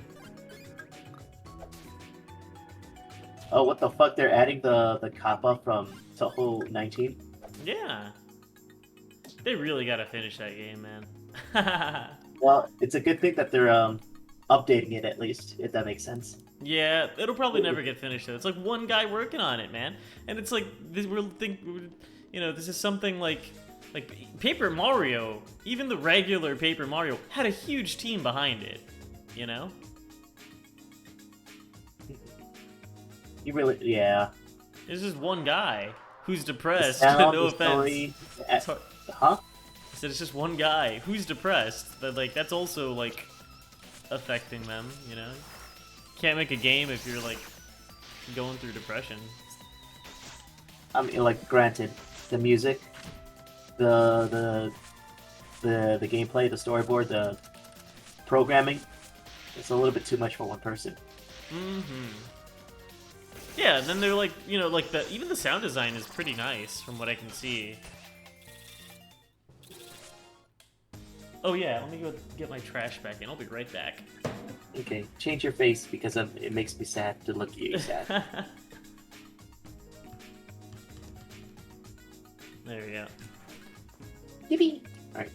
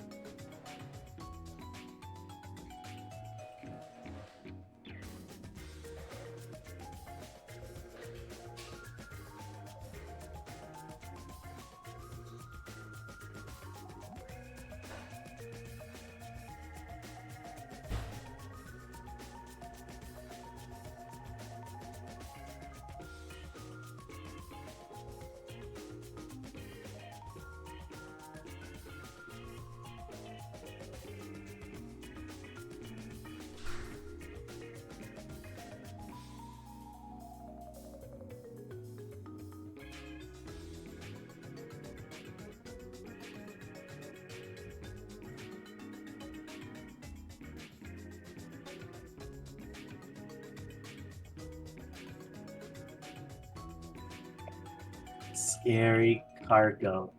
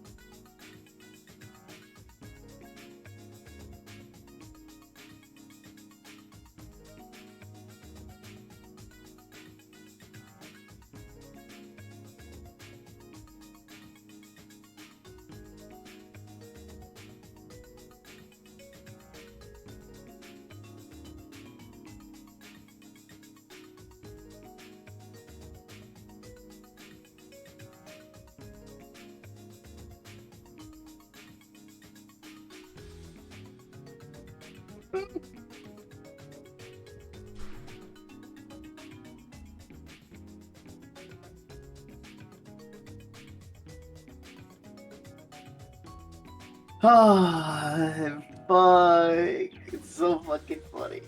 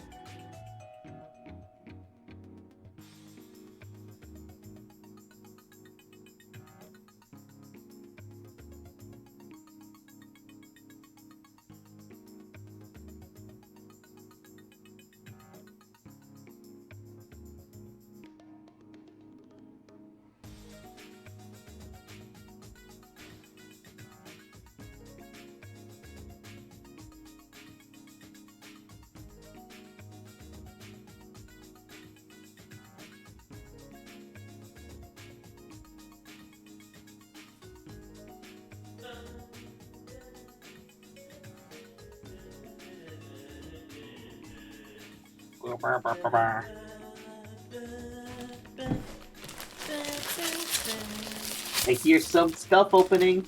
Hello. Welcome back. Welcome Thank back. you for the hydrate. Ow. I'll take a potato chip and eat. been. I knew I was not the only one in the comics commenting about Scary Cargo trailer. Who? It was like, it's all CG. Where's the gameplay? Yeah. 100%. So I was, huh? I agree, 100%. They didn't show any gameplay. And now they're gonna come out with a demo this summer? Huh.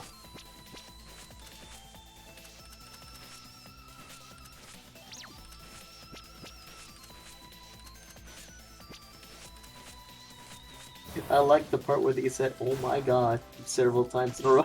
Every time, like, we mention Scary Cargo and everybody starts mimicking Scary Cargo noises, I lose it. It's so funny. Like, just like having like 3 people on call. Oh my god, oh my god, oh my god. It literally sounds exactly like the trailer, and that's what's so funny about it to me. No, go. Oh, wait. Oh, he's over there. Run. I am running. See what I'm doing?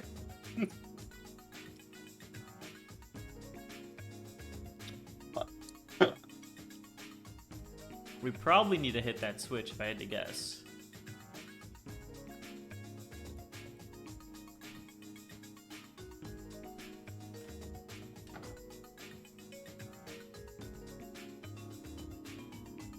Maybe that's like a shortcut. I don't know.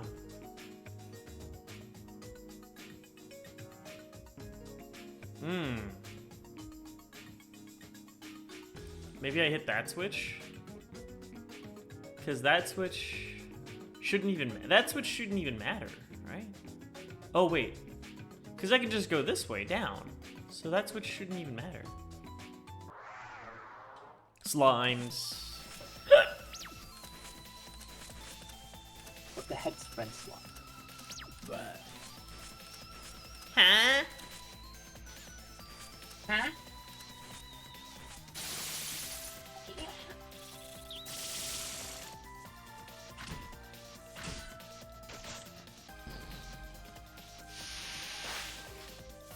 Hey, what the hell? You're not weak to...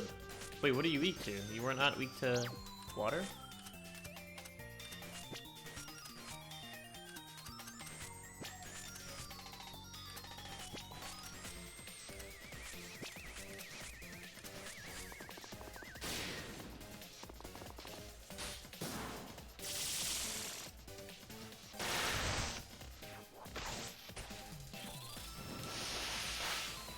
Yeah, they're not weak to water. What the hell? Usually slimes are weak to water. Maybe this is one of those slimes that's weak to fire instead. Yep, they're weak to fire. Oh, because they're oil! Because they're oil! And oil and water don't mix. There's just...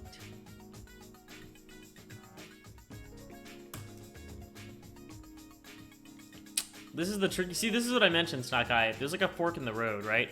I can access both of these spikes through here, but I can only go one way. Either left or right. You think the devs had like a pop-up moment when they're making these puzzles?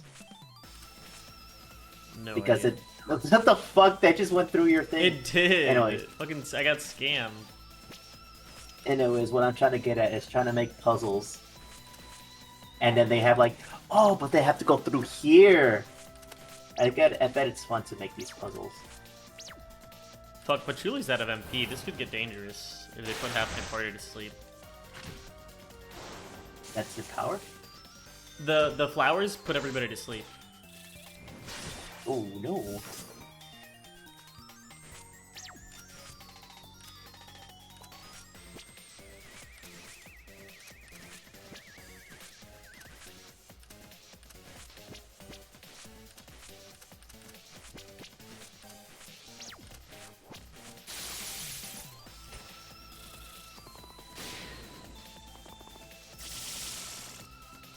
And that guy lowers resistances, so combined, they can be pretty nasty.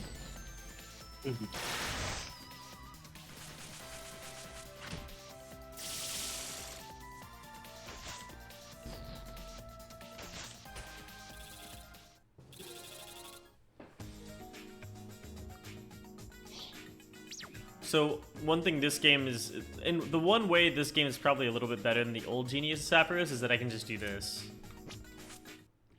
You used to not be able to leave the dungeon. You had to walk all the way back. Okay. That is pretty good. Saves a lot of time.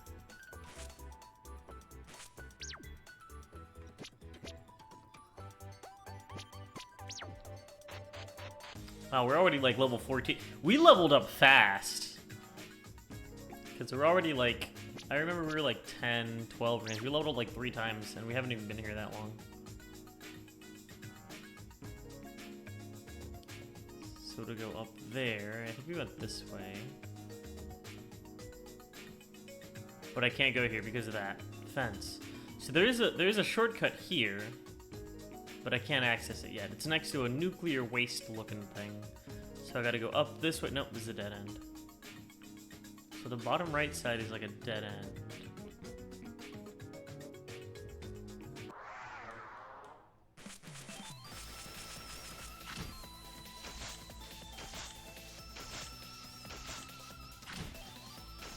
If I had Byakuya in, I could put her in the commander slot and make her save me some MP. She has a spell card that lets you give everybody MP, like 10%.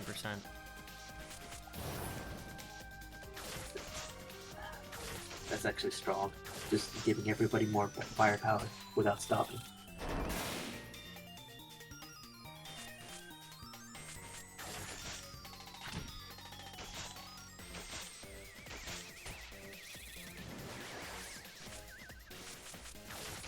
Oh my goodness. Wait, hold on. I have to actually use an ability here.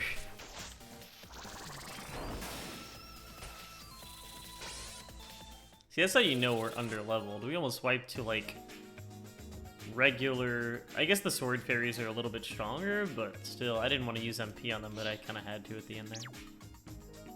I think we go to the right. Yeah, to the right.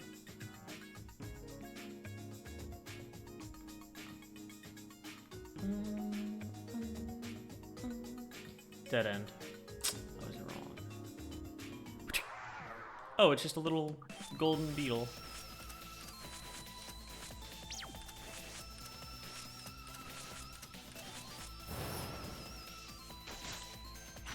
This thing charges up and then blows up the next turn.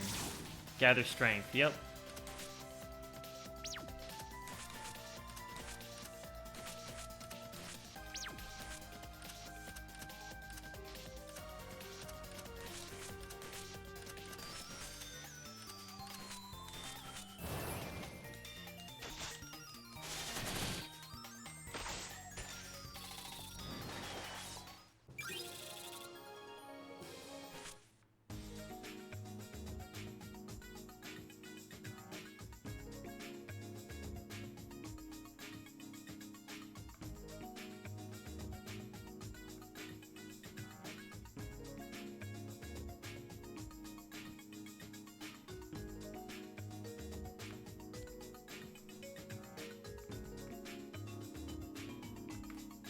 Why isn't he chasing?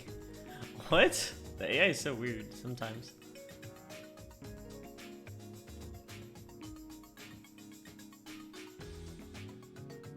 Did I ever go up? I don't think I did. Wait, I think I did go up. And it was just like a chest or something.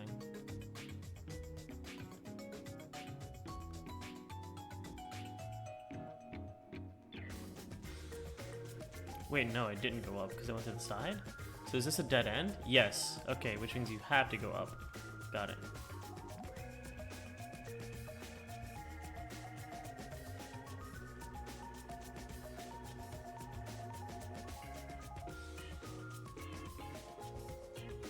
I think that's a dead end if I go this way, right? No, it's not. Okay. So we go this way.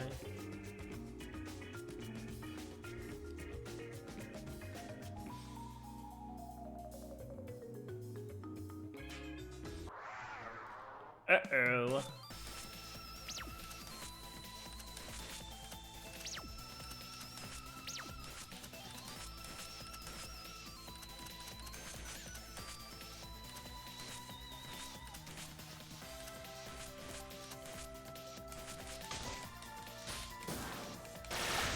Hey, how's it going, Lou? Hello. Good to see you, Lou.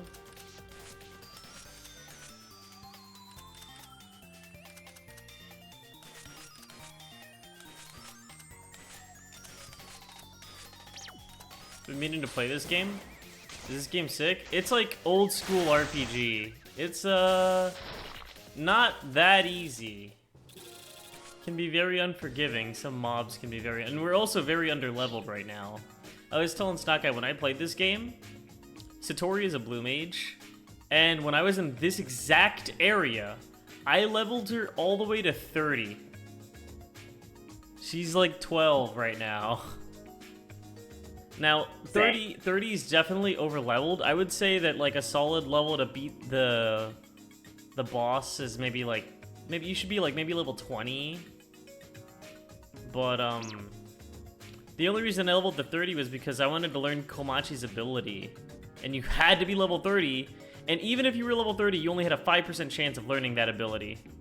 So even with like the correct loadout, it was really difficult to learn. There's a 5% chance. So I spent hours trying to get that ability.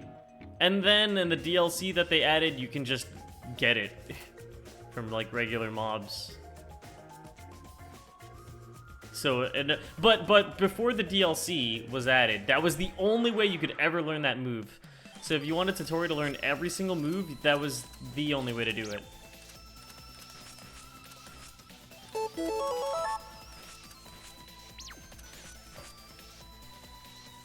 Thank you for the follow. Platinum Prince 420, that's a good name. Is it RPG Maker? It is not. Definitely a different, I would assume it's a different engine type thing, because it definitely doesn't feel like an RPG Maker game. But I mean, if I'm wrong, you know, I could be wrong on that. Because every character has like their own models and animation, and the movement and enemies that you encounter aren't too. Oh man, this fucking. The format's similar, but it doesn't look like it came from the RPG Maker. Yeah, these flowers don't do anything except make you go to sleep. And then this little cat ghost gives everybody evasion up. So combined, they're kind of annoying, but they don't pose too much of a threat. The flowers are a lot more threatening if they're actually, like, with other enemies that can actually kill you.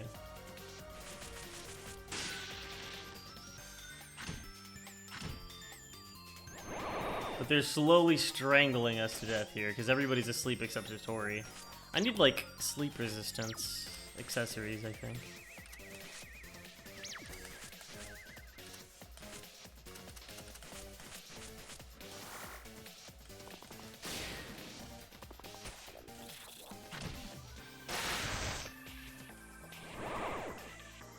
Death?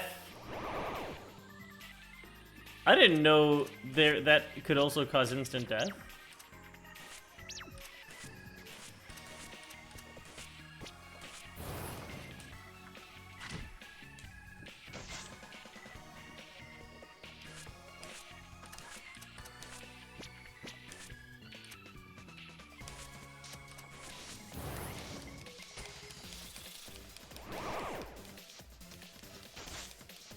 I'm trying to, like, conserve MP here.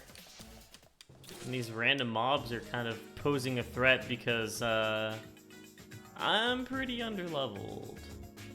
I'm also going the wrong way.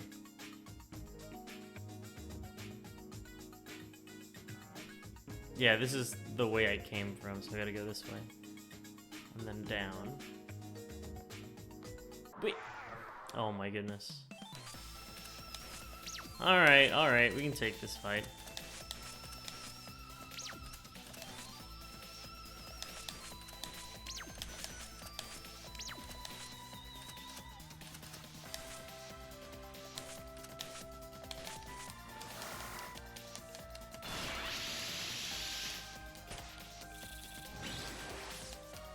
I probably didn't have to use Rainbow's spell here.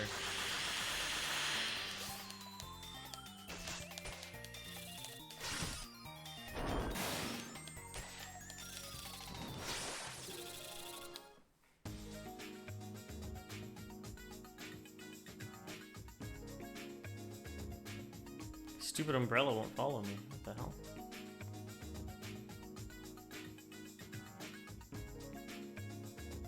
That's so weird. Sometimes the AI chases you hardcore, sometimes they just kind of frolic.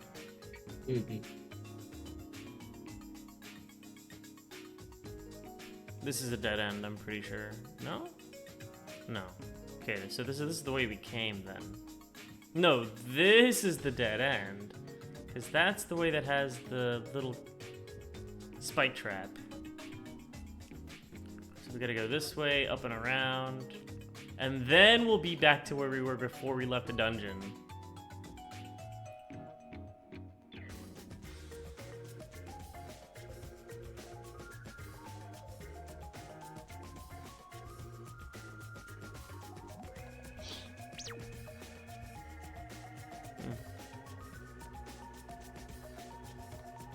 Okay, there we go. We gave that one the slip.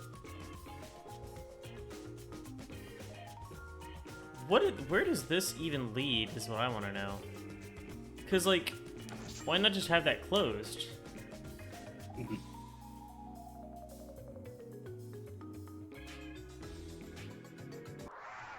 Oh, man. That's okay, though. We should be okay.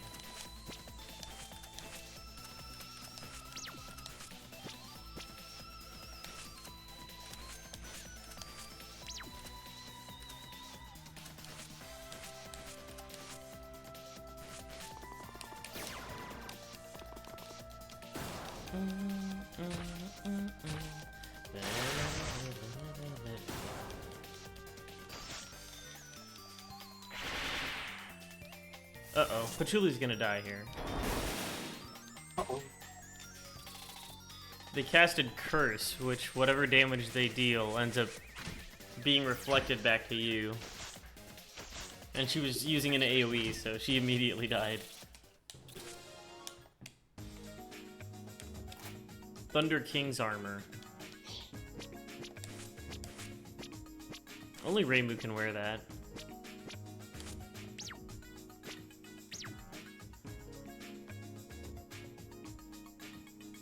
Wait, what? Where does this even lead?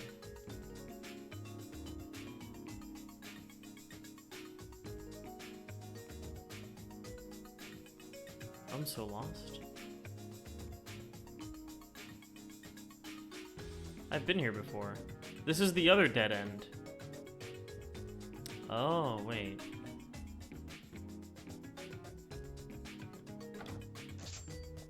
Huh?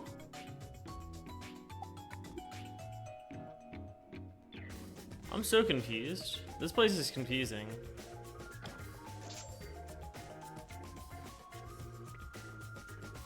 I guess we'll go this way, but I'm pretty sure I've been here before.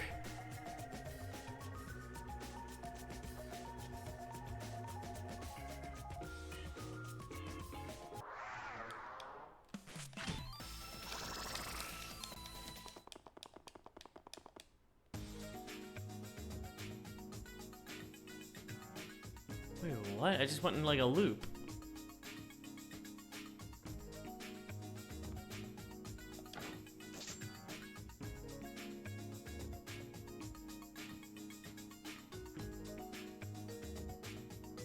I guess this is a mini shortcut? I don't even know. Okay, this is where you were before. I get a feeling that... I remember this specific layout of tires and grills. I remember coming back here because there was something I fucked up and had to re-enter. I'm guessing it's like one of those cases where you can't go back. Yeah, I'm pretty sure I have to go to the right side, so that's why I'm going left right now.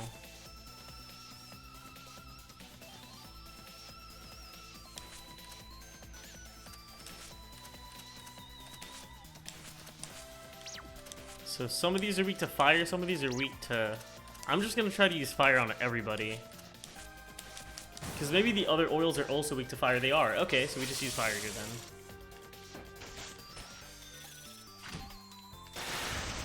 Because the other guys resist water. See, back when I did this the first time, I had Moko. And Moko was very... Am I cooked? Yeah, they're cooked. Moko is very good at dealing with mobs because she only does fire damage, but I don't have her because the game decided, you know, laughing tire. These guys are So ugly. fun.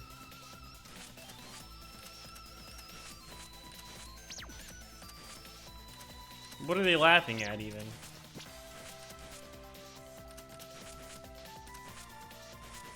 I do the pure success face. True.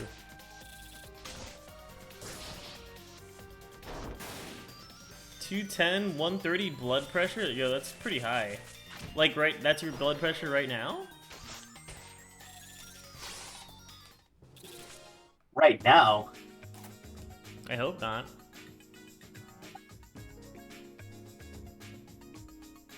what's the difference between blood pressure and beats? Blood pressure is literally like how much pressure your blood is like building up because of the constriction or dilation of your arteries. Oh, okay. Normal blood pressure is 120 over 80.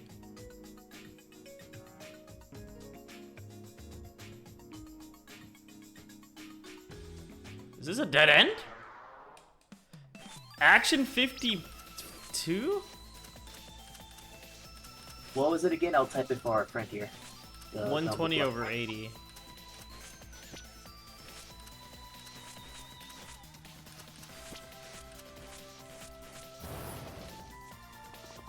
It's because they got ads. That's why they couldn't. So,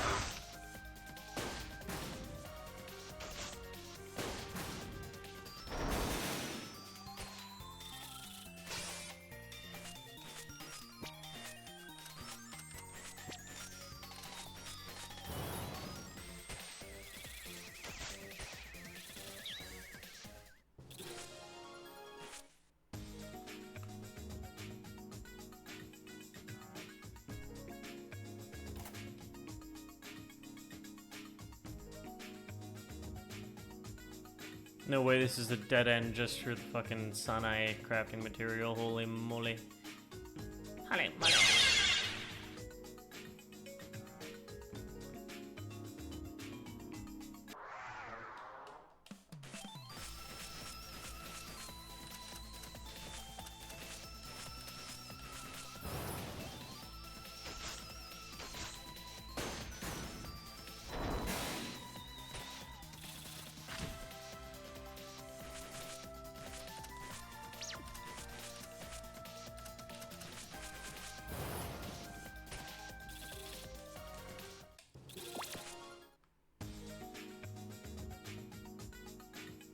That was it? Wait, I don't even have to come back to this area then, I'm pretty sure.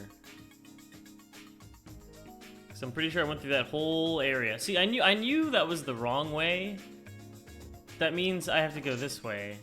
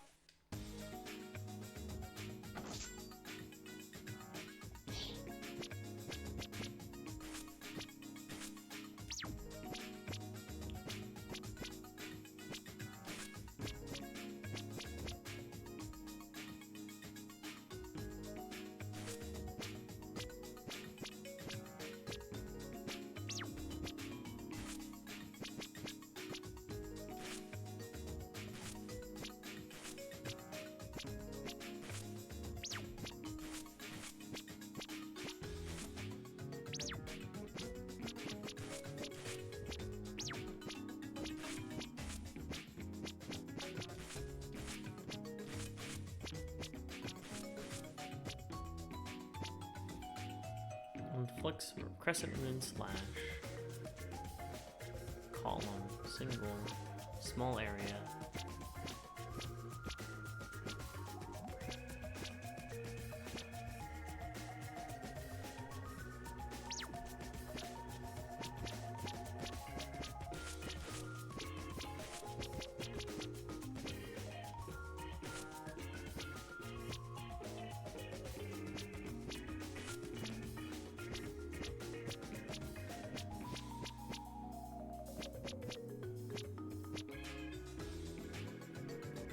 Tsukumogami Slayer effect.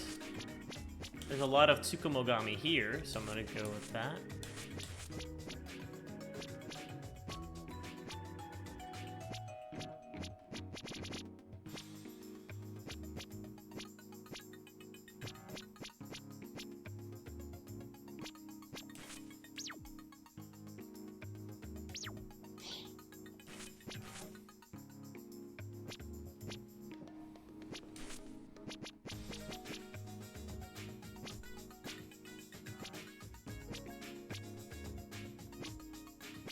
Blocks fire.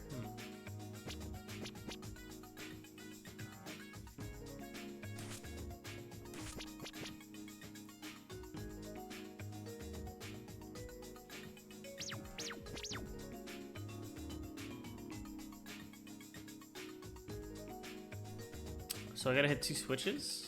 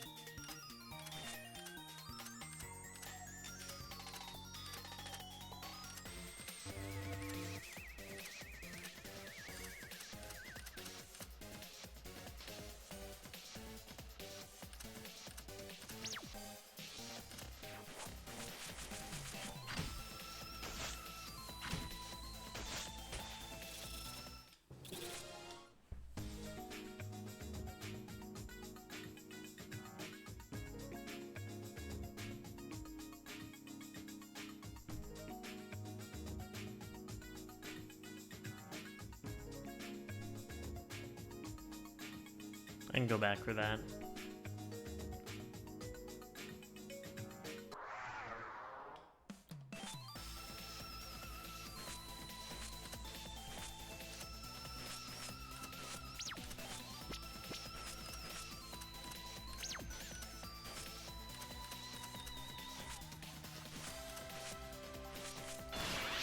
Those guys are weak to electric.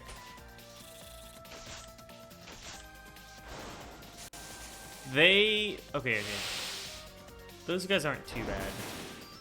The little electric bugs, they can cast glitch or something, and it literally just deletes your... That's the one that just deletes your character. For, like, the rest of the... You have to just, like, escape to even... Okay, so this is one of the switches. We have to get the other switch, and we can lower those spikes, which lets us progress. I've been looking the whole time. I feel Toho is infected with the desire to play turn-based RPGs. They made another RPG, too, where you had, like, spirits that you could equip, but the spirits are just other characters. So, like, you could, like, equip Oku or whatever to give yourself more fire damage.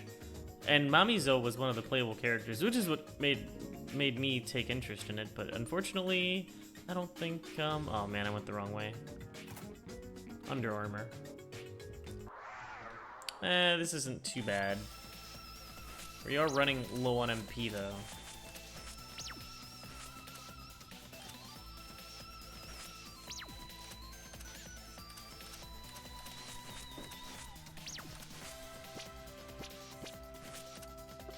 I remember I was afraid of needles, too.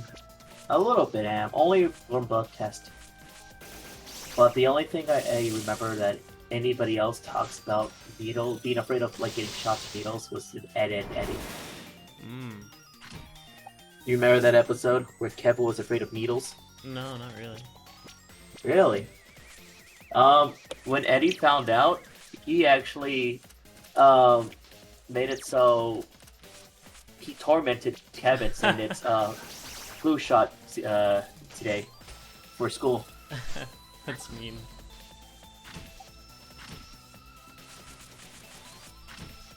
Like Kevin was hiding in the bathroom, and Ed and Eddie both went to the bathroom knowing he's there and says, "We have to sterilize these needles for the big day today." And Kevin's like heart was like actually about to go out of his chest and crawl to the vent above.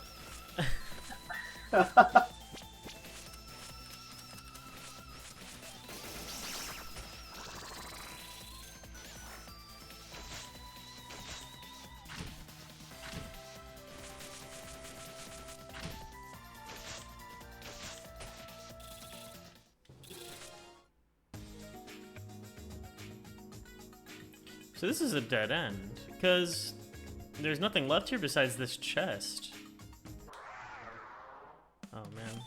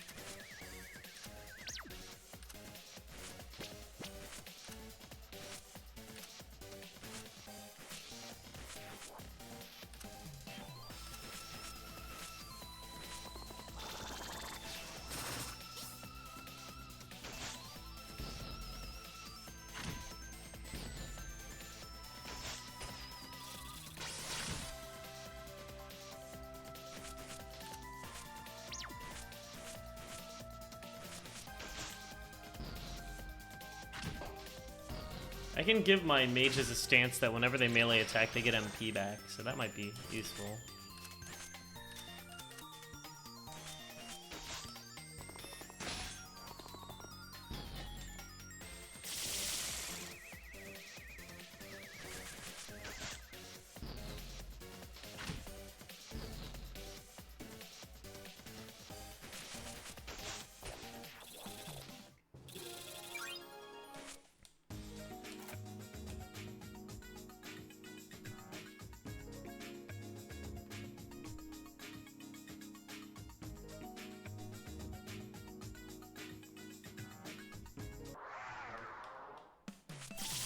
Run!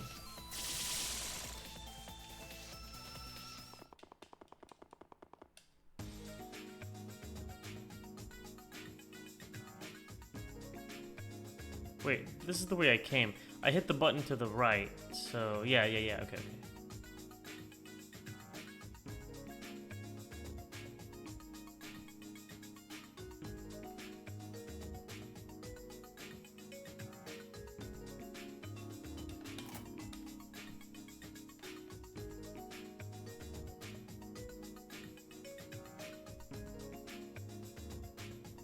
There's a switch here.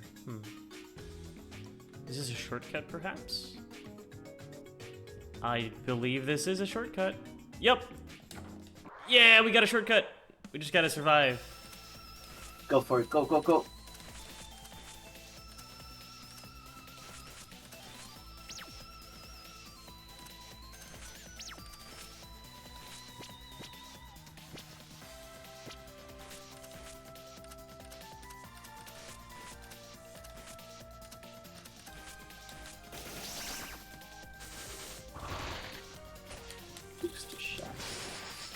Ah, that's the one. Oof. Okay, we didn't get hit by it, but that's the one that causes the crash or whatever.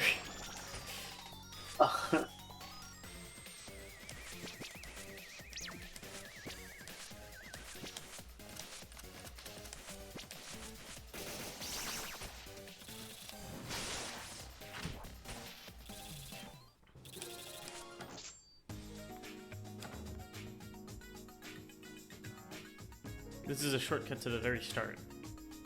Which means we've hit the halfway point. Let's go! Without wiping. And by wiping, I mean dying. Like, as a group, that's a gamer term. I'm using slang. It's a calc. Using a calc. For those of you just joined, calc means calculator.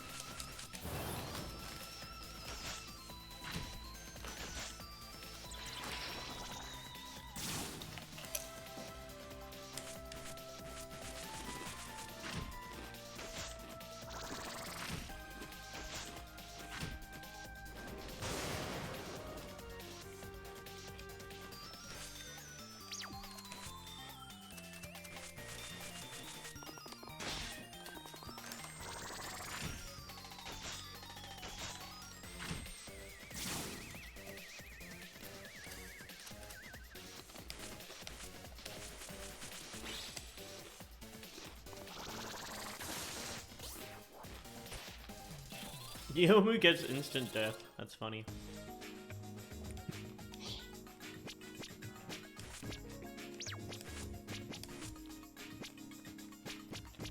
So, there's like a threefold attack that Sakuya gets.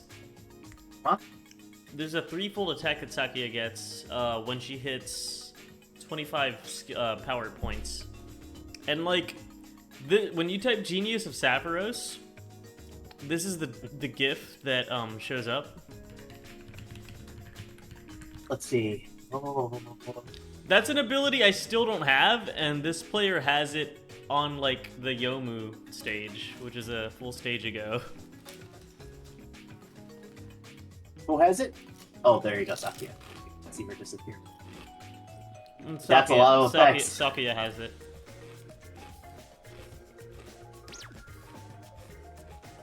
Full move rate, revenge.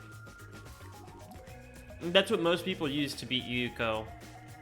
Because, if you look at their party comp, they have Byakuren. And Byakuren can, like, single target buff Sakuya. And then you would just nuke them both.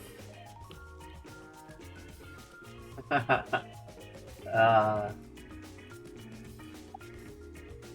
miss, like, juicing up a party member.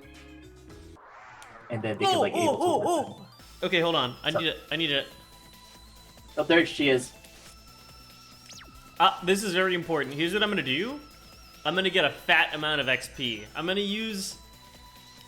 By using Aya's shocking photo, it lets us all go first, no matter what. So they're immune to spells, so the most we can do is just auto-attack. But Sakuya can stop time and get 2 extra opportunities to kill. So we're all gonna go first. Holy shit, I didn't even have to do it. Yup. There it is. Just a ton of XP. Sometimes there's multiple Yakuris too.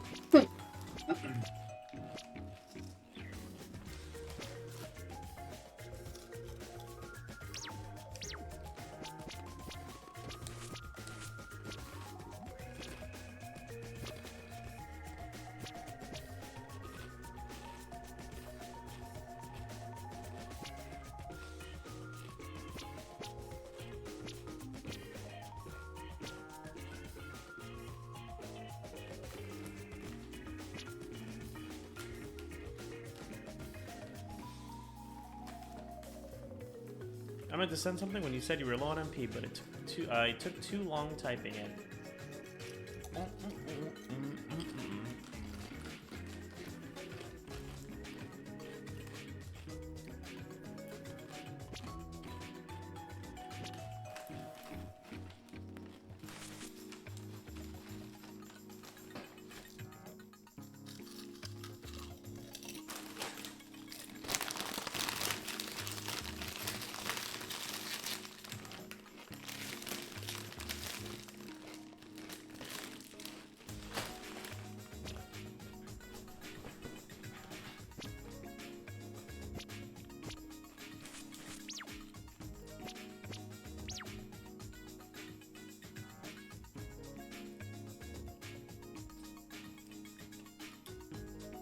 Is that Doritos?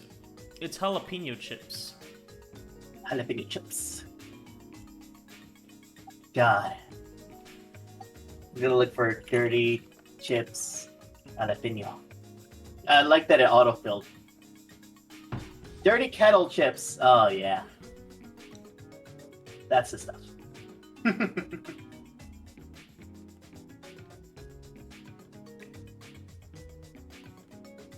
Back when there was a $5 footlong, I always order those.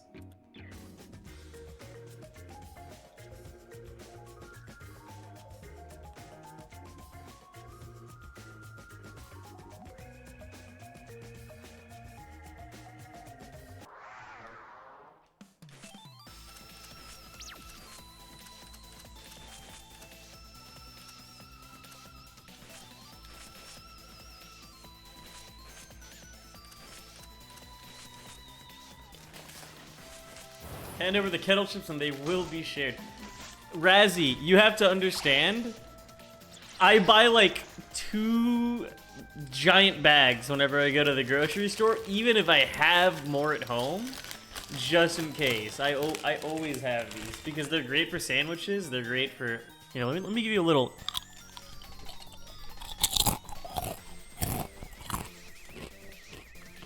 But they're delicious. They really are. Trust me, I'm not the one eating them this time. Even though my Fujitech looks like I'm eating. Uh-huh. Well. Putting them away.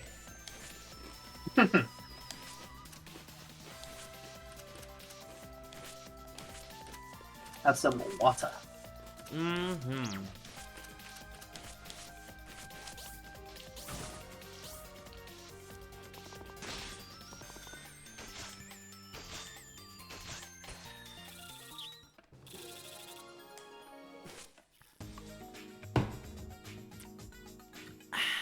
I love water. Okay, I'm kind of lost, and I don't know where I'm going, so I'm gonna go this way. And hope that it's the right way. Wah! Look at that. Oh, I'm so good at dodging. Wait a minute, that's an open chest. I've been here before.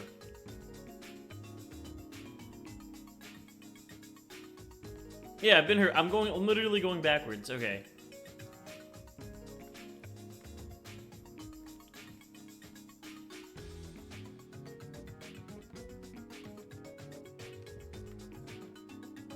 This one does not seem interested.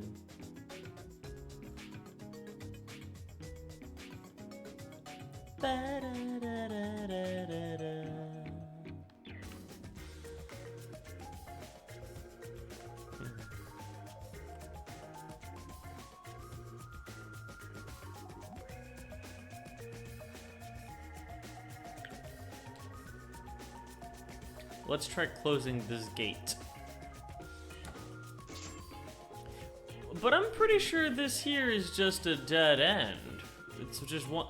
If I'm not mistaken, this is literally just one chest, no? Yeah, it's one chest and then a dead end. So there's no point in going over here.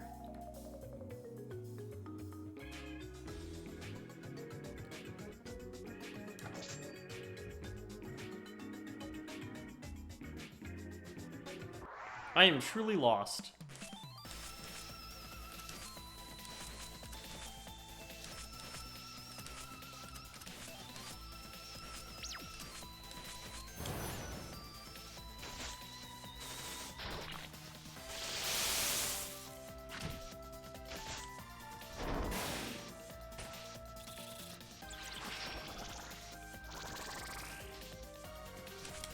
Hit him with the instant death beam.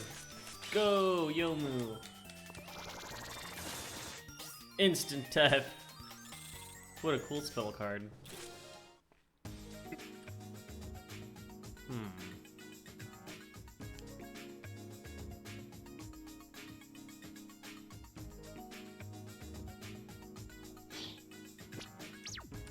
Let's reset here. Let's try to figure out where the heck I'm supposed to go.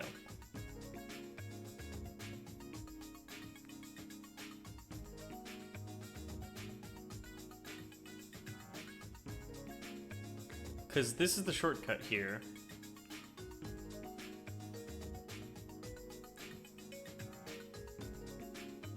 Wait, have I been here before?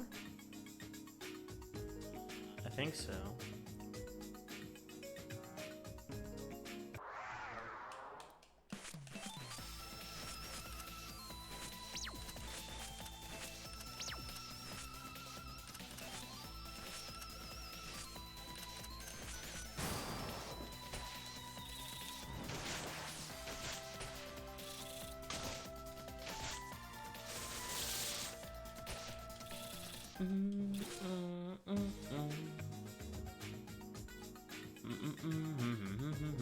I should have Satori learn the fire. Yeah, I gotta, you know what, actually, I have an idea. We're gonna go back to the, Hakugyoku, no, not Hakugyoku, Reiden, Palace of the Earth Spirits. There are these little fire spirit mobs that cast AoE fire, and I can make Satori learn that, and that's gonna be really helpful. Cheated. I actually named my, my drives after different Toho locations. So... Drives? Yeah, like my hard drives. Oh, that's cool. Okay, it's not these guys. I think they mostly show up in the second area where Oku is. Let me try going over there, actually.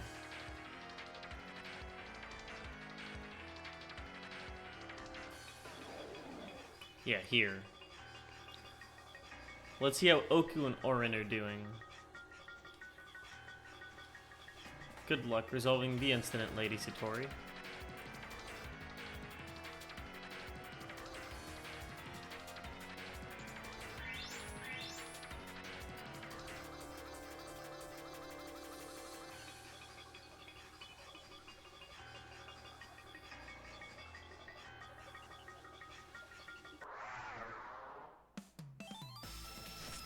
This isn't the mob, but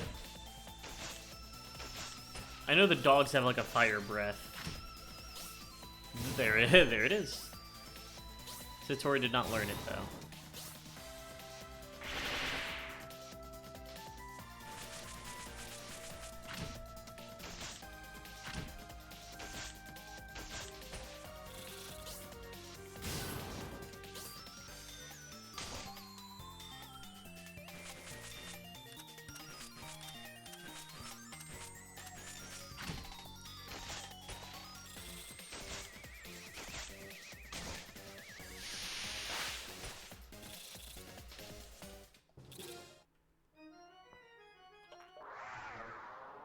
No, you guys don't have the ability either.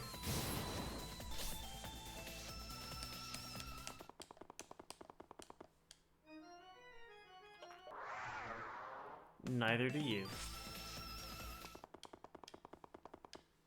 Come on, give me the flame guys. No, the flame guys. I already fought this configuration of mobs. I wonder if it's... No, it is random. I was gonna say, maybe it's dependent on the exact location, but that's not correct. At least we have enough speed we can just run away from these guys.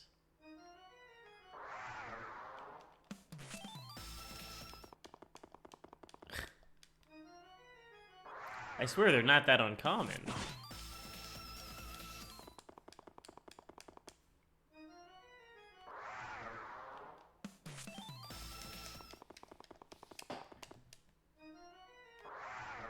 Okay, dude, maybe I'm in the wrong spot, but like, I'm pretty sure The mob is supposed to spawn in one of these guys here, in this area specifically. Let me go a little bit further. Yeah, maybe we go this way. Yeah, you know what? You know what? I think it wasn't here. I think it was the next area. So it's got to be this area here. Because we would have ran into them if that were the case. So it's got to be here. Skeleton and rattlesnake. Well, it's not any of these two. But maybe you? There we go. One of them will use their AoE fire move. Blaze. I learned Blaze. Yippee. That was easy.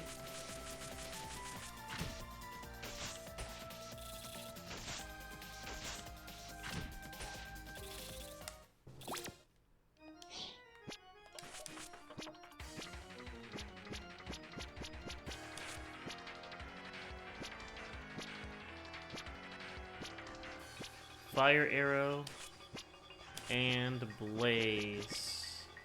161 power.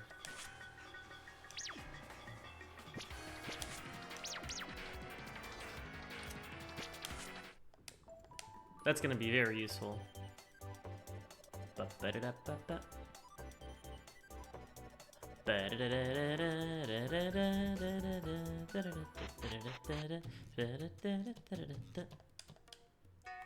Weapons. Big Eye. The green eyes does more earth damage. Big Eye does more fire damage. On hit fire damage 20%. Fire resistance 75%. Alright, we're gonna craft the Big Eye. Equipment.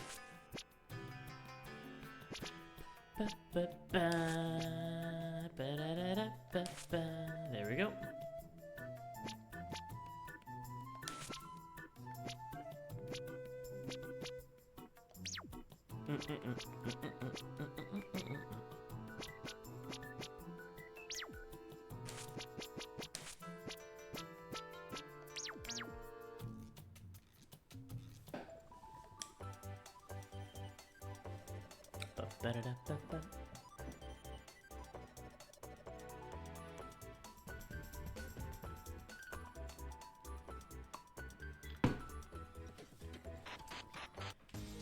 Oh, alrighty. Skills. We can give her Fire Crest. 230 damage. Well, that's way more damage than Summer Flame. Holy shit, it's almost twice. And the MP cost is only 4 more. Very good ability. Did Marissa get any upgraded magics yet? No, she just got Illusion Laser and Magic Napalm. Small radius. I guess we'll take it.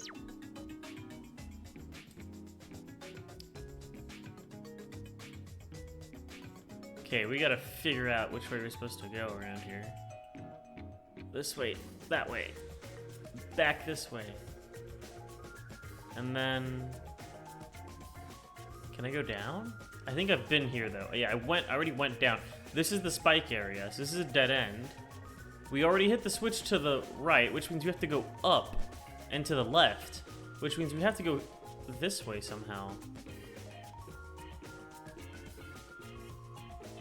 Because somehow we're gonna walk upwards to that left switch, and then we can go this way.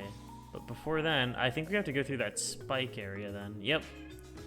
So we gotta go through that spike area. Yeah.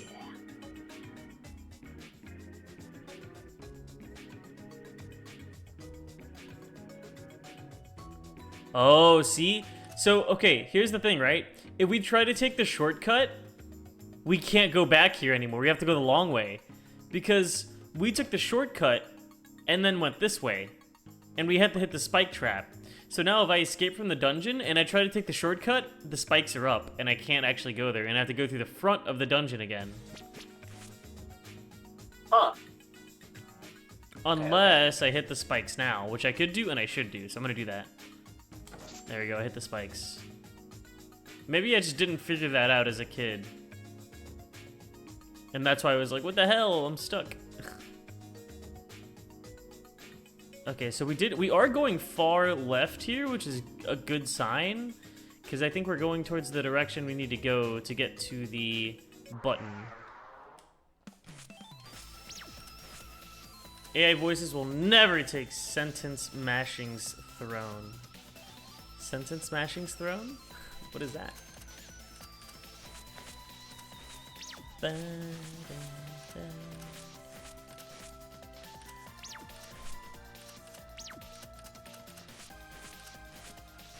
But I agree. You had me at AI voices will never.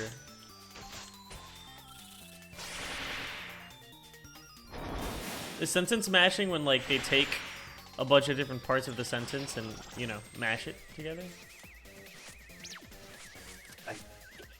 I believe so.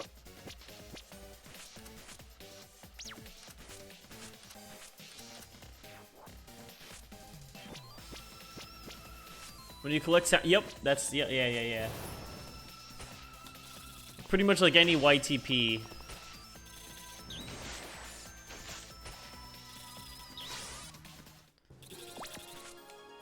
I'm so hungry, I could eat dinner. Classic. Resistance to stun.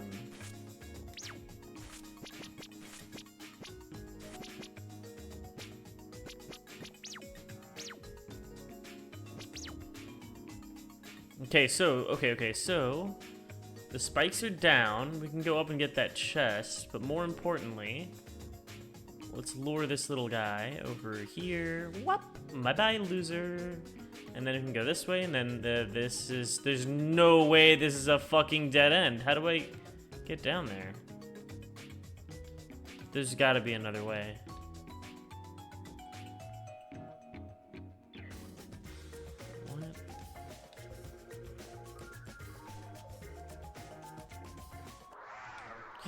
Yukari!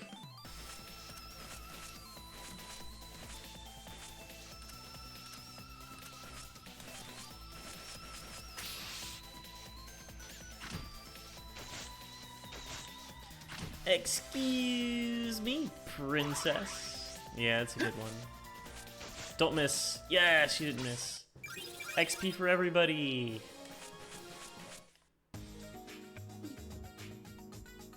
I'm so lost though. What the hell? I gotta get down there somehow. Is it this way? No, can't be. These are all weak to fire, so I should have fought that actually.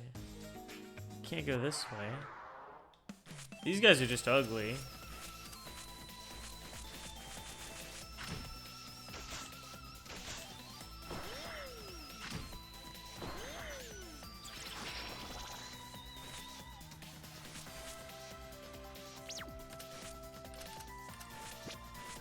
Get him, Yomu. 742. See, that's what Yomu does. She gets big numbers.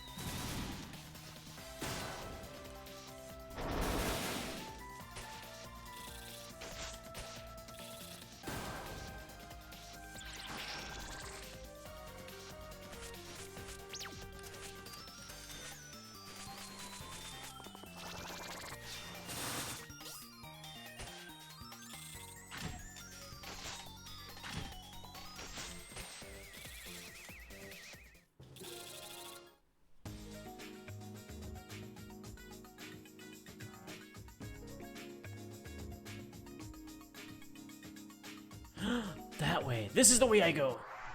Through the fridge.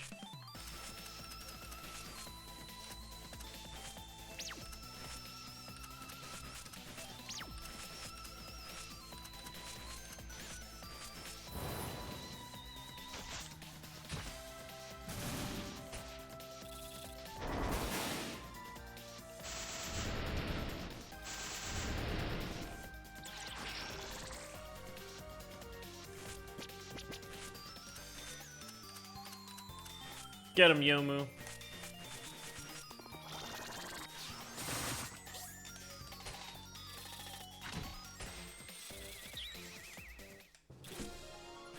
Steel. Where's Flint? I found it. I found the way forward, guys. We're oh man, we're ballin', cock Progress. dick style, you guys. We're ballin', we're ballin', we're ballin'.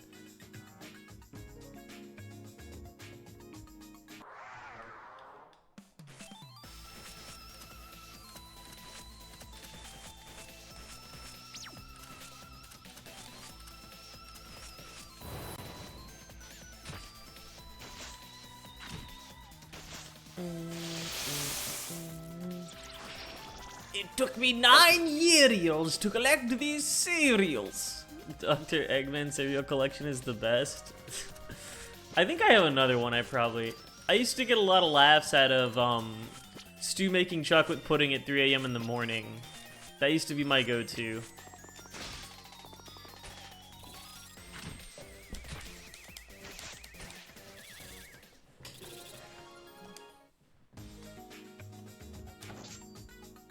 Oh, I opened up a spike? Wait a minute.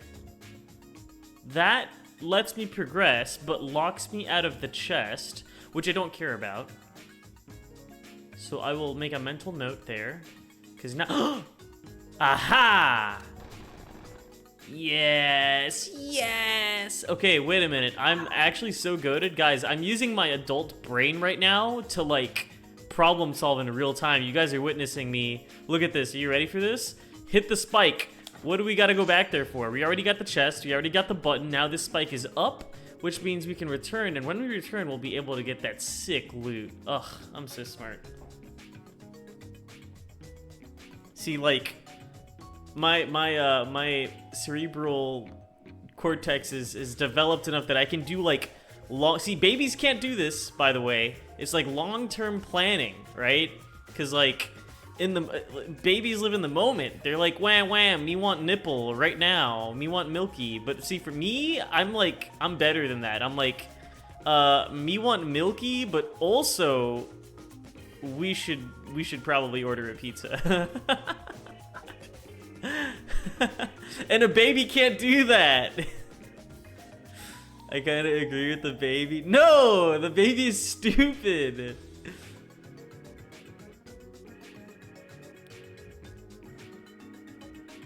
So now I can just take the shortcut.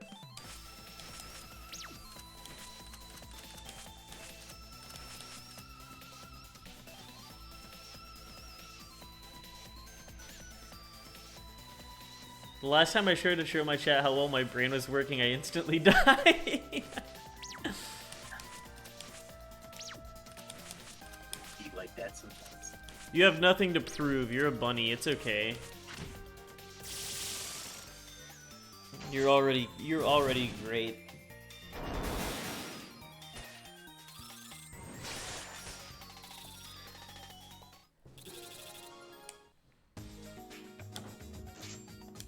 Wait, I'll just do this.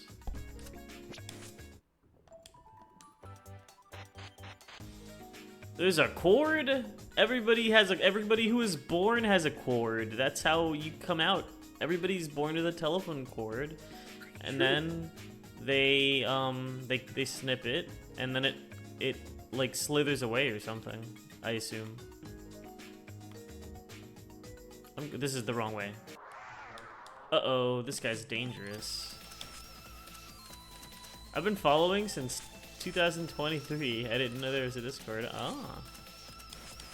That thing only triggers whenever 3 people type something in quick succession. At any given time, and then there's like a 1-hour cooldown on the Discord notification, like the Discord call out.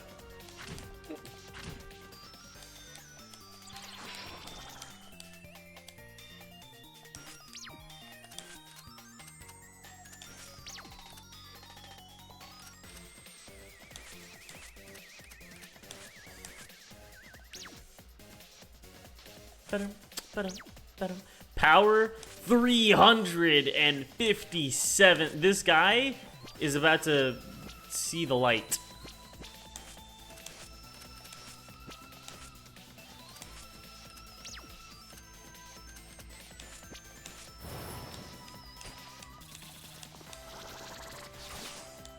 That was underwhelming, but I don't think she crit. He also probably has high defenses.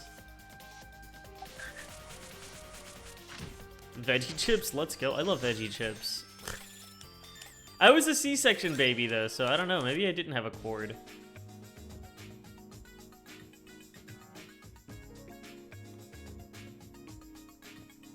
Well, I mean, I guess I still have a cord. It's just like,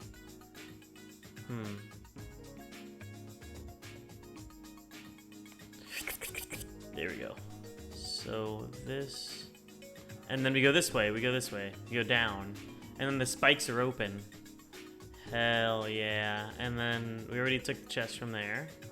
So now we're like on the we're 2/3 of the way done with this area. We're no longer at the midway point. And then this is the chest. Remember, guys? Remember that planning that we made? We can get a oh shit, not the Minotaur. Uh-oh.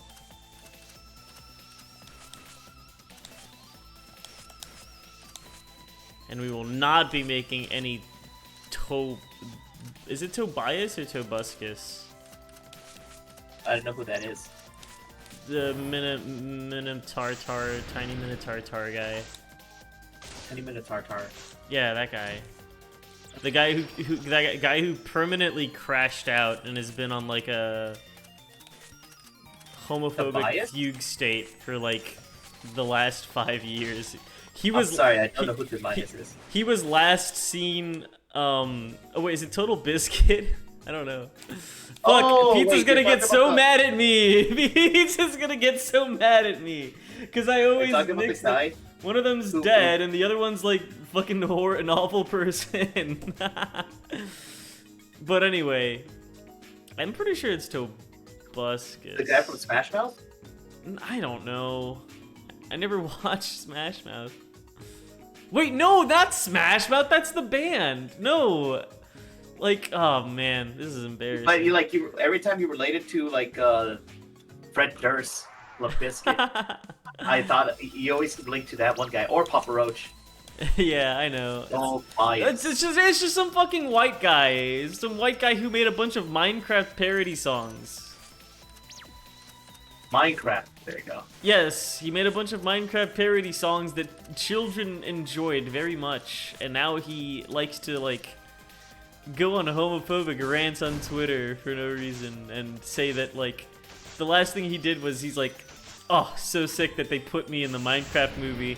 And like he wasn't in the Minecraft movie, so like he hadn't actually watched it, but he wrote a tweet about how like he loved it, and when his reference came up in the movie, everybody was cheering. But like he wasn't in the fucking movie. Years back, there was an allegation made by Toby's ex-girlfriend that he was abusive. One of her claimed that drugged her and blah blah blah her. On top of that, YouTuber social drugs and cocaine. Again, these are just allegations. I'm trying to find out what made it. What? Listen, allegations aside, just look at the dude's Twitter. You don't need to fucking do any digging. It's literally all out there for the world to see. Tobuscus? Let's see here. Oh, I don't even know. I think so. Oh, he put it to Toby Turd. Oh, women doesn't mean biological women. It's a spectrum. How the fuck can you be offended by N-word then bitch? Where did that come from? What? You cannot afford my diamond sword. Yeah, that's the one. Also, yeah. Here's his well, yeah, I'm not even gonna post his Twitter, but yeah, it is Tobuscus. Why is he talking so edgy? It doesn't matter, dude. He's like way too old to be having. Well, he's having like that middle-aged crash out where you're just where you just become conservative. Middle-aged crash out. Yeah. That is so true. Yeah. It's like he's talking like a 14-year-old. Yeah, it's so funny. This is not even like vulgar. It's just him. Middle. Dude, his claim to fame was fucking Minecraft music, man. It's like, chill, dude. Thanks to this authority, we were able to analyze the deleted project any second now. Ah, it's gonna...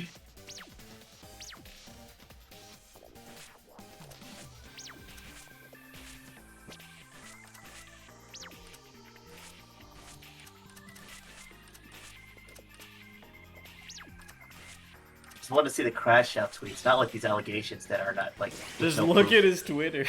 That's all you gotta do. He literally fucking covered the Yay song where he fucking says the N-word and Hitler like a million times.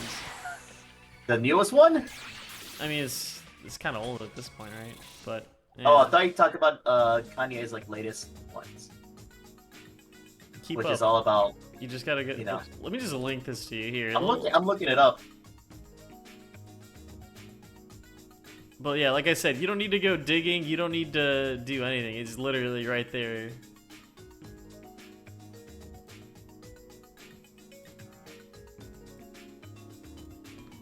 At least what wasn't already removed by like Twitter stat, because a lot Oh, of it shit. was like way Oh, too shit. fucking Oh. saucy Sorry, go ahead. for. We the can't timeline. say F slur for more than 4 years. And then someone replied, "What happened to you, Toby?" And then Toby replied, "Well, I grew up and made jokes that are funny to me, but R slur don't get them, which is fine." It's like, okay. Somebody genuinely asked, "What's wrong with you?" Holy shit, dude. That's a cause for concern. Dude, like, 10-year-olds are What? probably the easiest crowd to like not piss off, man. And he's not able. Oh, we're really close to the end. I recognize this area actually. So if we go this way and up and around, we're almost to the end point. We just gotta survive. Go down here. Go up here. There should be a chest here, but I'm gonna ignore that. Oh, that actually goes to the other end. Bro.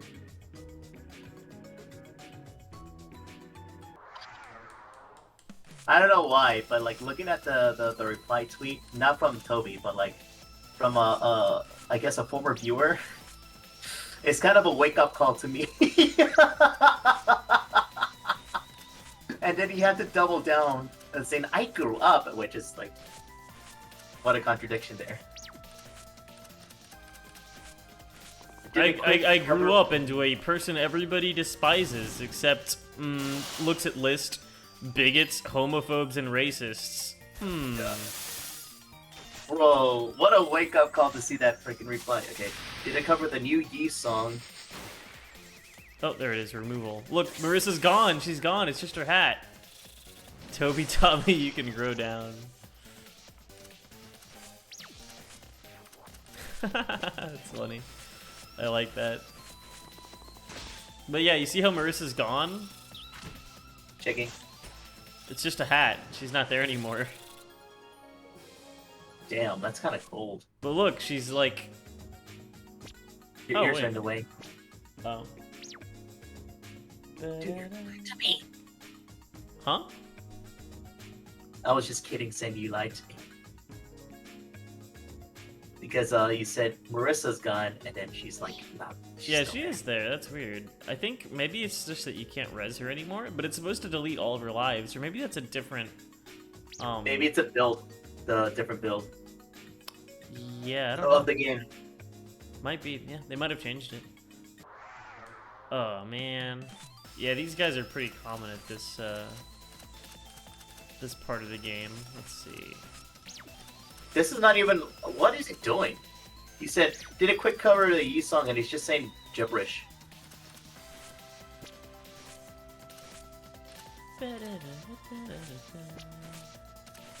I mean, Toby's old news, nobody cares about him, nobody's talking about Yeah. him. What's actually relevant is that they are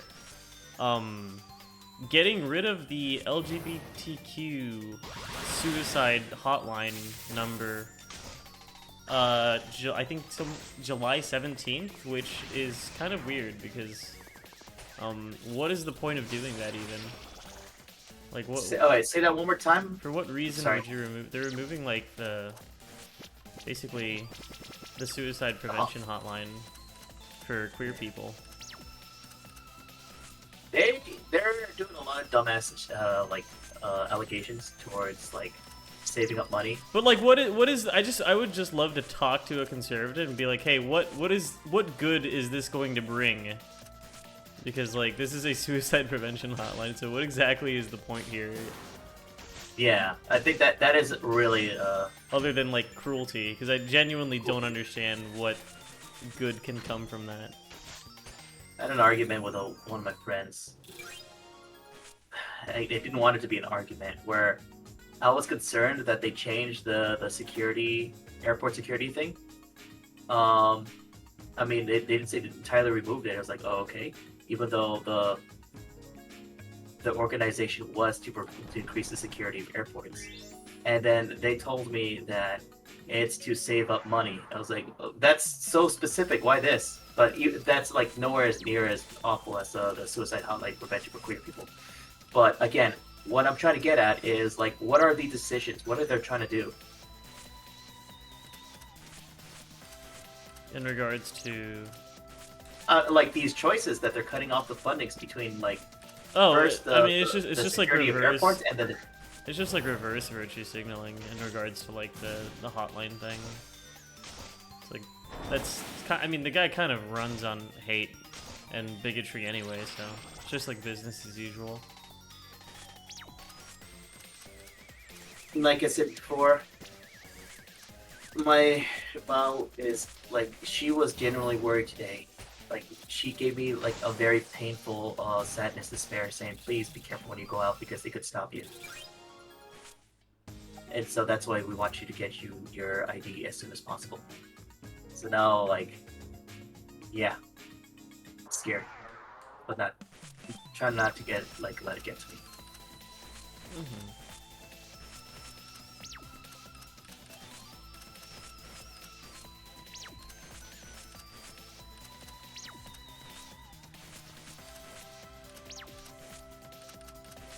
We got a good amount of XP from this area, so that's good, because we're definitely clearing these mobs a little easier than when we first set foot.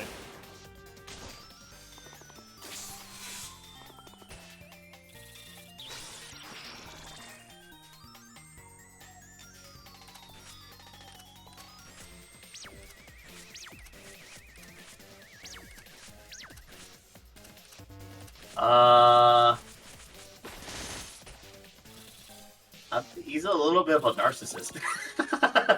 I'm looking at Toby again. You don't say. Yeah, no, I totally agree. He's definitely in on his own head, but I think, I mean, that's like, just part of the criteria for being a bigot. You know what this gives me appreciation for? Ray William Johnson. That's true, yeah. It really makes you appreciate Ray William Johnson a little bit more. See, he's chasing the clout without the edginess. That's something I don't see very often. YouTuber tricked to say a swear. I still think about it. Just trying to fish for views so hard.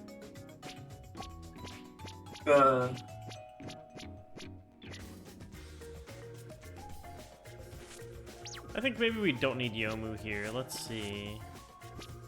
Might swap her out.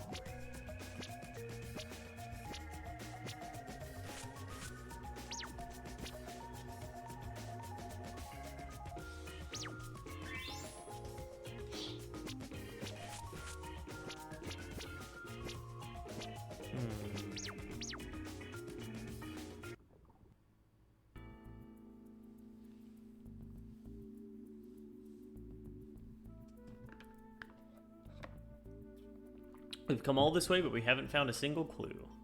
Hey, you know, maybe this place isn't related after all. We haven't investigated the area up ahead. There's no harm in waiting to judge that until afterwards. Right. There might be...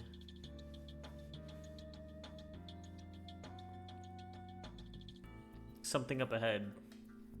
Hey, Kamachi. She's asleep.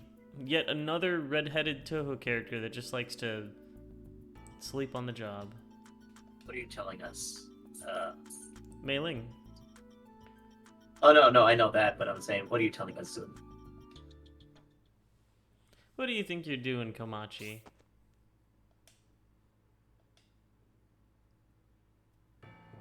You That's up now, just Slacker Queen? Oh, it's you guys. Same as always, I see. What are you doing in a place like this? What do you mean by... Wait, who are you calling a Slacker Queen? You, obviously. I don't want to hear that from you. But you were slacking, weren't you? Don't be so quick to judge. I'm on duty and traveling around Kentucky right now. This incident could produce some casualties, and I'm a Shinigami and all that. I'm just on break right now, understand? I've heard that excuse before. Was traveling around always part of the job of a Shinigami? Glare. What's up with that stare? It's like your eyes see right through my heart. She wears her heart on her sleeve anyway. There's nobody as passionate about their work as I am. Oh, I know. Hey, Miss Phantom, want to ride on my boat? No, I do not. I'm only half Phantom. I live in the Netherworld, so why would I ride a Shinigami's boat? Ridiculous. What should we do, Reimu? Should we ask her anyway? Yeah, I guess you might as well. You wouldn't be the culprit behind this incident, would you, Komachi? Huh? Why would I be? Lazy or not, you're still a Shinigami. And Shinigami have a close relation with death, don't they? Oh, you're talking about that mist, then. No, I don't have anything to do with it. I figured as much. What? You're believing me that easily? Yeah, well, come on. You were sleeping until just a minute ago. You're too much of a slacker to go and cause that much trouble. There's no way you could control that mist. You don't even have it in you to be the culprit.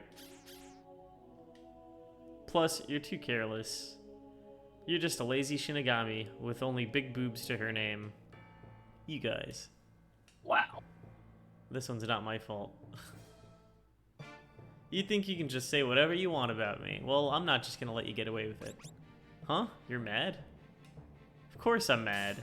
I'm gonna send you straight to Higan, which is hell.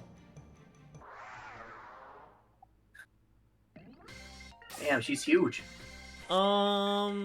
She has an instant death move, but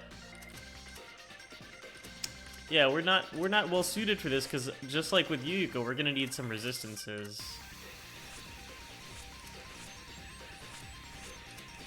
Wait, what type of... She is a deity. Oh, wow. We have a deity slaying blade with us right now, so... Where are the ghosts are coming from? Those are ghosts? Yeah. She's like... She ferries a bunch of ghosts over to get judged.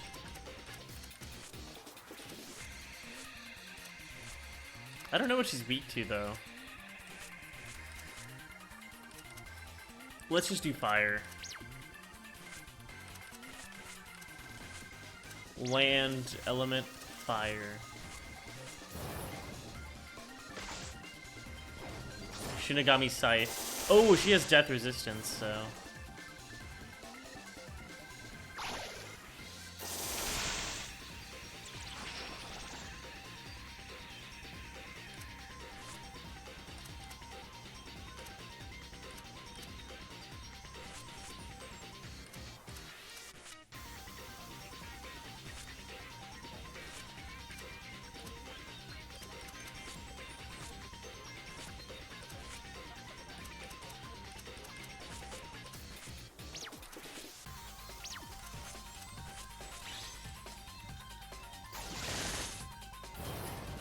Not bad. Wow, she hit She hit for 1,002. That's definitely the highest I've hit so far.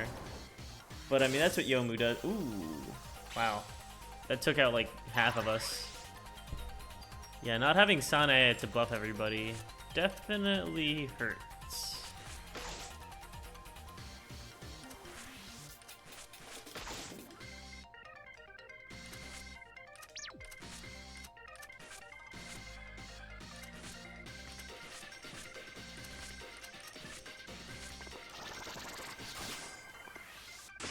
Defense down. That's actually pretty good.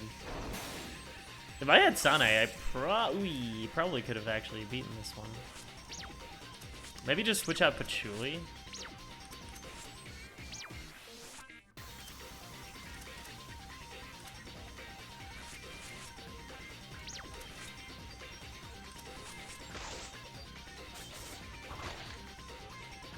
Holy moly.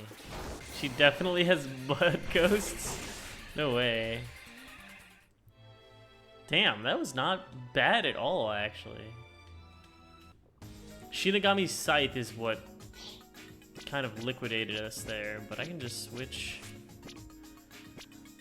Swap out Sanae for Patchouli.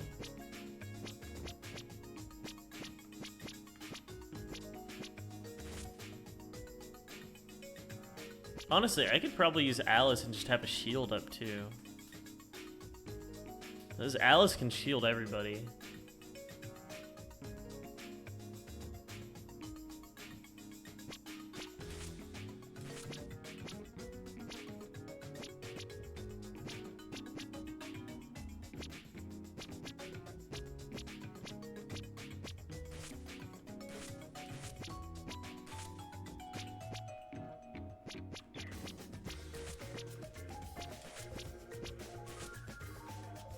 We're gonna use a different formation here.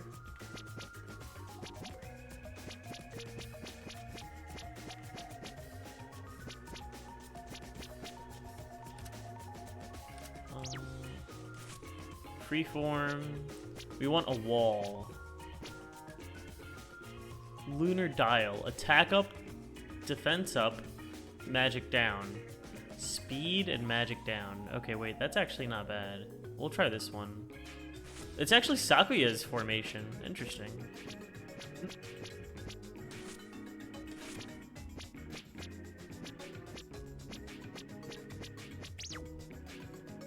So, with this formation, the people in the front line are going to have more defense and attack.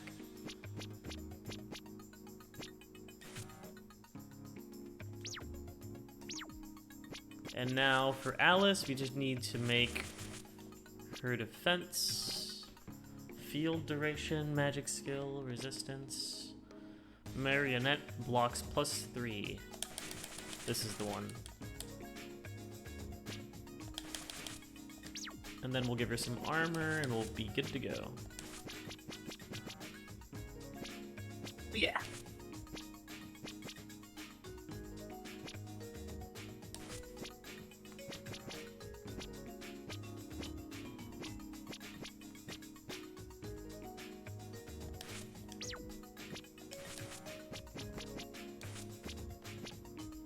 Physical guard 90%, Holland dolls.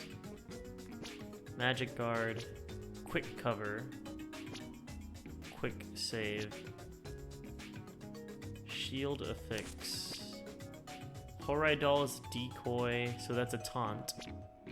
Super shields, doll's phalanx, remote sacrifice. I know marionette Parar is the one that gives everybody your shield.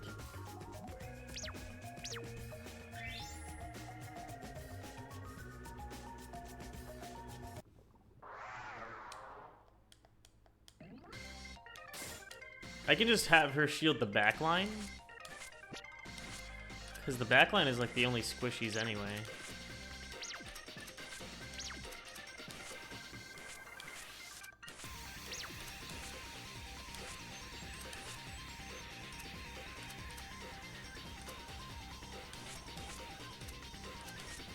We're gonna start with defense up, and then physical attack up.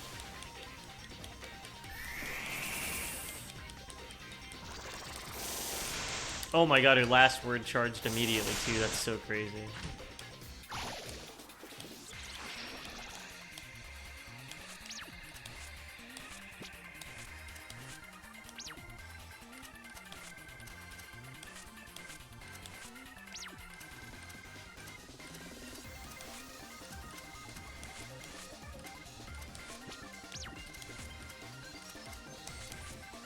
Last word. Gives all stats up to everybody.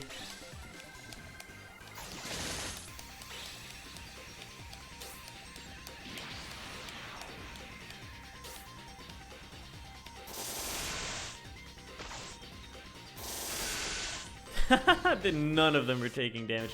The only thing that can really just kill us at this point is like instant death. Because Sana is kind of cracked.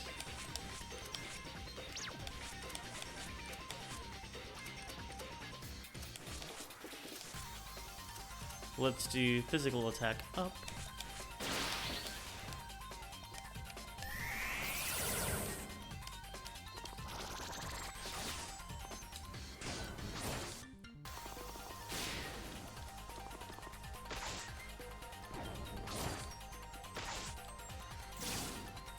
Uh-oh. Okay, so she's gonna do a really big hit here. Because she just gathered strength.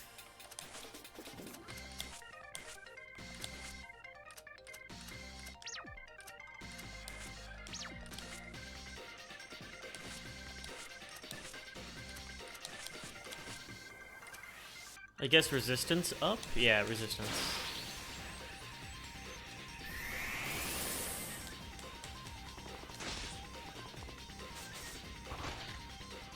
Holy moly, that was a lot. That's the move that killed us last time. But because of Alice, we were able to block, like, all of it.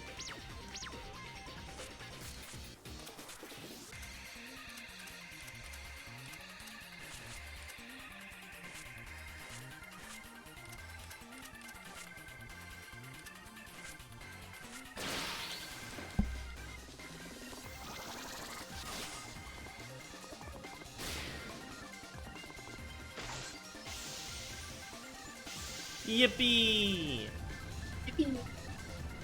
Good stuff.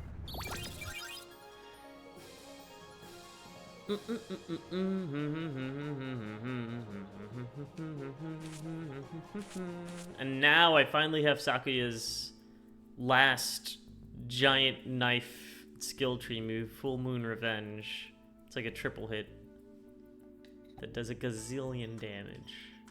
Why'd this have to happen to me? Well, I can't deny that we said too much, but you still earned this. You're at fault for being lazy enough to make us think those things. I can't believe I'm getting lectured by someone other than Lady Shiki.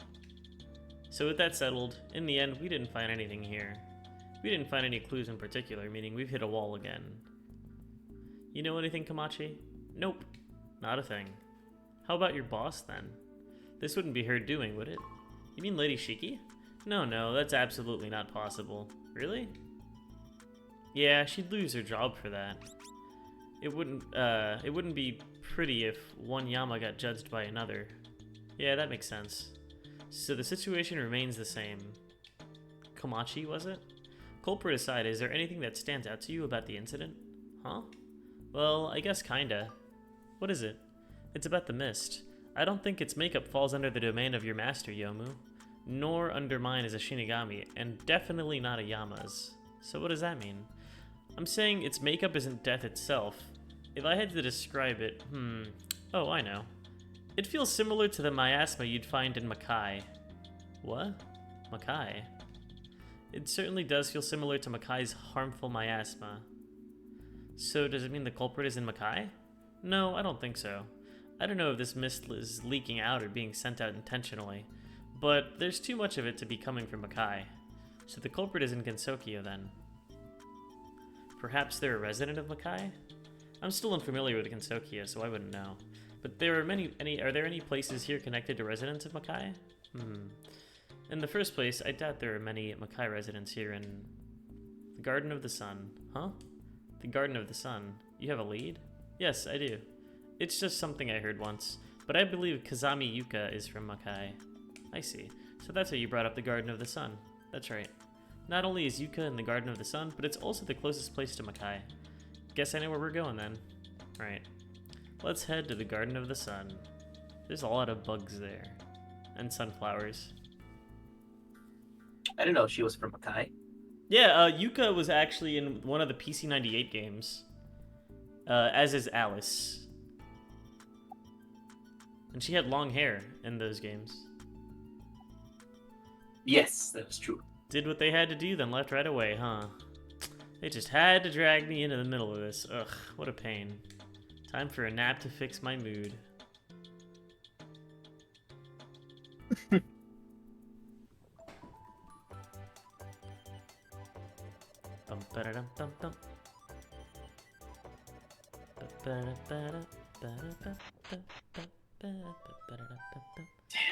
Yeah. So the overworld, I could see why people.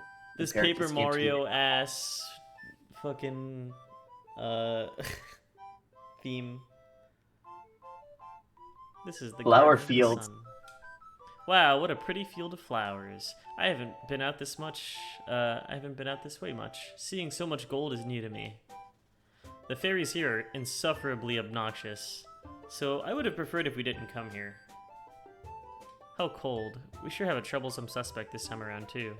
We sure do. Yuka's someone I'd rather not make an enemy of, but I could see her being behind this. If she really is the culprit, we'll have to exterminate her. Ugh, what a pain. By the way, I've got a question. Does she actually have the power to make this Makai miasma? Everything surrounding Makai, and Yuka as well for that matter, isn't well understood. So honestly, I'm unsure. Seems like we've got no choice but to see her ourselves to find out. Looks that way. Let's get moving then. Yippee! We'll save this for next time we play Genius of Sapphire. So I might play some, Oh, so this area has a mechanic where you have to, like, dye yourself, and then you can use that color to make the flowers wilt. Oh, what? Yeah, so, okay, like, that's gonna piss off her. So, like, this little flower, if you're not blue, you can't, go through it. Oh, okay, okay. But if you leave an area and come back, it'll lose the, eventually you can lose your color after traveling enough zones. And then the flower might grow back, I think. I don't remember. Yeah, see, notice I don't have the color anymore. So there's a few puzzles here. Maybe, but you know, I have like a big grown-up adult brain now, so I think I can handle these actually. Oh.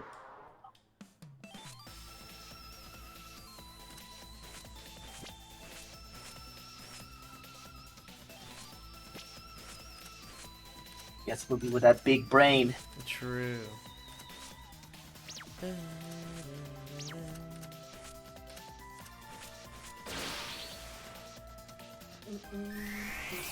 Beep beep beep beep beep beep beep.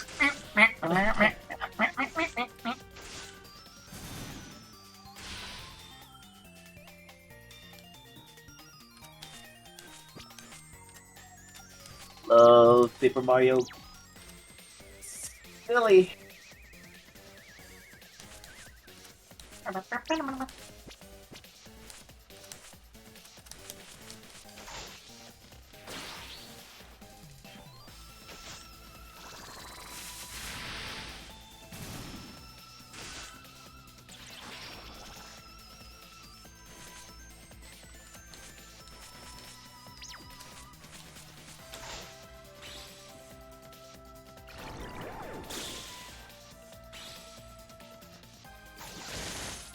Holy moly. Now that's some damage.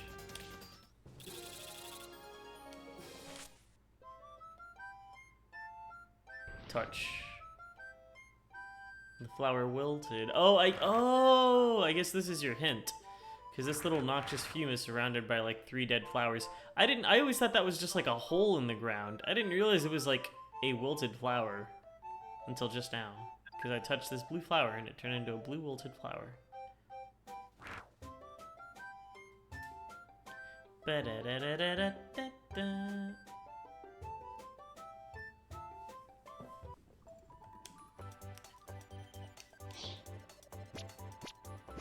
Okay, we can go back to the Hakure formation.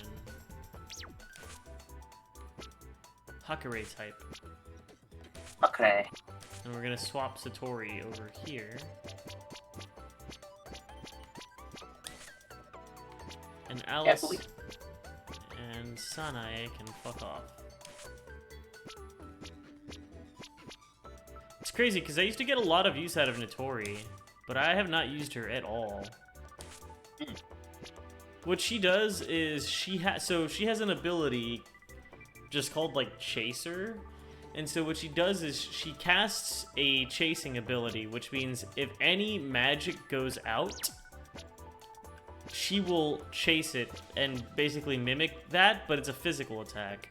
So she can like, basically you put her with like 2 mages and then use her chaser, and then like if they use fire, she'll follow up with a fire after attack, and so she can just support all of your casters by mimicking their magic, but giving it like a physical damage type. Oh wait, that's kind of cracked. Your casters could like cast abilities are physical type. Well, it's more like she's she just has follow-up attacks. She adds follow-up attacks to all of your casters' magics, but only one type, and you have to cast the move first that turn. Huh. Okay. Okay. I don't even like. Let's see if she has one right now. Skills.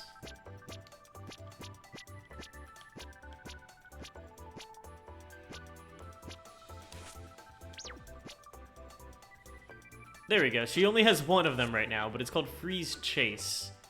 5 MP, 500 speed, which is like... It's basically she goes first. And then it says Chase Water. So any water ability, she'll do a follow-up attack that's physical. But, yeah, I'm not really using her. But, initially, she can only chase one move, but if you put point into her tree... then you can do, I think, up to 3. Max chase amount plus 3, yeah. Which is pretty good.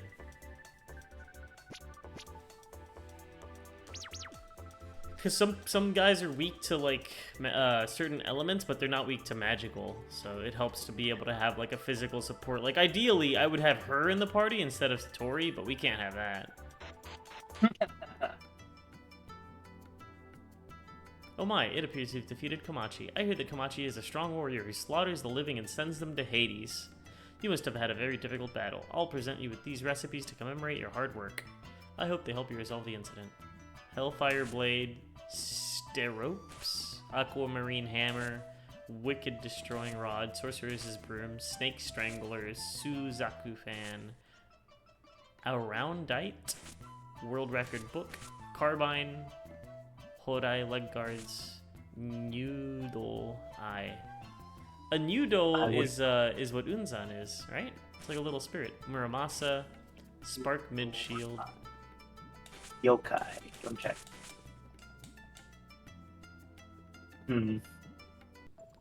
It's a Cyclops looking thing. Interesting. Nyo. Is it Mikoshi Noodle? It's like a new Odoro or something. What the hell?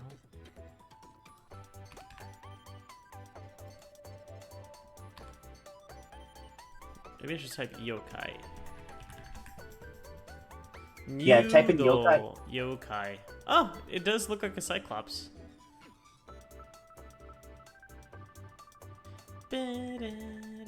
I'll read the description. It makes sense because Satori is using like a little eyeball thingy as a weapon.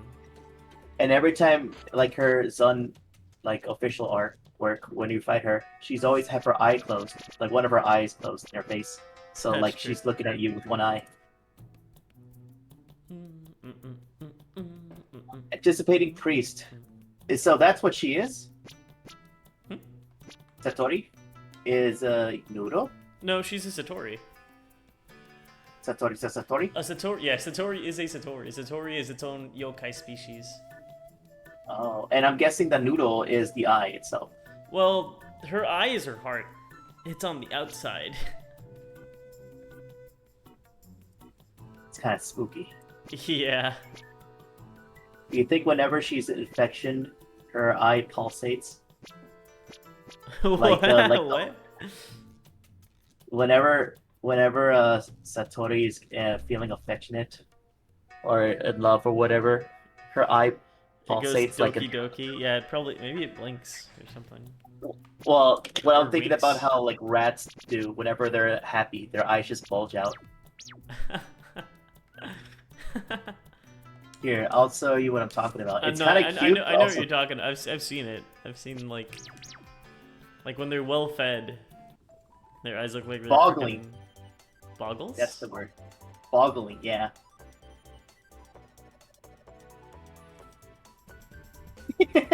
They look funny, but also kind of look cursed at the same time.